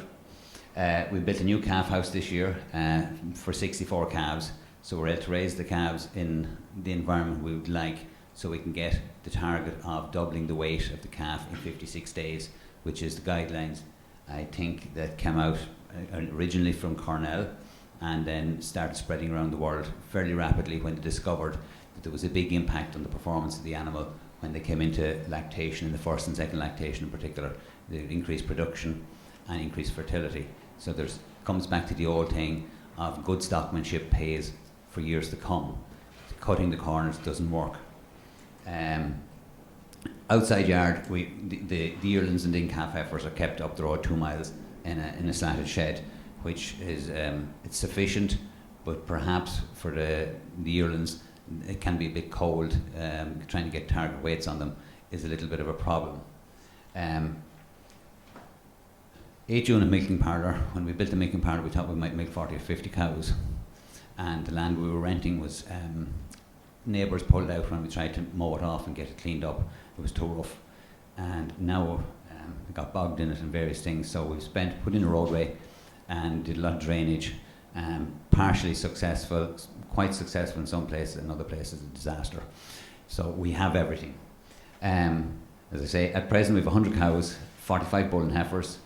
There's 53 calves at home at present. We have 2 young bulls that are going to be used this year. One Drimmen, DN is the code for Drimmen. Young bull, the man that bred him is over here just beside the camera, James Casey. And we've 1 young Boreac bull. And I have 4 or 5 calves that will be kept for bulls. There's a couple of Kerrys. There's 4 gone back down to James from the Drimmen, and a couple of Boreacs. So on the minority breeds, we've been lucky, and I got some bloodlines in the last few years which were complete outliers. And again, it's coming back into this concept of the diversity of the source population to build for the future. Largely my own AI, and you might wonder, most of these breeds are not available in AI. I've been jumping with bulls for the last number of years, 3 or 4 most years, and built up a bank. Neil over here at the back, you'll get to know later if you haven't already met him. A friend of his, Brendan Regan, up in Roscommon, does the jumping, and he's very competitive economically for that. And the only downside is I cannot sell any of that semen to anyone else under the regulations of the department. If you were to do that, you'd have to put them into an AI station, quarantine them, and the costs skyrocket for small usage. It's just not feasible, but needs to be looked at. Luckily enough, the department have allocated money most years for the jumping of bulls, and the Drimmens have 3 this year. James, is it? Yeah, but one of them died last week, so we were looking for a replacement there. That's farming, you know. But anyway, they'll be the first bulls, Drimmen bulls, available to the general population, hopefully, for the next breeding season. So there is progress right across the board on all of these. So that's just a quick overview, but it allows me to select without inbreeding or trying to do as little as possible. So, you know, what we heard earlier, we're very, very conscious of. So the background is in '97, we bought the 9 acres, and the first thing I did was I went to Annette here, who was breeding draft horses. Now, she had a few Kerrys, and I bought my first 2 heifers. And they turned out to have a lot of milk, and they raised 3 calves each the first year. And it was sort of a Wild West farming at that stage. But anyway, progressed. And the reason being, when I was a kid, I remember seeing the Kerry cows at the Spring Show, which was the national show. And I said when I grew up I was going to have some of them. It was the first thing I did. So in 2015, with the abolition of milk quotas, we decided that maybe it was time to start milking these cows. And we started off, we had 15 Kerrys and I think 15 Kerrys and Drimmen, and we bought in some Holstein Friesian and a few Friesian cross Montbelliards to fill up the numbers to get going. So, and today we have 23 Kerrys. They're purebred Kerrys. There's some crossbreds as well. They're lumped in with the Drimmens down here. We've 1 Dexter milk. We've 2 Dexters, by the way. One is raising the calf because she lost 2 spins. We've 5 Boreacs and 71 Drimmens. The Drimmens vary in the level of purity. So we have some F1s coming off these cows here, And tomorrow, anyone that comes out will be able to see them. And the whole project has been interesting and educational, because we went into it, particularly with the Drummonds, not really knowing what was going to happen, what we were going to get at the end of the day. And we got more and more pleasantly surprised as time went on. The F1s, the crossbreds, turned out to look pretty much like their mothers, unless the colour was different. Do you know what I mean? But any slight flaw that you might see in the Drummond was pretty much corrected. Other issues were pretty much corrected. The one thing we discovered also was feet problems disappeared. The whole condition, and they're milking pretty good, you know, as an F1. The thing is, we've been shipping them out to make room for ones that are more pure, and it's the consequence of doing what we're doing is we're suffering financially. The most sensible thing to do is keep a cow as long as you can, because they're producing more and you make more money. But we're trying to make enough money to keep the show on the road and still bring up the level of purity and the quality of the animals, and put bulls in the flask, even if we're not going to use them. Management and local factors, efficiency, performance, that's quite a bit. The bottom line is we're looking at wet ground on most of it. We've 20 dry acres where we live, and half of that is in multi-species and the other half is in ryegrass. So that is our go-to place when it rains and rains and rains. And so for the month gone out, previous month in March, we got a hell of a beating because we had to keep cows in when we wouldn't normally keep them in and feed them silage. So production dropped, percentages dropped in the milk, because we couldn't let them out where the cows were going to go down 12 inches or 15 inches in the ground. It just doesn't really work, you know. So we had to ration the 20 acres of what we had on that. So the quality of the grass varies with the soil type and the topography. When we get waterlogged soil on some of our fields or paddocks, we've got a very bitter pasture. We've had problems with trying to deal with it, and it's the basic problem is the mineral content is really very high in iron, aluminium, even though the pH reads okay, so we have to overlime it to try and correct it. The result then on that land, some of it we put into grass and clover mixture, and the clover has died out in some parts 100%. It's a problem. And when the cows go in there, when they come in to be milked, you know they haven't been on the best field in the place. So the yield on some of those paddocks, it could be down to below a third of the others. Obviously grass growth then is seasonal on these. If they're waterlogged, they don't grow, like in March. So spring and winter is a challenge on it. We need to feed more meal and silage when you shouldn't be. On most dairy farms, they're able to get by without doing it. Other thing was, a friend of mine came up, he's here somewhere, last Sunday to look at some of the kerries, and the cows were standing beside the wire, like it was a wet night or something, and they were looking for shelter. The sun was shining on them, but that was the only part of the field that didn't have water lying in it. You know, so when cows are doing that, they're not doing what they should do. Knock-on effects: increase in cost, milk yield, milk solids reduced, heifers below target weight of calving. These are the heifers on the out farm, which we own down in Wicklow. This is a 2.8 acre field, and below it we have what was ash and Scots pine, there's native woodlands there, and then the bigger bog below it with sand banks in the middle of it. So a lot of the summer they're down there, and when they're on this here, they put on weight. When they move down to the other, they don't. And Les, when he looked at, the first thing he asked me was, what about supplementation? The problem is this area here and the farm that's right here has been depopulated with TB. So we won't put mineral licks out, even though BLF would be more than happy to supply them. And what's more is, when they're down there on that, by God will they eat it. You know what I mean? They will tell you how much they want. When they come home to the good fields at home, they don't want to look at them. But down there they do. So we have to leave them without any supplementation for fear that the deer and the badgers will decide to join in the fun. The new pastures, as I said, we've got the multi-species on half of our dry ground, and the clover mix has gone into some of the better parts of the bog, and it has worked very well in some parts that are reasonably okay, and disaster in others, but I don't know what will grow into other than trees that will do reasonably well. So we save on fertiliser, cows are milking better, and the solids and everything goes up. So our production, if we follow it, it's not straight line like on some farms. You go in the good fields, up they go, and they come out into the other, and down they go. So it's up and down, up and down. So our overall annual yield will suffer. The milk yield for the herd, remember that we are looking at a mixed bag of cows, 562 kilos, 3.76, just basically 3.5 protein, 400 kilos of fat and protein.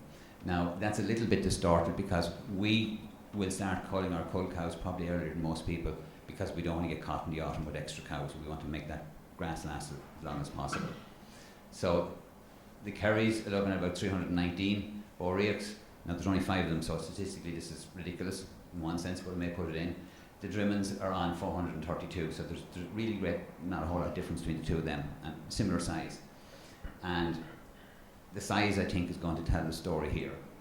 As I say, in all observations, there's a margin of error. When we measure the grass on rough ground with a plate meter, we don't get an accurate. And Seamus has been doing it. We brought another guy in a couple of years ago, a young guy, and the two of them go off and measure the grass and come back and tell me how much grass there was in the paddock the first couple of times, and I'd say, no, there's not, go back and look at it again. Think of the holes that you put the plate meter over. So whatever figures we have to use them with pasture base. For any of you that are familiar with every paddock goes in, measured once a week, and tells you how many kilos of dry matter grass, and we're plot it out against the demand of the cows. And if we need to change our management system or go in and cut a bit of grass or put in extra feeding, we're able to do it before it's too late. The simplest way of putting this, come back to size. The Kerrys are about 60-65% the size of the average cow. Now, what is an average cow? But just let's take it for what it's worth at this stage of most cows. This equates to a milk yield, if we multiply it back up, of in around 500 kilos of solids. So these little cows are working equally as hard as your average cow. Now the question mark's over my management and the management of the average farm. So it's just interesting to note that the comparison is there. Statistically, you can't do it. Don't use it. Don't repeat it too strongly. But it raises a lot of questions. Do you know what I mean? Why is this happening? You know, when it comes down to efficiency and what we think.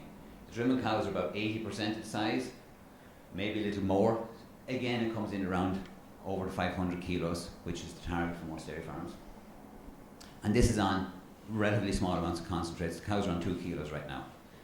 In March, we had to feed a lot more concentrate than we normally would. The Boreac and Dexter numbers are too low, so we just general observation, see where they go. As I heard, they're about, I use the 75% size. They eat about 4 kilos less, which is roughly 20% less for cows that we're measuring against other people I know with average herds. I think Alan and Rosemary down here have Montbelliards, and they're bigger cows, so I think they're actually eating a bit more again, but they're producing a bit more again, okay, and particularly in solids. So my attitude towards it, the 3/4 rule, everything is 3/4 the size, 3/4 the amount of ground needed, 3/4 the amount of grass, 3/4 the amount of concentrate. So if someone was feeding 4 kilos, I'd feed 3, you know, because I do a bit of consultancy with dairy farmers, and it's a great way of just keeping a check on yourself, that you don't get carried away. You know, when you turn up in a good farm, this is really nice, like that Montbelliard herd, you realise, now I better reassess what I'm doing every time, and I hope that I may help them as well.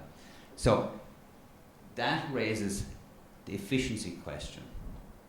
If these unimproved animals are performing basically close enough to the others, is there a role for them in Irish agriculture? But we have no data. That's data, but it's not data that anyone can bring to the bank. So it leads on to the next thing is, where do the breeds go? How do we get to the stage, if they are capable of entering into the normal systems and produce food? The one great problem that from the time I started this and even before was, everybody would comment, it's a universal attitude, they're very hardy, they don't need a lot of feeding. My cows, if they don't go in on a good pasture, milk plummets. If they go in on good, it goes back up. So I think there's a lot of myths that need to be dispelled, and the only way we can do that is proper research. And hopefully in the coming years that's going to happen. And maybe after lunch, when we get into having the discussion, we can look at that. But it raised the questions that we do need to open this window and have a look to see what's really, really going on. The other thing is, if they're going to go into, as breeds, into the commercial situation, if somebody wants a herd of Kerry, Drimmen, Miley, maybe Dexter's are the exception, you can't get them. There's just not enough from there. The breed is too small. So as a breed, you need to look at the possibility of crossbreeding. And as was really nicely outlined, the benefits of crossbreeding from Les Hansen, that hybrid vigour could bring something to the table in a three-way cross on farms, depending on your system. There are people we have visited are using a little bit, they're dipping their toe in and using them, and it seems to be, there isn't a real downside that they see. But again, there's no statistical analysis of it. So we do need to explore this in a considerably more in-depth attitude. So the production system, just like everyone else, spring calving day, February, probably a week or that behind everybody else due to the land. Calves are reared. 3-year-old ryegrass is what the heifers are eating, the calves. That is the combination of the pastures we have. The nitrogen, Thomas might correct me, I might be using a little too much here, but when you're farming where I am and it's spilling rain, you're nervous that you might run out of grass, so you go out with a bag, extra bag, as hence 30 to 60. They're saying I might get away with none. I'm working towards it. I have to build up faith in our own system as well. The clover mixes 80 to 50 anywhere. Now this would change depending on how much slurry is available also. And again, the ability to get out and apply it, which is a problem. The first cut silage gets 90 and slurry, it's up the road. It's a pure ryegrass stand, small bit of clover in it. And the heifer ground gets a couple of bags of 18-6-12, and that's it for you, because the bog comes in then, there's no point in growing surplus grass down there. Just a few pictures. A little white Drummond, very, very milky, fine boned. Balance the heifer, little deep in the udder, milking well. Another one, the udder is pretty okay. This one here, stronger type cow. The udder is okay, very well attached, very strong. This is our Dexter. She's an odd colour, by the way, she's yellow. And that's how she ended up in my place, because she was yellow. Unique genes. And the other one is Dunn, and just as a matter of interest for the geneticist, apparently they're supposed to be red when they did the DNA test on them. I'm not going to go there. The experts can answer that. A Drimmen heifer, probably the best one we have this year. Little bit chunky, but still dairy enough, milking very well, really full of milk. Crossbred, 50%, another 50%. Kerry, these are the Kerrys, they're very light. Udder and the Kerry will be well attached and appear. As time goes, they're very free milking. That udder will drop. It doesn't seem to drop to the same extent in the Drimmens. Another half-bred, and I think most farmers would find those 2, 3 acceptable in most herds in Ireland. This one in particular, it was a very sweet cow, do you know what I mean? This is a Kerry second calver. She was in too good a condition, but she's the top milker. It doesn't appear there, but she has a very nice udder underneath her. And her mother was only an average.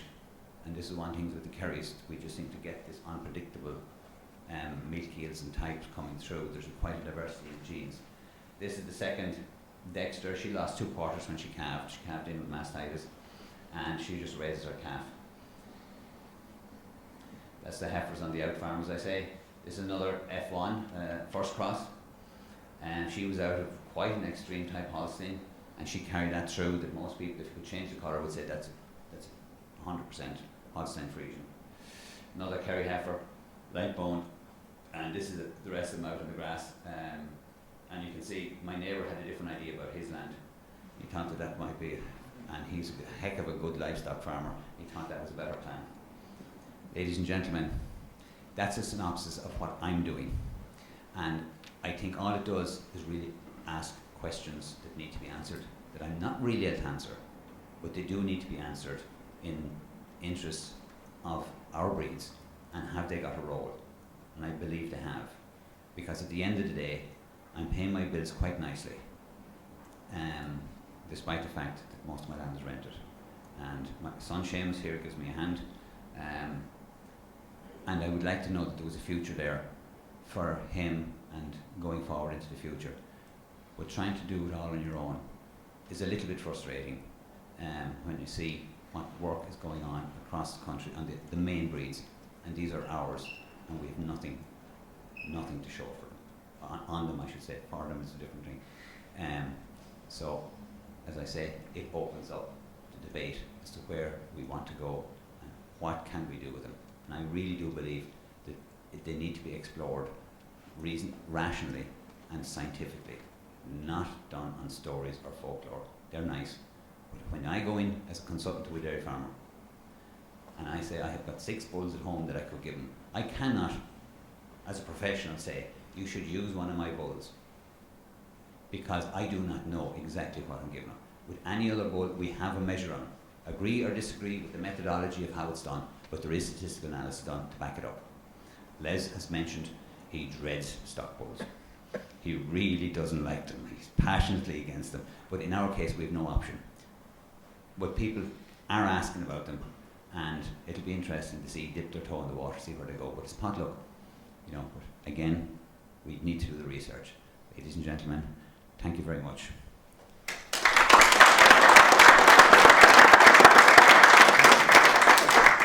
Thomas, if you come back up to the table for the questions.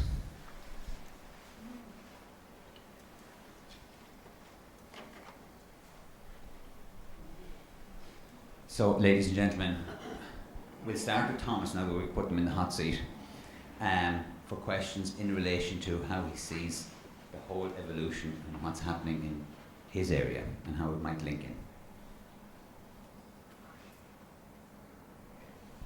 Alan. Do you put any nitrogen on your multi-sport? Yeah. So the trials there were extremes. As with some of the arguments that we hear from farmers, is there's not enough zero nitrogen just to get that side of the spectrum. Not enough zero nitrogen trials done, but yeah, from a practicality point of view, those swards need nitrogen in springtime, especially before the legumes start doing their work. So you're probably bang on with your 60 kilos of nitrogen there for the first few rotations, and that would be the advice that we will give, and that's what's coming from the research farms as well. A little bit slower to be self-sufficient in the first early part of the year, but once the summer comes in and the temperatures rise, they're okay. Anything else? Seamus? There's measuring it different from the standard comparison. Standard units of grass. Sorry, okay. The recorder can't catch what we're saying. So, Seamus. Clearly. Does the measuring of the multi-sword differ from the grass, like the standard perennial rye, during the year? Because it fluctuates when you have your chicory and your plantain coming in. Is there like a different measurement for it throughout the year? I think they're working on that in UCD, but I think they are there are a couple of trials looking at that, kind of more statistical than actual analysis. But yeah, you're right. The diversity in that case doesn't help with measuring. It's easier to measure your monoculture. We have all the formulas, the calculations for that. But the multi-species probably we're stuck with cutting and weighing and getting our dry matter the old-fashioned way that way, because there is different dry matters. There's different density in the crop. It's quite different. And a lot of the time, I'd say there's less there than we think when you factor in the dry matter being a little bit less. So it looks like we've got a big volume of feed, but we mightn't get as many hours grazing as we would with grass would. Have you found that yourselves? Yeah.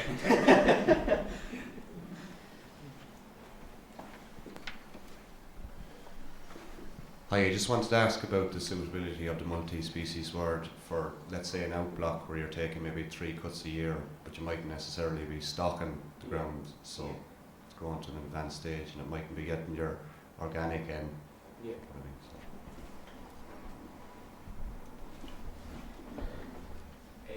Yeah, it works fine. But it works fine. But there's times when say chicory might go to stem when you leave it on that longer rotation. So I'd be a big advocate of diversification kind of across the system, across the farm as well as in the sward. So if I was going for something that was predominantly cutting, I'd probably go with red clover and grass or something like that. It's probably a bit easier to do that job with, if you know what I mean. Yeah. Anyone else? Can I ask a bit of a funny question? It's a combination for Melissa and her goat grazing on the Hill of Hope. I had kerries and I planted a small acreage of bog, which was planted on a drain and a mound system. And it was full of hairy grass. And theoretically I was supposed to go and clear all this with my nail scissors. And I talked to my local forester and he said, "Sure, you have kerries there, would you not throw them into that?" And I said, "But the little trees are about only 2 or 3 feet high and they will trample all the trees." And he said, "Not at all." And I threw in 7 bulls for the winter and they came out of it mud fat and they didn't damage one tree. So is there a place for grazing our kerries on the long acre? You know, a bit like our goat farmers. Melissa. Yeah, the first thing that probably worked for you, but I think under the grant system you're not allowed to put livestock into the forestry. You can clear the ground. It's besides the point. Those are the rules. I didn't make them up and I don't know how they arrived at it, but part of it was the forestry system and the funding was to take land out of production and they would view that as production. I think that's the reason behind it. But yes, there's this. It would clear the brambles. Yes. It would clear the gorse. It would create more biodiversity. Okay. Sorry. In the agroforestry system, Yeah. you can graze in. Yes. Yeah, not in the native woodland, but in the agroforestry you can graze. But it'll need about 8-10 years before the trees will be strong enough for cattle. You've got big trees at that stage. Yeah, And yeah. I think is talking about Sitka spruce probably, was it? Well, mainly it was mainly Sitka spruce, Yeah. yes. But I was just amused that the cows did not break one tree. Well behaved. They do like to scratch on them. A question regarding agroforestry. Have you looked at multi-species swards for growing in agroforestry systems? Not specifically, no. Because like alder will be very nitrogen fixing, like what would work Yeah. next to that kind of thing. I don't know. I suppose there's a small. You probably know more than me now. But there is a bit of a movement towards agroforestry. Different farmers looking into it themselves. So Yeah. I don't know how far away we are for large scale research on it though. What animals are you grazing on? The drum. Okay, I've one for Thomas. There's a few plants that you didn't mention. The bird's foot trefoil and the sandfern. Both legumes. The tannins in them, I believe, are methane suppression chemicals effectively. Where is there any research being done on developing them? Because I think the higher yielding, the lower the tannin level and the effect, etc. I just handed you. Yeah, I forgot to mention I kind of limited it at 6 species, but yeah, there's 14, 15 species, and there has been trials done with 8s and 8 species mixtures and 12, but so 6 is where you get the biggest benefit from going from 1 or 2 up to 6. And yeah, we have mixtures with those species in them. And there's trials going on at Moorpark, or have started at Moorpark last year, looking at bird's foot trefoil. There's plots of bird's foot trefoil and sandfoin, and looking at exactly that, the methane inhibition factor. The problem with those is it would be the implementation of them and how will they fit into a rotational grazing system. So how are we going to get? We can grow those species and grow those crops, but what are they, a supplement, or I don't know, will they be able to be grazed in the field? Do you know? Just on that, with gene editing and things like that, I know maybe it's going a step too far and people are not comfortable, but just academically, does that open up the possibility of that type of development down the road? Yeah, I suppose if you could isolate you'll find what's there, and I suppose it goes. I didn't mention it, but it's well, like what you guys are doing with the animals. You're preserving certain traits for use down the road whenever those challenges might come. And if you think about the plantain there, that's one, the nitrate leaching, and that was kind of stumbled upon. An observation in the field. They were doing a completely different trial, and they noticed there was less urine patches in the plantain field than there was in the grass field. So they did a bit of digging into that. So what's in chicory, what's in bird's foot trefoil, what's in all these other species that might be of use to us? Maybe not today or tomorrow, but longer term, if we kind of gene editing and things like that do come in and do become acceptable, then we have those tools there to use them. Any more? Oh, sorry, here we go. I was just wondering, is there funding available for PhD research? There would be, from there is plenty. Science Foundation Ireland, the Government Department of Agriculture, I'm not the man to give it out though. No, I was just curious to know, there's obviously so much scope, and I was just wondering, if you come up with a basic degree, can you specialise easily in research? Yeah, like I would have come straight out of my undergrad, didn't need a master's to do my PhD. Teagasc have a good wide range of offerings for their Was Fellow scheme, and the multi-species stuff has just exploded. I'm kind of jealous of what's available now. Yeah. When I signed up, there was one project, but now there's the full spectrum. Animal production to your methane production, all that kind of stuff. It's massive, Thank you to Matt and Thomas for your great presentations there. Interesting, Matt, you mentioned the traditional calving date, which is influenced by the peak growth rate of perennial ryegrass matching the peak lactation of the cows in the traditional system. My question for yourself and perhaps Thomas, is it time that we maybe revise our calving date to match the peak production system in a multi-species sward, if that was the predominant sward that dairy animals were being farmed upon? I don't think it's going to make much of a difference, but like as Thomas said, that you need a mixture. It's not just one recipe in every field, and you will learn how to manage them. But I think we're looking at maybe a week at most, maybe 10 days at the outside, that you might delay your calving and pick up the benefits in mid-season and late season when we get that midsummer dip in the ryegrass.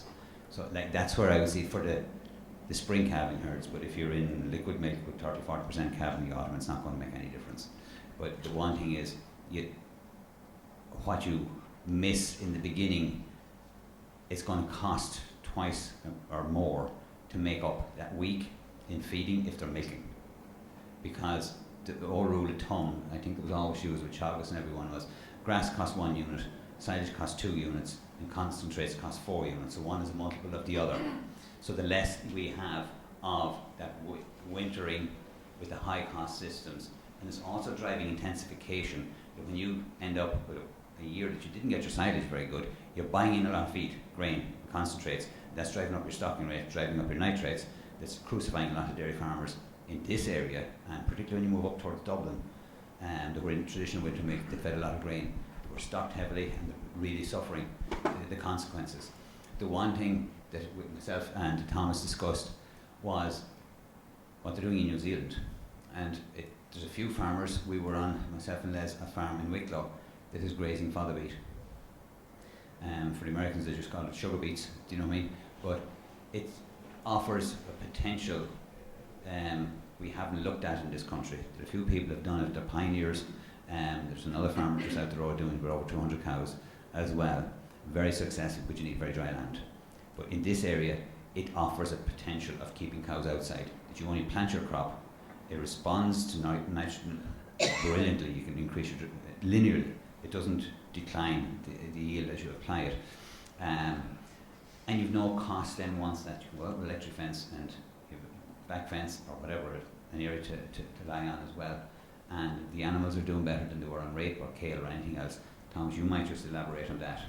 Yeah, just on the the spring calving date and that for the system, that was one of the drawbacks they had in the trial in Johnstown Castle, where they had them on, the cows were on 100% perennial ryegrass, there was 100% ryegrass or ryegrass white clover, and they had a deficit in, or they missed, they were delayed getting out for the first rotation on the multi-species farmlet because there wasn't enough grass built up over the winter. So that's where your balance comes in. They had to feed more silage, all the cost of that incurs. So yeah, it's more diversification. Horses for courses, like, you know, so it'll do a job at certain times of the year, but we still need grass. We might need other crops as well. Yeah. I'll take one more question and then we'll break for lunch.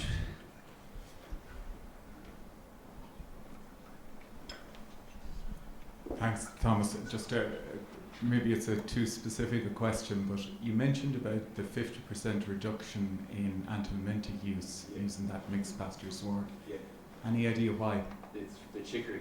So there's anthelmintic. I'm not sure the names now of these things, but there's anthelmintic properties in chicory.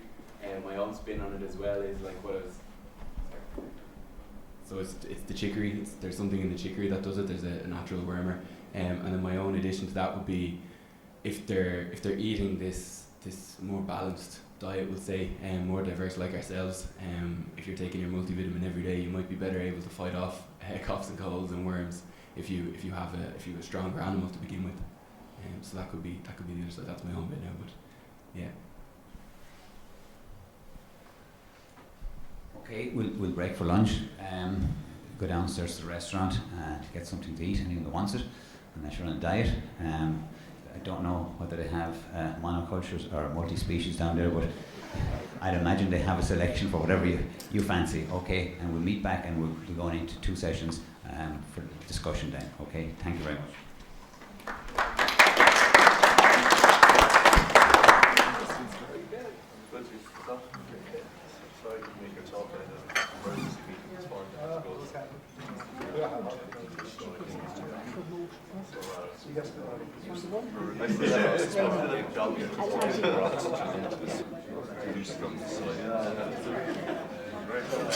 Facilitating it. A common problem across all breeders was the risk of loss of type within breeds and across breeds. We had Elizabeth speaking on behalf of Irish draft breeders and the loss of type. Not quite replicated in maybe the Roscommon sheep. Sandra spoke of that, but maybe it's a reclamation of type is the problem there.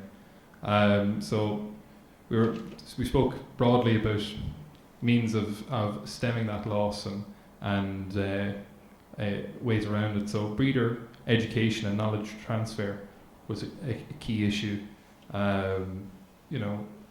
Also maybe education and knowledge transfer with those in charge of herd books, impartiality of classification and trusting the farmer, trusting the breeder in their breeding decision.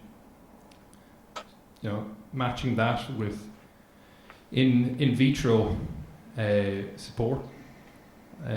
So cryopreservation both of reproductive cells, semen and eggs and embryos, but also Philip educated us with regards to skin tissue samples. So this gives us an opportunity to preserve an animal for future cloning efforts. It sounds like something out of Jurassic Park, but Philip was able to tell us that it's been quite successful, especially in the case of a gelded horse that can be brought back post-cloning as a functional stallion or a colt. So that would be rather incredible. So we spoke about that and the importance of hypothetically repatriation of lost bloodlines as well. So some of our breeds are incredibly rare, but the likes of the Dexter is an international breed, and some of our breeds are between Ireland and the UK. So we might have to see a day that we might have to look at the opportunity to repatriate some bloodlines. So herd books would have to be prepared to take that on board, and breeding societies also. So that was, I think, most of our learnings upstairs. So. Well, I think you've hit on a few things that we did, and I think the knowledge and the transfer is probably the commonality right across the board, and it was what we set out here when we got the idea of this conference, was to bring in people that really knew what they were talking about, with a worldwide view, and that's happened. And I think the transfer has started here, but it's not going to go the next step if we don't do something about it. I know each of you will bring a certain amount back to your organisations, your breed societies and herd books, stud books or whatever, but you might be a minority voice due to tradition, you know, people that they have a preconceived idea about what they're doing, and as far as they're concerned, and they've always been told they're right, and someone to come along and then say maybe you're not right, and you're just an ordinary lay person like us, it's difficult to make progress.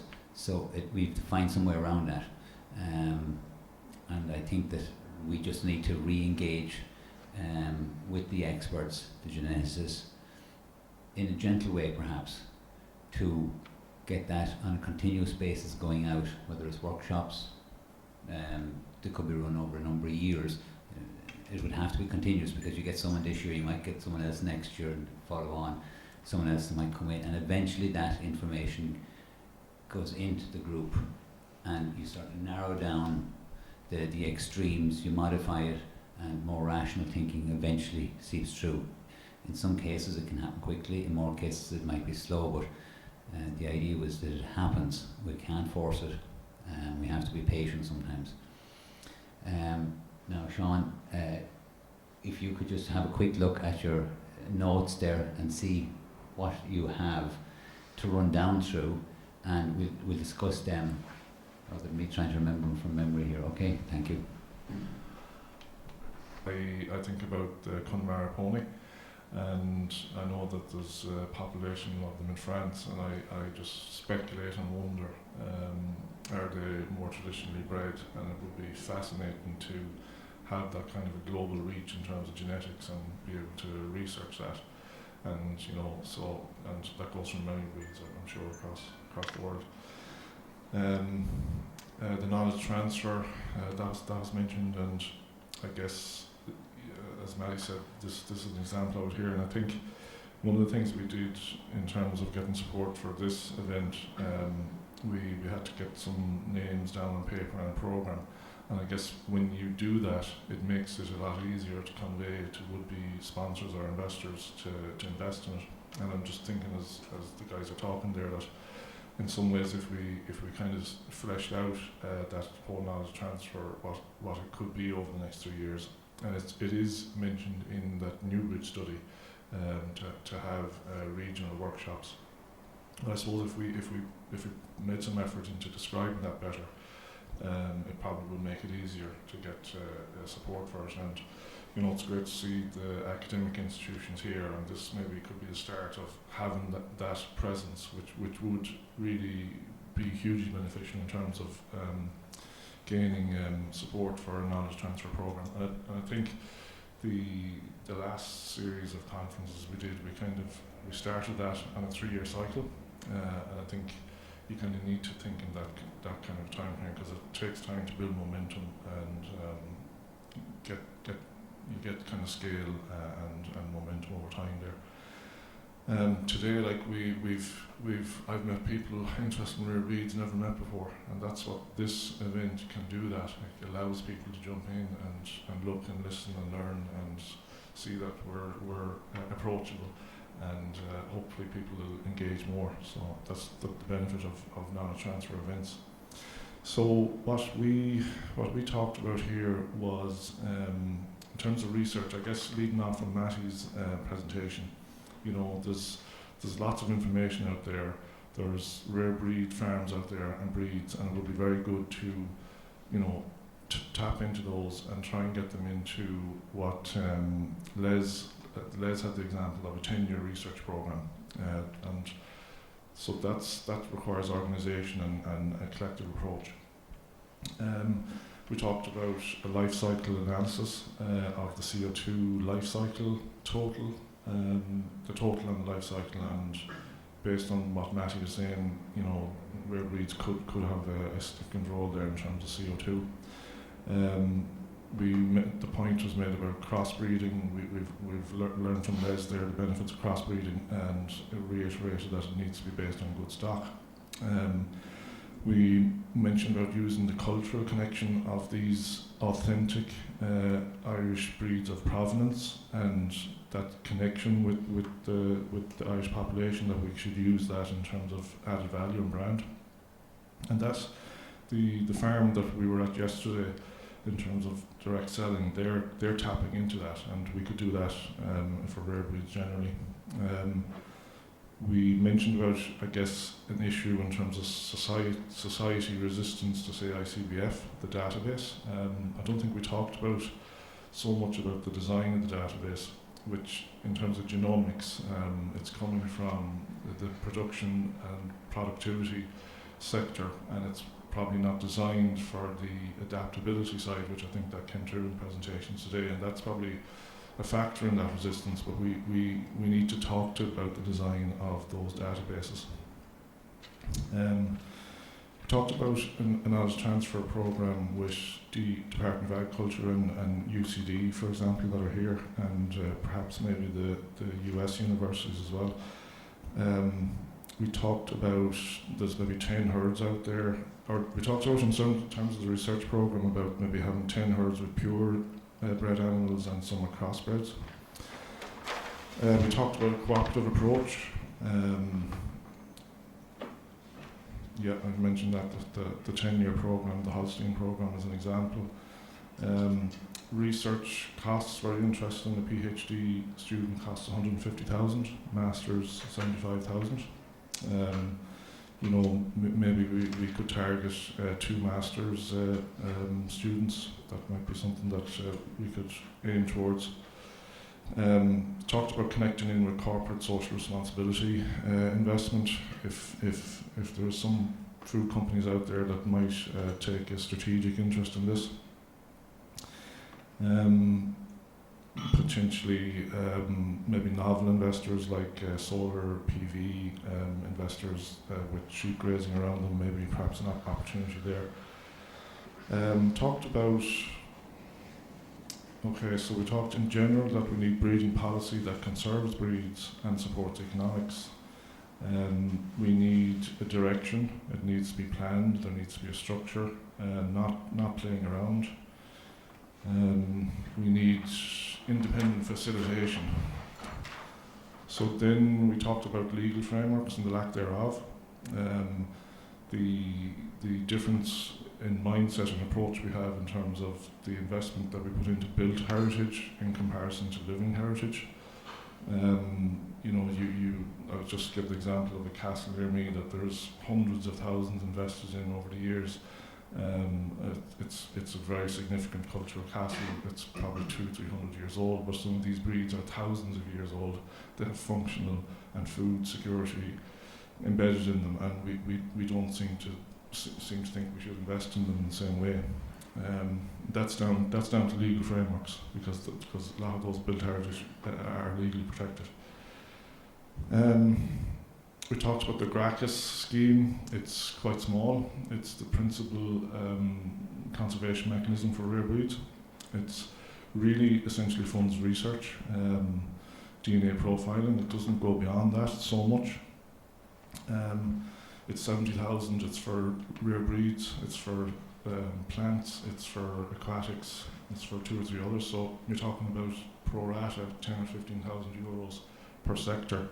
So it's very small. It's very small, and it's arguably kind of a tick box in terms of meeting European requirements. But the investment is so small that it's limited in what it can do. Now, having said that, it's been a staple diet for us over the years, and has been. I think it has. If you were to do a study on its effectiveness in terms of investment, I think it has been very, very effective in terms of conserving rare breeds in Ireland.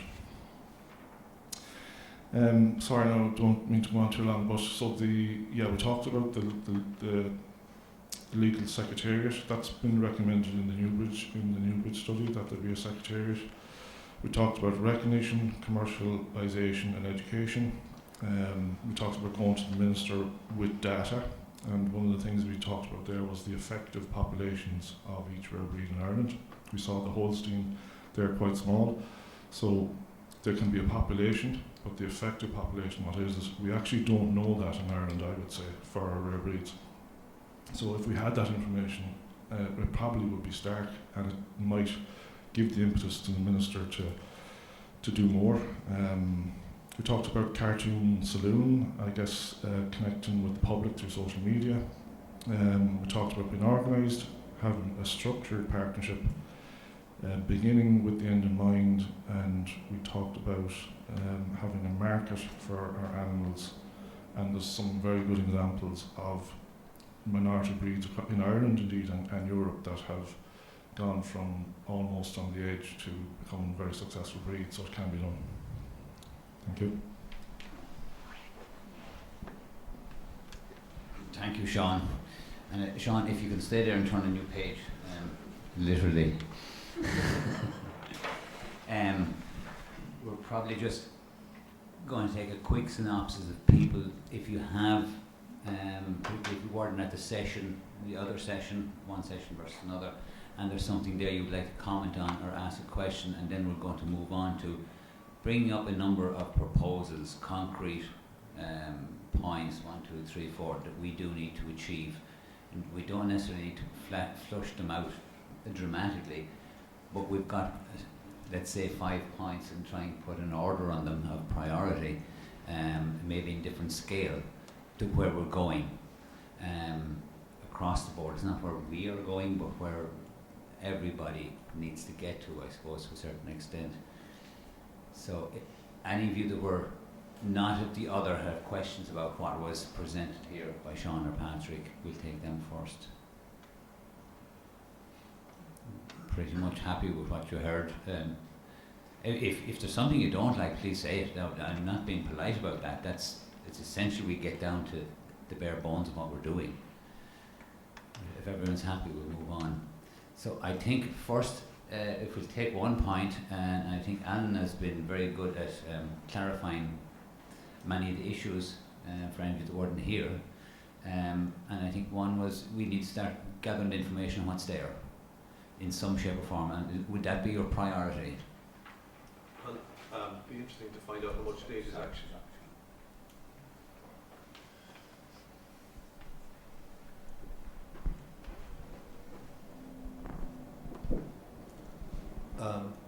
So I was thinking that there are herds out there across the different rare breeds doing various different things, but again, I'm an outsider here in terms of rare breeds, but we often hear just anecdotal evidence or one person telling their story, which is fine, there's nothing wrong with that, but I think it's, you take a particular breed, you get those breeders together and share whatever data they do have together. For example, now dairy is my background, so I know better there.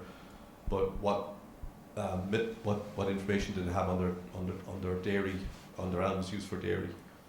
If they don't have information, that's also good to know. For example, are they doing any milk recording? So do they, and if they are, could we use that information? Because I think you need it in a number of areas. One is that if you're trying to encourage, we'll call them mainstream farmers to accept some of these animals into their herd or to use crossbreed with them, they'll want to know that information because that's what they're dealing with anyway when they're deciding what cows they're going to buy. Second of all, it would be interesting to know that, again, we talked about it's kind of moving into legislation, but the various ministers, everybody's looking for money from them. We don't have recognition for rare breeds, so that's another step to do. If we have information about how good these animals are or what potential uses they are, part of that might be just simple farm information. How much is a Kerry cow milk? how much of whatever the kind of cow milks, what's the, in terms of meat yields, etc. We actually have that data that actually supports it. These aren't just expensive pets. These actually have an opportunity to contribute to the national herd and to society, etc. So, and also as well, I mean, you can very quickly, once you have that information, you can start doing carbon footprint analysis, which is important now. You can start doing an economic analysis to see, well, are these animals viable or not? And if so, under what type of system? You know, you talked about how you feed your cattle and grazing, etc. So you could very quickly, once you have that information, you can use them in lots of different ways. But I suppose we first of all have to find out how much data is there that we can make use of. And if there isn't a lot of data there, then that would inform potentially, if you did get funding, where it should go, and that should be encouraging members to actually gather information on their animals, because you would need that for a breed improvement program anyway. It would help inform breeding policy. It would help encourage non-rare breed farmers to incorporate rare breeds into their herds, etc. So.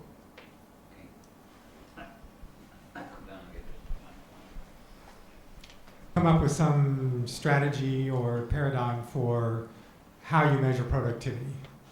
So figure out what you're going to do. You know, milk per cow, milk per acre, milk per unit feed.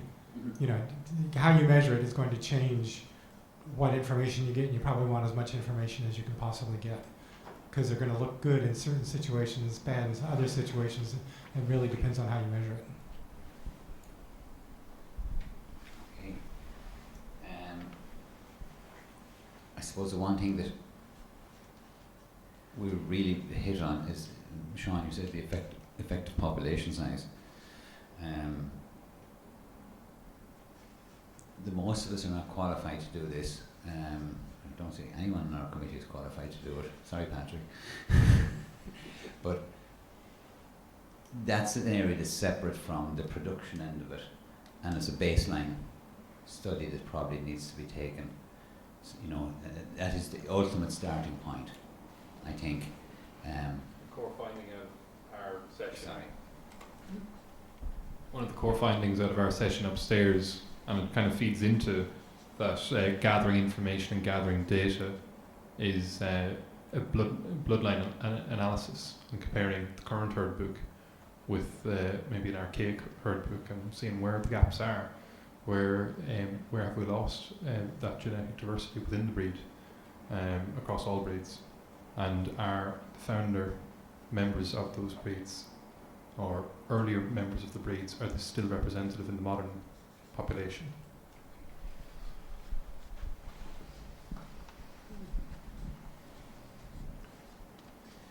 So that is our, I suppose, the baseline, and then moving on to gather information on what type of animals they are. But when we get that data, Patrick, there's the issue of good, bad, or indifferent. Someone is not going to be pleased. Do you know what I mean? But the facts are better than not having the facts, because if you don't have the facts, nothing can be done. If it's on a slide, somebody might try to do something about it. And I think that would be the case, or is inevitably the case in small populations. It'll happen naturally. You get that drift, do you know what I mean, or fashions, etc. Create problems. Needs to be dealt with. The one thing I suppose then is, for all of our endeavours to succeed, we do need PR. Do you know what I mean? Whether that's directed to the Department of Agriculture, to the ministers, to the media, to the social media, and within our own groups. I think we probably do need to look at that, because there's no point in having it in a book or two people have the information. We need to get it out there, whatever that is, preferably a two-way street with that information. Moving on from that then, you know, building a structure, maybe within ourselves and within the partnerships that can be formed. And I'm going to use the most ridiculous example. You haven't any children yet, have you? No. Okay. But if you have an 8-year-old at home and they are doing something in school, like I say, or who was it said that they were not eating the beef? It was Alan. Okay. It's a classic example. There's a transfer of information. Like, most people are not going to think of the transfer of information from 8-year-olds back into our group, but it's happened here. That we need that end of it, as well as we need how we're going to deal with our public representatives and the pressure points. And let's call them pressure points. That's what they are. We need that 8-year-olds' input coming in as part of that system to build the pressure, the momentum, public support for action to be taken. Because if not, it's very easy that these guys will go away, I'm busy. And these guys, in fairness, the minister is always busy, you know, and so are the people in the Department of Agriculture or any other important position that's making decisions. So we do need to have that, and we need to bring people in that are perhaps not like me, that have a broken phone, I can't see the screen properly, I broke my glasses this morning, and I can't read it even, if I had. Right up to how Sean here has probably got a very good network of people, professional people in official positions, to start building a database and how we incorporate all that together to get that information flowing. Next thing then is... Sorry, Matt, can I add one thing to that? Yes. I think it is... I think it's helpful at that stage, though, to have a good, clear idea and agenda what you want. You know, and that's probably the starting point in terms of where's the goals, and setting that out, because then you can go with your ask in terms of when you're clear of what you want to go or the direction you want to go in or what you want to try and achieve. Yeah. It's a lot easier go then than a big white piece of paper. So I think that's probably the start. Okay, I suppose the simple one there, Sean, is clear goals. And what are they right across the board? And I think starting with population, effective population, and moving up along, we need to write them down, and what it means, and whether we have the effective skills within our own groups, and where there's a shortfall, and in most areas there's going to be considerable shortfall, the partnership to fill those gaps and build to achieve them goals.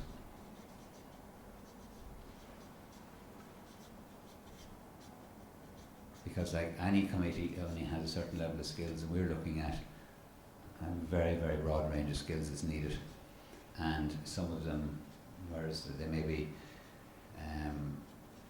easily got, many of them will, to get quality, particularly when it comes to what we're talking about. Like we could get speakers to talk about cattle breeding anywhere.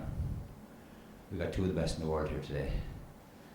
And it would be a crime for us not to use them efficiently and effectively in the future, you know. And we need to do the same with whoever's been brought in on any project to be developed. We get the right people wherever we have to go for. It's not about getting our friends, even though I think what's happened is they've become our friends, you know. So it's nice. I suppose then, to be clear in our PR, and I think it's obvious we have a connection with our breeds and the environment. There's no mistake about that. They may vary, but it is very, very clear. Like Clodagh sheep and the goats are quite different than the horses and the ponies, the dairy cattle or the beef cattle. There's a big variety, but they all fill a niche. So we do need to, what have you written down? The PR. To get those messages clear.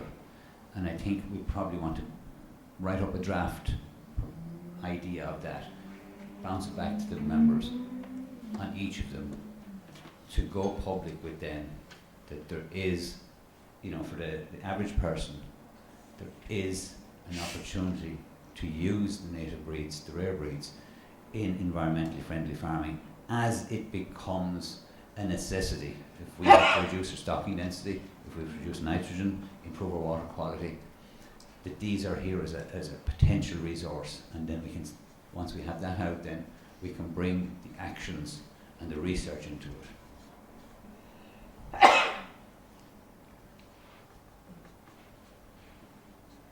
Are you all getting tired? And be honest. No. No?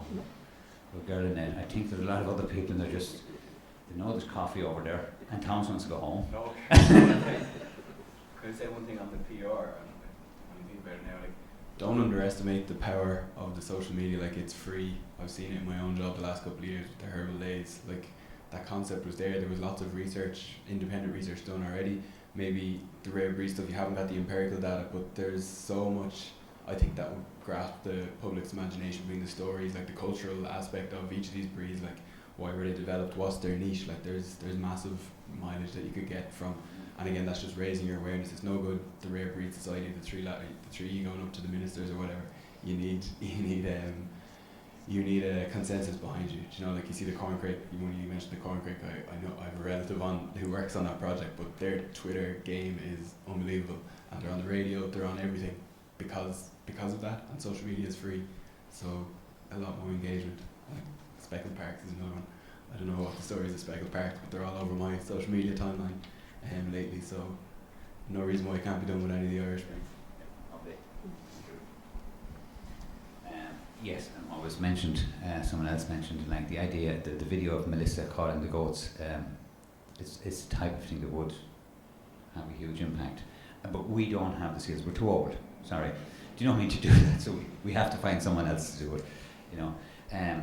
The one thing I suppose to ask you, and this is not putting pressure on you, okay, but you know, there's symbiotic relationship with you and us, or the potential.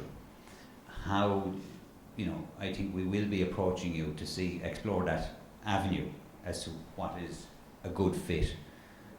What do you think of that? I'm only throwing it to you, and I know you're not ready for it. Yeah, I see Kevin O'Hannon's name is out there, and he'd be a big advocate, I suppose, of what you're in the three-way crosses and things like that. I don't know if you got somebody like him. I don't want to call him an influencer, but if you got someone like him to trial some Driven genetics and just had that there, it's another little things like that. You know, you'd be surprised at how they can take off.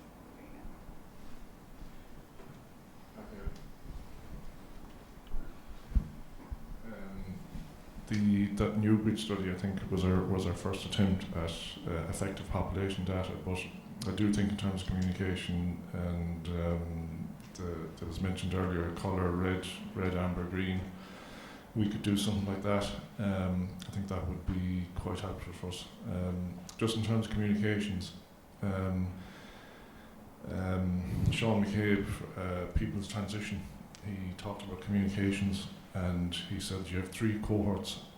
Your internal organisation, sometimes that can be a challenge, just keep your internal organisation well communicated with. You have the general public, and he also identified key decision makers and politicians. And for us, you're talking from MEPs, TDs, senators, local councillors, all have an interest in this. And when you start to think about that, it's a lot of work to maintain good communications with them. But that's what's needed. The other thing, just in terms of trying to map communications with rare breeds, is that it's rare breeds and people, rare breeds and societies. So if you look at the Department of Agriculture, rare breeds spans across several sections of the department. It's quite a lot of different people, actually.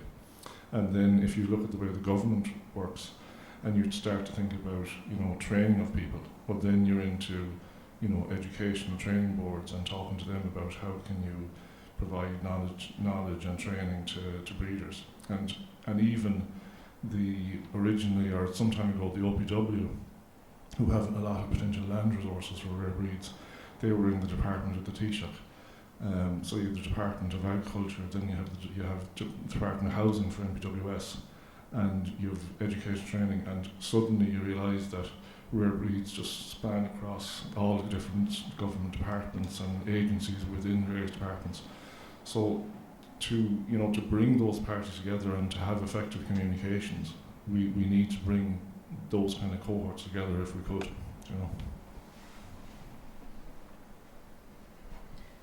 Okay, I know everybody's waiting, and at this stage I think we'll proceed to wrap up. And don't run away, because we want to get some photographs, please. of people here with our speakers and guests. But at this stage, I would just like to thank everybody for coming. And again, I would like to thank our speakers, Phil and Les and Thomas in particular, and speakers last night, Melissa and William. It's been wonderful to actually sit back and listen to you all. And I think I speak for everybody that you went above and beyond the call. You've travelled here just basically for the fun of it. You're not getting anything out of it other than that. And I think if they really do need a big round of applause for that.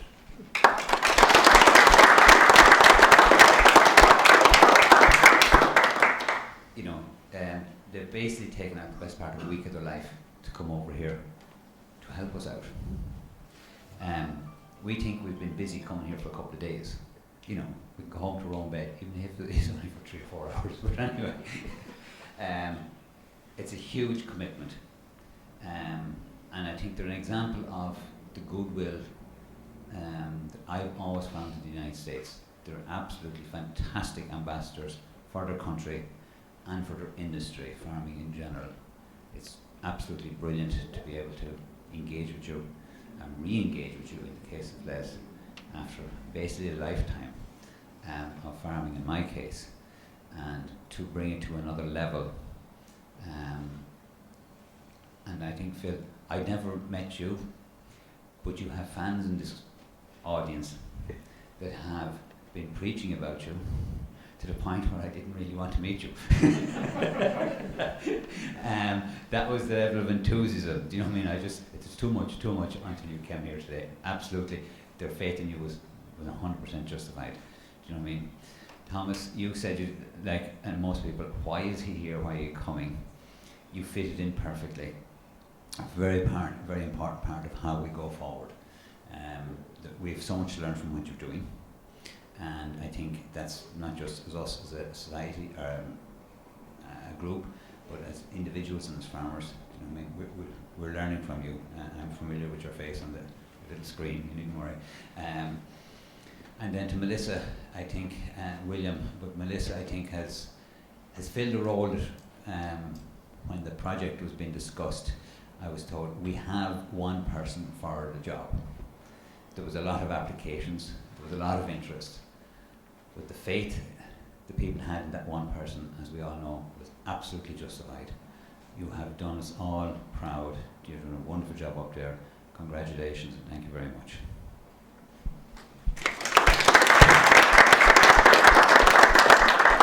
I know I'm saying thank you to William and he's gone, but I've only got to know William in the last few years over in Connemara National Park, and he's a gentleman. That's the first thing you have to say about him. He is so approachable. He has, under the radar, just gone and got the work done, and is bringing everybody with him. And if we just had more people like him around the country, we'd be so much better off.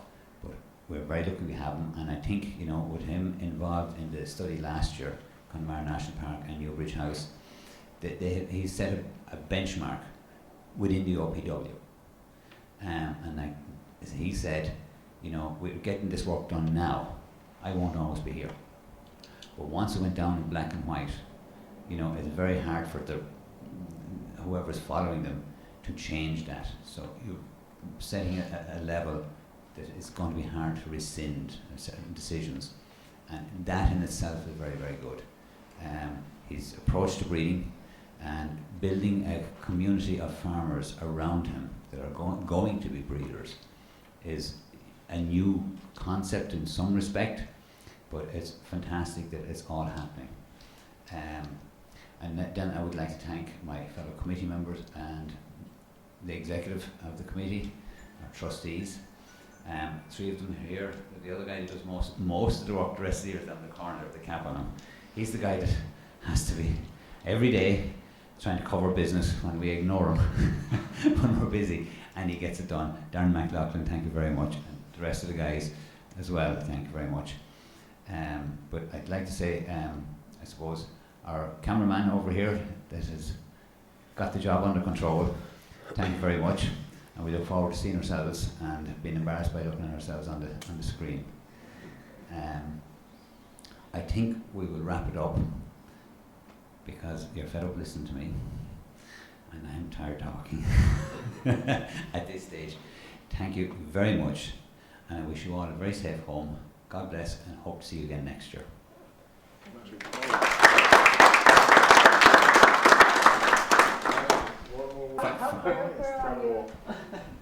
Where is your phone? That's where I live. I don't think you put the air code on the sheet. The security people wouldn't allow it to go on actually. You're afraid of it? Yeah. Kidnapped? I think so, yeah. It's An address. the address is Rattleshrock. See? The easiest way to find it is go out the N80 until you come to Ballykeely House, about 10 miles, Yes, yeah. and take a left at the hotel entrance. Yeah. And I'm down there, and we'll have one of the big signs at the gate on the right hand side, about half a mile down there. But my air code is R93, for those that use, I know you don't, R93 RY86.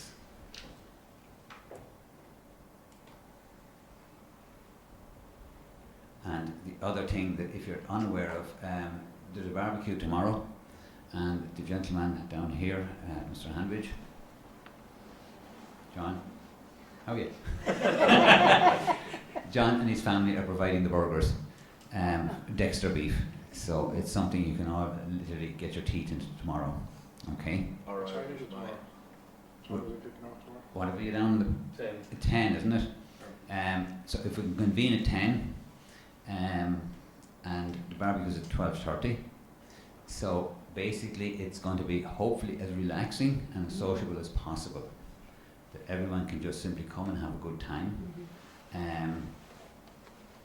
Nosy around, have a look, see what you see, and hopefully enjoy it. And hopefully it doesn't rain. But you'll be very, very welcome. We look forward to having you all, each and every one of you. You know, and if you're hesitant about coming, don't be hesitant. Our house, we actually don't lock our back door, by the way, because that's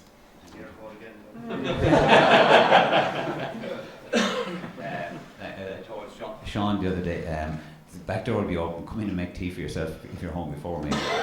And that's what was happening. So we really would like you all to come. It would be a privilege and a pleasure to have you all there. So, okay, that's it for now. Thank you very much.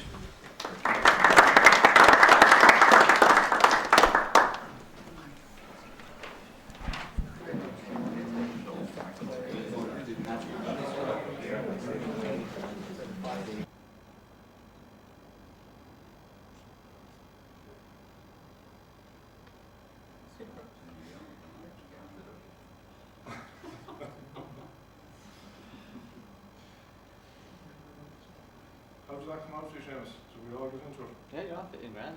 Okay, It's really enough. Now, the speakers, please, just on their own here. Thank you very much. Thank you. You had the monsters, yeah? Okay, I'm heading to Grammar. Oh, Okay, probably. guys, look at me there, Tom. Very good. We've had that discussion.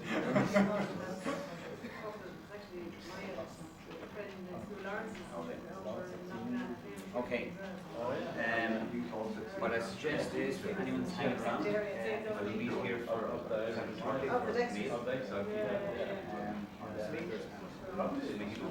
That has to be another point to be acknowledged. That's happened, like, part-time farming and that, that's what people are looking for. Oh, thank you very much, you're very good. Yeah, no, it's, you know,